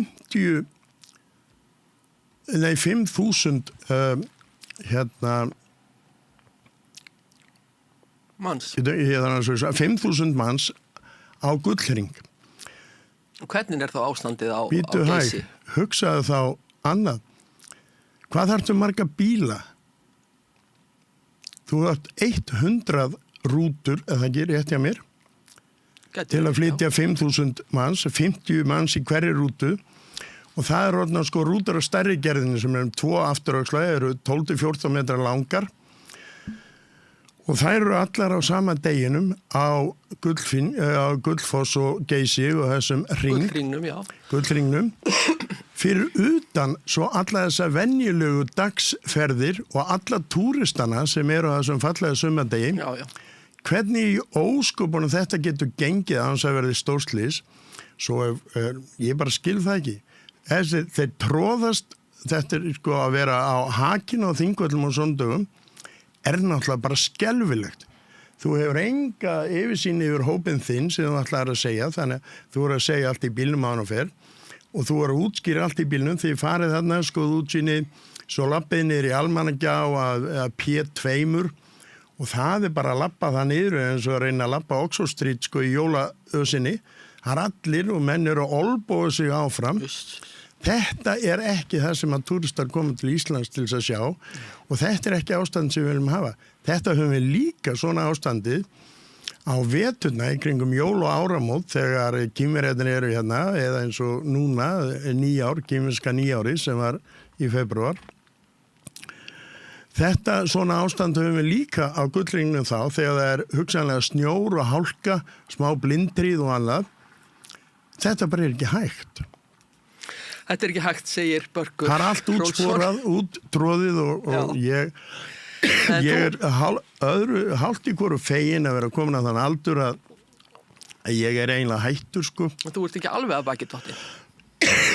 Nei, en nú bara vel ég þegar mér eru boðnir einhverju túrar eða eitthvað að gæta, þá ráða laun og annað ekkert aðalatriðinu. Ég er sko að kaupi á Daðarsjá til að ég bara vel skemmtilegar og þægilega ferðir. Ég nenni ekki og yfir sumarið ekki reyna að bjóða mér að fara Gullhring yfir sumarið. Það bara kemur ekki til greina. Sko. Heyrðu, þetta var áhugavert spjall. Getur við ekki framlengt þáttinu alveg því að ég er ekki hálnaði með allt sem ég geti sagt. Það er aldrei að vita um ég fáið þið aftur til mig síðar. En ég held að skorum bara líka á löggæsluyfirvöld að sinna betur löggæslu á landinu. Já. Og skorum á þjónustu aðila að, hvað á ég að segja, missa sig ekki í grækinni. Já, missa ekki í grækinni og hafa smá metnað. Það er lágmark að hafa metnað. Ég veit ekki hvort þú séð póstin síðan sett á Facebook kerið daginn. Nú er kerið ekki í eigu manna sem að höfðu þó smá metnað og reyna að fá leyfi til að byggja þarna upp á hana. Nú er kerið komið í eigu stærsta aðila í ferðabransanum á Íslandi og ég kom þar daginn 4:30 með 17 manns í bílnum og ég vissi það, ég er búin að keyra allir á Gullfoss að þarna var klósett sem ekki mátti sleppa því að þeir sér nýju alveg settu klósett á staðinn en það hefur alltaf verið klósettlaust. Og ég kem þarna og bendi svo fólki á þarna að sjáu því gámana, þar eru salerni og það er bara frítt inn á þau, mér minni það og þið skulu fara þangað áður en við förum héðan því að héðan er rúmi klukkutími keisla til Reykjavíkur. Já, og svo er komin kaffivagn sagði, hann getið líka fengið ykkur kaffi og kökur, sagði, og að lánaður. Svo borgaði ég inn fyrir hópinn og ætlaði að fara í kaffivagnin, þá vantaði hann nákvæmlega 23 mínútur í 5. Þá var búið að loka honum og ég hitti stúlkuna sem var að sjá hann og spurði hana bara akkurt að loka klukkan, ég meina það er hellingur og umferð sem er að koma frá Gullfoss og Geysi ennþá og er að keyra hérna, akkur ekki opið að minnstakosti til 6. Já, það er ekki hægt að dettur öll trafík niður 4:00, segir hún. Ok, ég gæti svo sem ekkert ríðust við hana enda hún bara vinnur hérna hjá einhverjum. Svo fór ég nú að líti kringum mig og sagði, best að ég fara og pissi. Ég röllt út á klóstum, allt harlæst þar. Og ég sá mér engra annar kosta völn að ég bara meg bak við klósettið eins og maður neyðist oft til. Fór svo í rukkunarskúrin að sem var að borga 700 krónur, hver túristi borga 700 krónur fyrir aðgang að kerinu bílastæðin eru frí, spurðan, já, heyrðu, þau eru bíluklóstin, rótrón yfir full og stípluðust í gær. Já, segja, en akkur þá ekki? Stærðarinnar skilti hérna eitthvað sem allir sjá að salernin eru því miður lokuð vegna bílunar, verða komin í lag á morgun eða eitthvað. Því hér fólk að kemur labbar hringinn, sér klóstinn, slakar á bremsunni og pissar svo á sig eða eitthvað. Og hann sagði, já, við erum nú með miða. Ég ekki að ljúga, það svona stór miði sem var límdur á kofa ræfilinn, toilets out of order. Og ég var komin í ofsalavondskap þarna og segi, og hver anskotin akkur ekki fánin uppi? Því að þarna hefur alveg frá því að Óskar Magnússon og félagar keyptu svæðið, alltaf fánin verið uppi á hverjum einasta degi. Þarna var fánastöngin og engin fáni uppi hana. Ég veit það ekki. Börkur, við verðum víst meður að hætta núna, en á þessum leiðilegu nótum, ef við getum orðað að þá held ég við verðum að vera sammála það að Ísland land sem vert að skoða. En margt mætti koma fram betra og það vantar almennt mjög víða, alls ekki allstaðar, alls ekki allstaðar, en það var bara svo ábyrjandi þess að vantar. Það metnað og stolt hjá ferðaþjónustu aðilum hvað eru að bjóða fólki upp á hana, hvort sem það eru einhver útsýnisstaðir eða hótel eða rútur eða klósett. Það vantar metnað í ferðaþjónustunni og stolt, en það var alltaf við því að búast. Það sem að 90% af fólki sem vinnur í ferðaþjónustunni út á landi eru útlendingar sem slétt sama allt sem heitir menningu og stolt. Og svo það náttúrulega allt önnur umræða. Það allt önnur umræða og ég skal taka hana hvenær sem og hvar sem Þakka þér innilega fyrir að koma og deila þessu öllu saman með okkur og gangið þér vel í þínu starfi. Já, þakka þér fyrir það. Þetta nú lokið að þessu sinni og við heyrumst síðar. Vikuliðinni verðum með allt annað viðmælanda og allt annað viðfáðsefni. Verið þið sæl. Fatamarkaður Vorstjörnunnar að Bólholti 6. Öðruvísi, skemmtilegur og ódýr fatamarkaður. Þar sem að það ekki bara föt heldur allskins munir. Og svo alltaf heitt á könnunni. Komið fagnandi.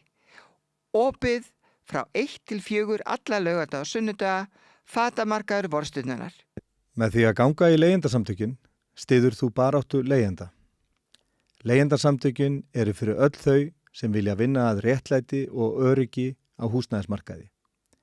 Leigjendasamtökin.is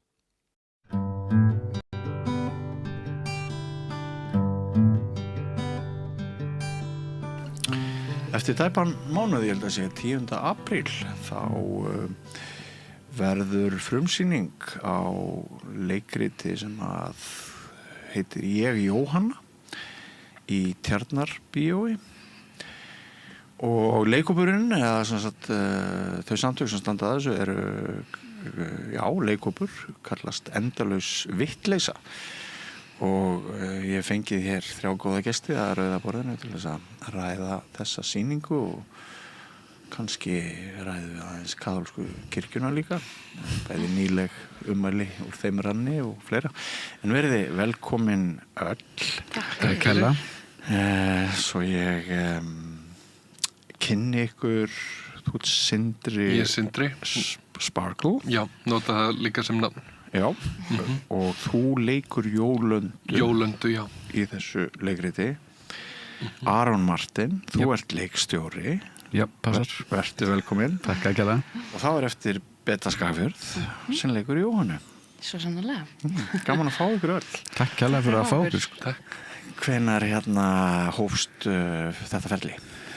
Já, það alveg 1,5 ár síðan. Eitthvað svoleiðis. Ég var í mastersnámi í Liverpool í skólanum hans Paul McCartney og var að leita að verkum sem að fjalla transfólk eða kvár og lærimeistarinn minn benti mér á þetta verk og ég las það í skólanum og varð ástfangið af verkinu og svo í fyrra þá ákveðum við að kaupa réttinn á verkinu, ég og Aron og setja það upp. Við heldum leiklæstur í mars í fyrra og sóttum styrki og fengum enga styrki en við ákvæmum bara samt að ríða á vaðið og bara láta þetta vera veruleika því það svo fá verk sérstaklega á Íslandi líka sem eru sett upp sem að fjalla transfólk eða kvár og svo leis. Já, og þannig erum við að tala Jóhannu af Örk. Já, nema í þessu leikriti Jóhanna kvár. Já. Þannig að við erum bæði að skoða ferðalag Jóhannu í gegnum stríðið og hennar svona baráttu við Englendinga í 100 ára stríðinu, en svo þetta líka í rauninni barátta Jóhannu að berast fyrir tilverurétti sínum sem einhver sem passar ekki alveg inn í kynjatvíkjuna. Já, einmitt. Og frumflutningur þessa leikrits hvað, 2022? Já, í Shakespeare's Globe leikhúsinu í London. Já. Og það sýning sem hefur farið sigurför heiminn eða? Sko, ég ekki alveg klárt á því, en það fekk mjög góðar viðtökur í London og líka varður mikil svona umræða. Fjæðra fólk. Já, að það voru ekkert allir sáttur við það að þarna væri kaþólskur dýrlingur gerður að einhverju transmannesku, sko, þannig að... Já, maður er alltaf svo ignorant gagvart því að fólk getur brjálast yfir einhverju svona. Já, nefnilega. Ég veit samt að þetta hefur verið sett upp í Kanada og á fleiri stöðum, þannig að þetta er svona aðeins að breiðast út. Já, þetta er líka mjög vinsælt sko í leiklistaskólum úti og út í heimi að það eru mörg hlutverk, þetta er alveg 12 manna leikópur sem við erum með, þannig að það er nógur á móða. Umfram það sem þegar hefur komið fram, hvað sér þú einkum í þessu verki, Aron? Sko, eins og Beta kom inn á, þá finnst mér mikilvægt að segja, þú veist, fjölbreyttar sögur á sviði. Og það er rétt, það er ekki mikið af verkum sem að eru með trans eða non-binary fólk í aðalhlutverkum og þar sem að þau fá svona fullt svona agency yfir sögustræðinum sínum sem að Jóhanna í rauninni hefur náttúrulega ekki, því við vitum hvernig sagan endar. En í gegnum söguna þá fáum við svolítið að kynnast Jóhannu og tengingu hans við Guð og hvernig sko guðleikinn endurspeglast í upplifun Jóhannu á sína eigin kyni og stöðu innan feðraveldisins sem Frakkland á miðöldum eða var. Já. Og hefur þú víðtæka reynslu af leikstjórn? Já, ég útskrifast á Listaháskólanum 2019 af Sviðsöndabraut og hef síðan starfað við bara leikstýra og ég er að starfa bara í öllum geirum innan leikhúsins og kvikmyndagerðar síðan svona 2017. Er þetta helvítis hark? Þetta er mjög mikið hark. Ég er búin að leikstýra núna alveg bara á fullu síðustu ár og maður er alltaf í fátæka leikhúsinu, þú veist, sama hvað verð, það skiptir ekki máli, sko. Nei. En það er líka ákveðin svona skemmtilega áskorun líka, sko. Já. Og Sindri, þú fær þann mikla heiður að leika Jóhannu? Nei, ekki Jóhannu, Jólöndu. Jólöndu. Það er svo svipunöfn. Slóð saman hjá. Það gerist líka stundum í handritun að ég fer að segja línurnar hjá Jólöndu að ég held að standi Jóhannu. Takk fyrir að hjálpa. Það er bara svona yfirstrikuna penna og segja, heyrðu, þetta er ekki mín lína. Hvað gerir maður þá?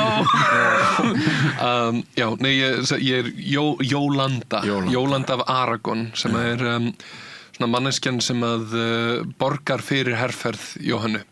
Er svona í bakgrunni svona stjórnöllu einhvern veginn að þú veist, veit betur en þessir kallar sem eru bara einhverjir pjakkar að þykjast kunna á stríð.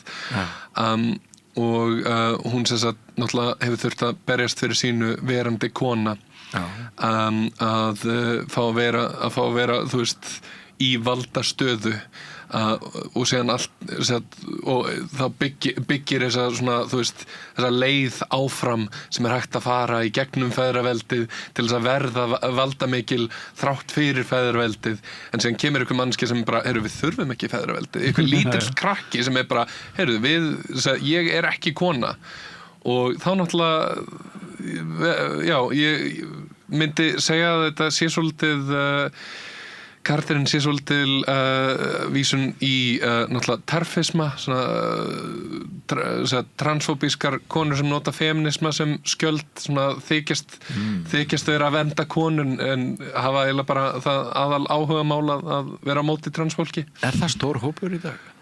Ekki svo stór en hann er mjög hávær. Hann er mjög hávær, já. Bæði hér innanlands og á heimsvísu? Ekki eins mikið innanlands. Það ber það ekki jafn mikið á því. Nei, ég held að svona stærsta, eða svona þekktasta manneskjan þarna er J.K. Rowling. Já. Sem að náttúrulega, þú veist,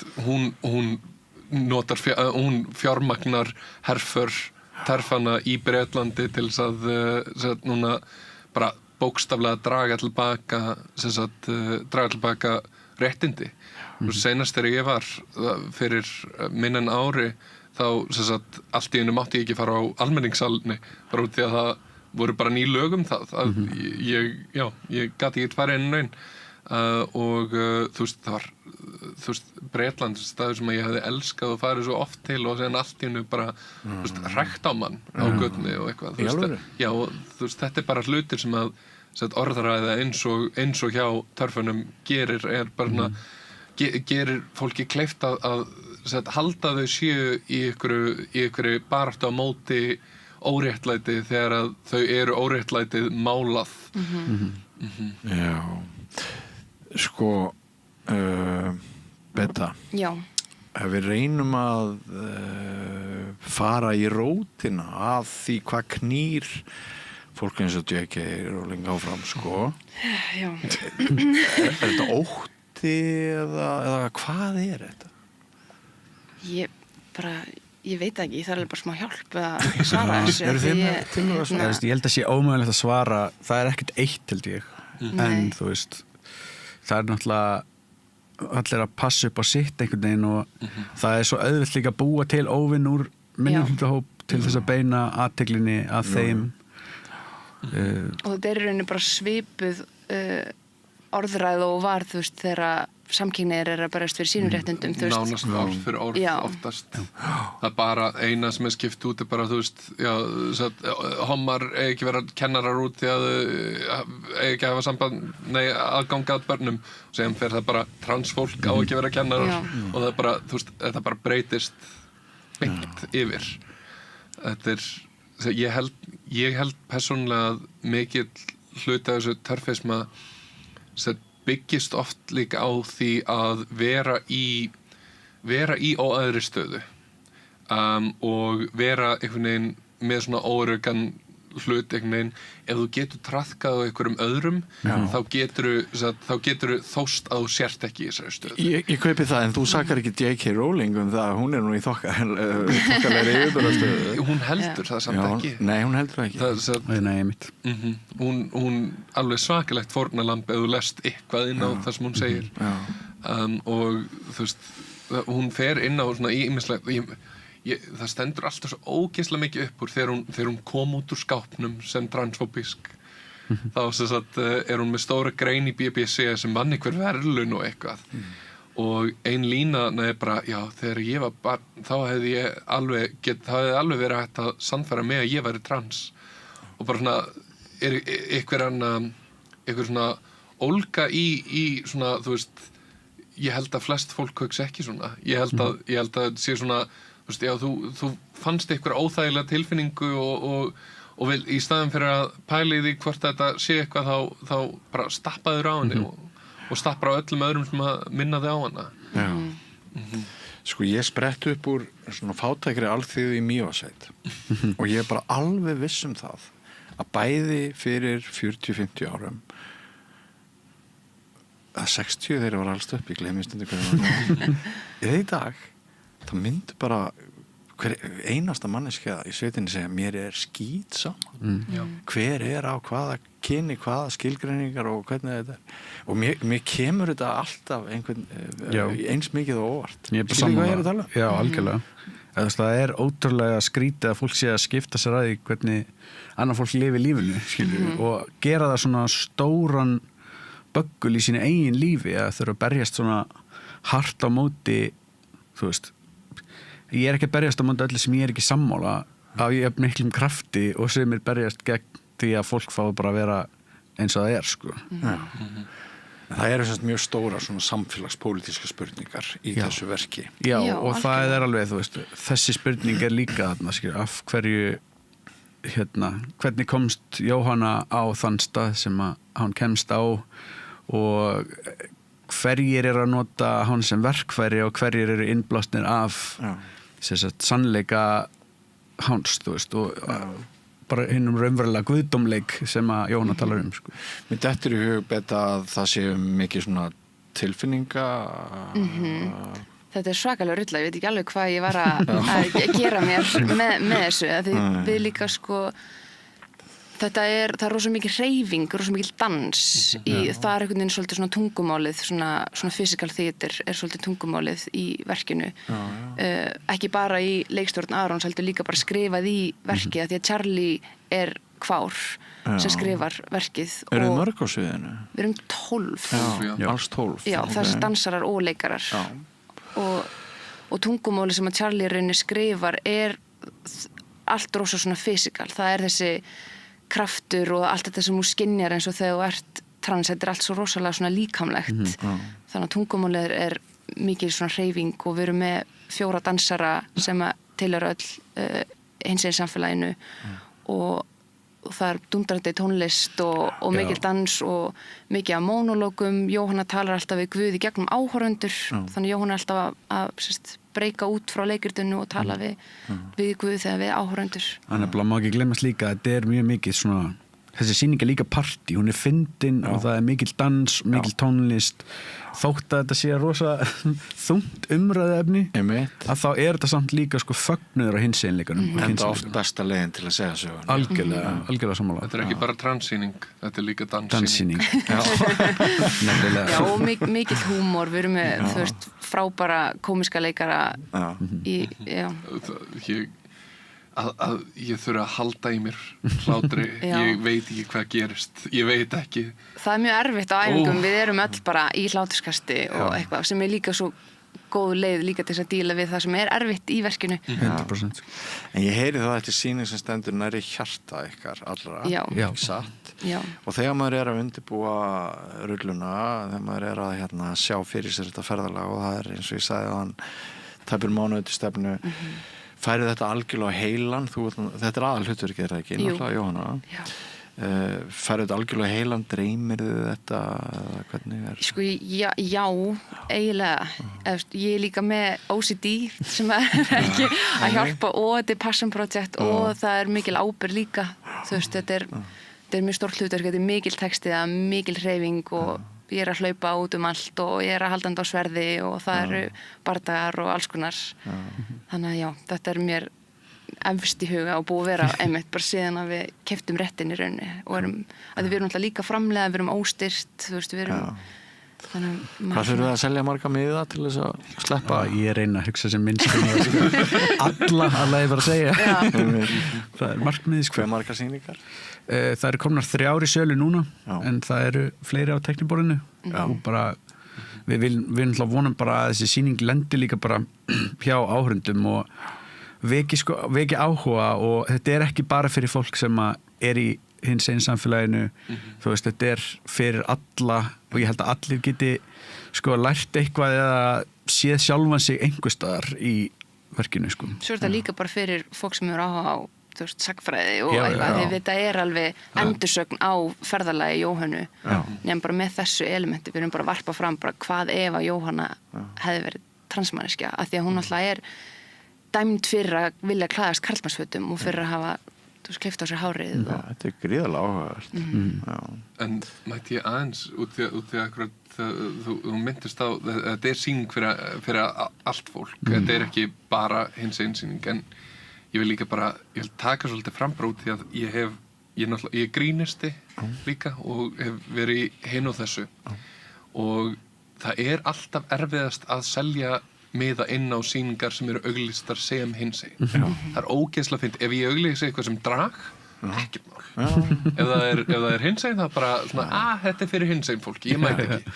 Og þið sem að hlustið, þið þarna út í heiminum. Ég vil bara að fólk skilji. Þegar kemur að hinsegin leikhúsi, þá erum við að tala þema eins og að uppgöta hver maður að passa ekki algjörlega inn að finna fyrir líkamleika og berjast fyrir réttlæti þetta, þú veist þetta fer ótrúlega langt ef maður bara hugsa þetta. Þetta eru mennskir þemar, þetta bara hlutir sem á við nánast allt fólk. Þannig að mér finnst það mjög svona, það fólk, þú veist, ef að þeir sem að hlustið ef að þeir sem að hlustið eru að hugsa, já, nei, ok, ekki fyrir mig, í guðanbænum, farið bara og sjáið hvað þið finnið fyrir út því að það eru svo margar flotta tilfinningar. Þannig að ég las þetta handrit þegar ég kom inn og ég hef aldrei átt svona sterk viðbrögð við handriti. Danslýsingar sem kom mér til þess að gráta, það verður aldrei gerst áður. Og þú veist, endurinn og allt saman, þú veist, þetta er ótrúlega flott verk og ég get ekki beðið eftir að sjá þetta á sviði. Spennandi. En svona þín helsta áskorun varðandi túlkun og þessa vinnu? Sko, það náttúrulega er ótrúlega athyglisvert að vera manneskjan sem hatar mig. En síðan er líka bara svolítið að ég náttúrulega, ég er uppistandari en ég er ekki með neina leikþjálfun í rauninni. Nei. Ég datt inn í skammarþrýrningin og var þar í Borgarleikhúsinu og hef verið í einhverjum 2 öðrum leikritum og eitthvað, en annars þá hef ég ekki þessa reynslu baku mig og þannig ég treysti á það að fólk hjálpi mér ef að það er eitthvað. En svona almennt þá er þetta svo frábær hópur að ég treysti þeim algjörlega með allt saman og þetta er geggjað. Og svona áskorunin er að vera, þú veist, Jólanda er kannski ekki eins fyndin karakter og kallarnir sem að eru svona bumbling buffoons, svona, þú veist, svona fábjánarleikur þannig og síðan allt í enn þarf ég að koma inn og svona, og núna þurfum við að borða grænmeti ykkar. Já, Jólanda er með sko öll völdin í rauninni bara. Já. Þannig að svona, það er svona þessi leikur af status, hvernig ég kem honum fram einhvern veginn. Ég er náttúrulega 2 metrar á hæð og ég er á hælum, þannig að ég er langhæsta manneskjan. En það þýr ekkit endilega að það sé auðvitað að tala yfir kallana. En þú er semst yfirburða manneskja í ákveðnum skilningi? Nú, já. Já, 100%. En hvað svona fyrir þig? Er þetta er náttúrulega spennandi, er þetta líka brothætt? Þetta er mjög spennandi, þetta er einmitt líka brothætt af því að þetta má ekki verða einsleitt. Við erum með sögu sem að margir þekkja af Jóhannu og bara svona kannast kannski við svona hápunktana í vegferðinni og þá verður að finna sko eins og Sindri kom inn á mennskuna inn í því og finna, og þess vegna er svo gott líka að vera með leikhóp sem að er að mestaliti hinsegin og kynsegin er að ég sem leikstjóri þarf ekkert rosa mikið að túlka fyrir einhvern. Þetta er allt fólk sem hefur oft fundið þessar tilfinningar á eigin skinni og það reynist mér bara gjöf að þau eru svo ótrúlega góð að túlka og finna þessa næmni sem liggur inn á milli þessara svona orku sena bardaga og sögulegra staðreinda og eitthvað sliðis sem skipta kannski minna máli í svona heildarmyndinni heldur en bara þessar tilfinningar sko. En svona hvers konar leikstjóri ertu með miklar skoðanir, ertu svona ítaði mikið til? Sko ég er með miklar skoðanir en ég er líka mjög hlindur bara frelsi, þú veist, ég set mjög lítið að hömlum til að byrja með og svo þrengi ég ramman eftir því sem að við förum nær frumsýningu.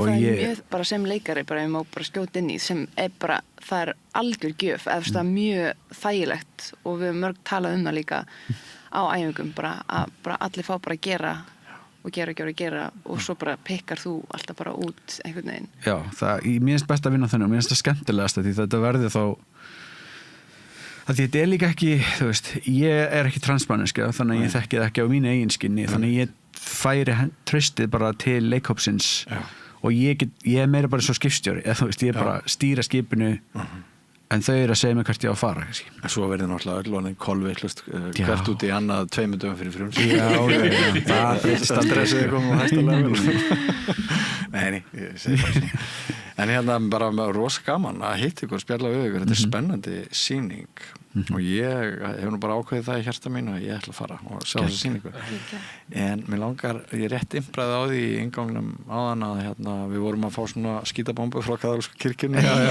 sko. Og hér eru við að gera kaþólskan dýrlinga transmanniski Við ekki bara fara hringinn og fá hans viðbröð frá okkur, byrjum á þeirri Sindri Við ætlum að formlega bjóða já, ég málið náttúrulega að þetta er svo athyglisverður hlutur fyrir mjög marga og því ég held að mjög margir bara einfaldlega skilja ekki að þetta sé ennþá en eiginlega öll umræðin sem að ég hef séð fer bara út frá því að þetta er ólöglegt og það er svo augljóst að þetta sé ekki í lagi og þannig það er svona fyrsta lagið yfirleitt bara, þú veist við vitum alveg að þetta á ekki að gera en síðan eiginlega aldrei tala af hverju og það er náttúrulega Þú fært ekki færi til þess núna Já það er náttúrulega bælingameðferð ef fólk veit ekki þá kaþólska kirkjan að viðurkenna þau séu að fremja bælingameðferðir sem að er mjög þau segjast vera að fylgja lögum Guðs í staðinn fyrir lögum landsins og að þau verða að vera ofar í þeirra Lög séu rétt hærri en mannanna lög Já, það finna þér akkurat að ég skil þá skoðun að ekki öll lög eru sanngjörn, ekki öll lög eru rétt og maður, þú veist, þegar það var ólöglegt fyrir kalla að klæðast kjólum þú veist, ég hefði samt gert það þú veist, ég er tæknilega þá að segja að ég sé hefði yfir lög landsins en þetta er ekki sami hluturinn vegna þess að þessi hlutur er svo augljóslega skaðlegur sem sagt ekki bara það að þetta náttúrulega veldur alveg svakalegum skaða á sálarlífi hjá mjög mörgum hjá fólki sem er mjög viðkvæmt heldur líka einhvern veginn virkar þetta ekki þú veist það gleymist alltaf, þú veist, það er alltaf bara, já, þetta er ólöglegt og þetta skadar fólk, en þetta virkar ekki. Og rannsóknir sína fram á það. Já, og ef maður lítur á kirkjunar sem að byrjuðu þetta fyrst í Bandaríkjunum, og það er geggjað Netflix heimildamynd þetta, en ef maður lítur á allt fólki sem byrjaði þessa hreyfingu, að ex-gay, að reyna að lækna samkynhneigð úr fólki.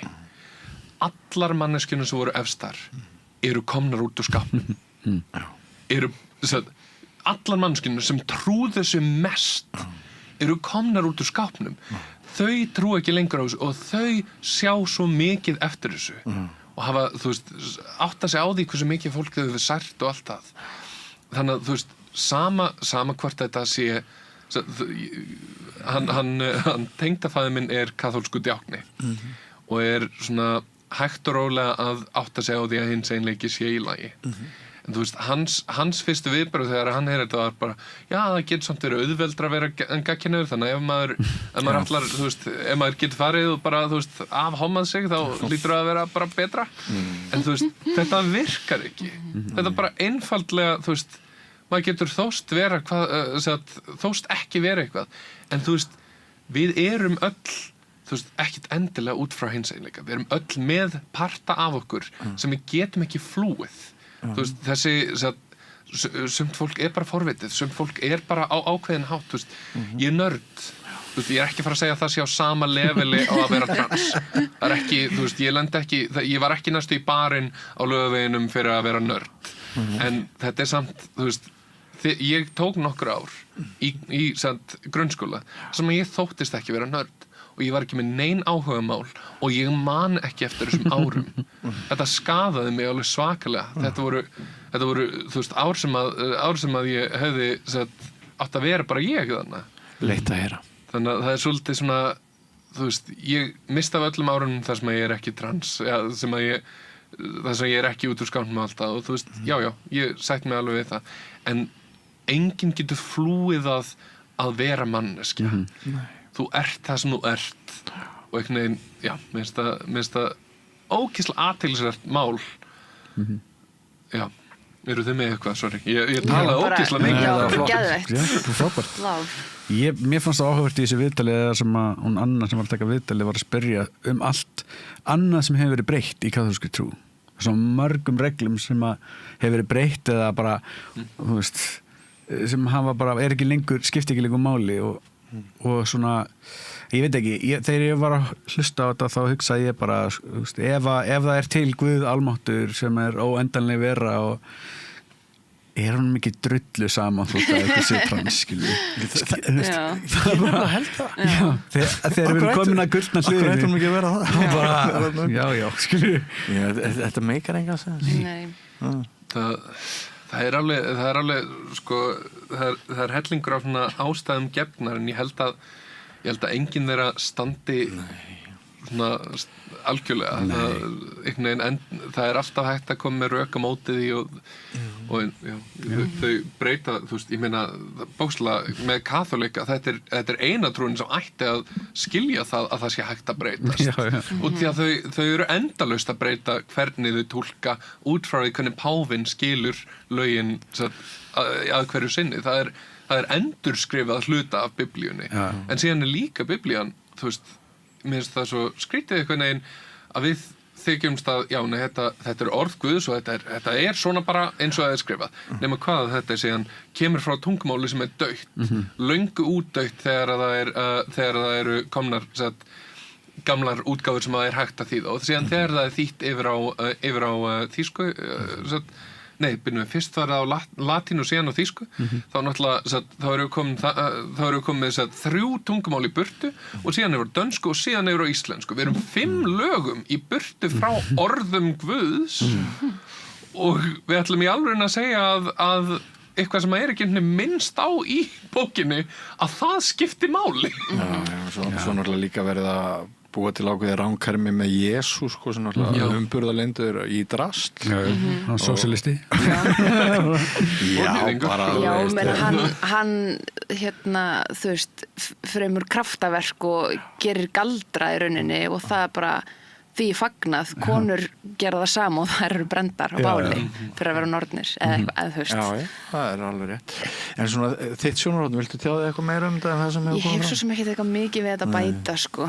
En mér finnst bara svo mikið, það er svo mikilvægt fyrir líka bara ungt fólk sem sem tilheyrir hinsegin samfélaginu eða trans eða að upplifa einhvern kynama eða eitthvað, að það er bara svo mikilvægt að sko fræðsla er svo mikilvæg og svona sýningar og eitthvað þar sem að fólk getur líka bara spegla sig. Við erum ekki mörg á Íslandi sem erum leikarar og erum kvár. Ég held að ég sé eina kvárið innan alla félagi íslenskra leikara og það er bara svo mikilvægt að eiga fyrirmyndir að fá að sjá einhvern á sviði sem er eins og maður eða þú veist.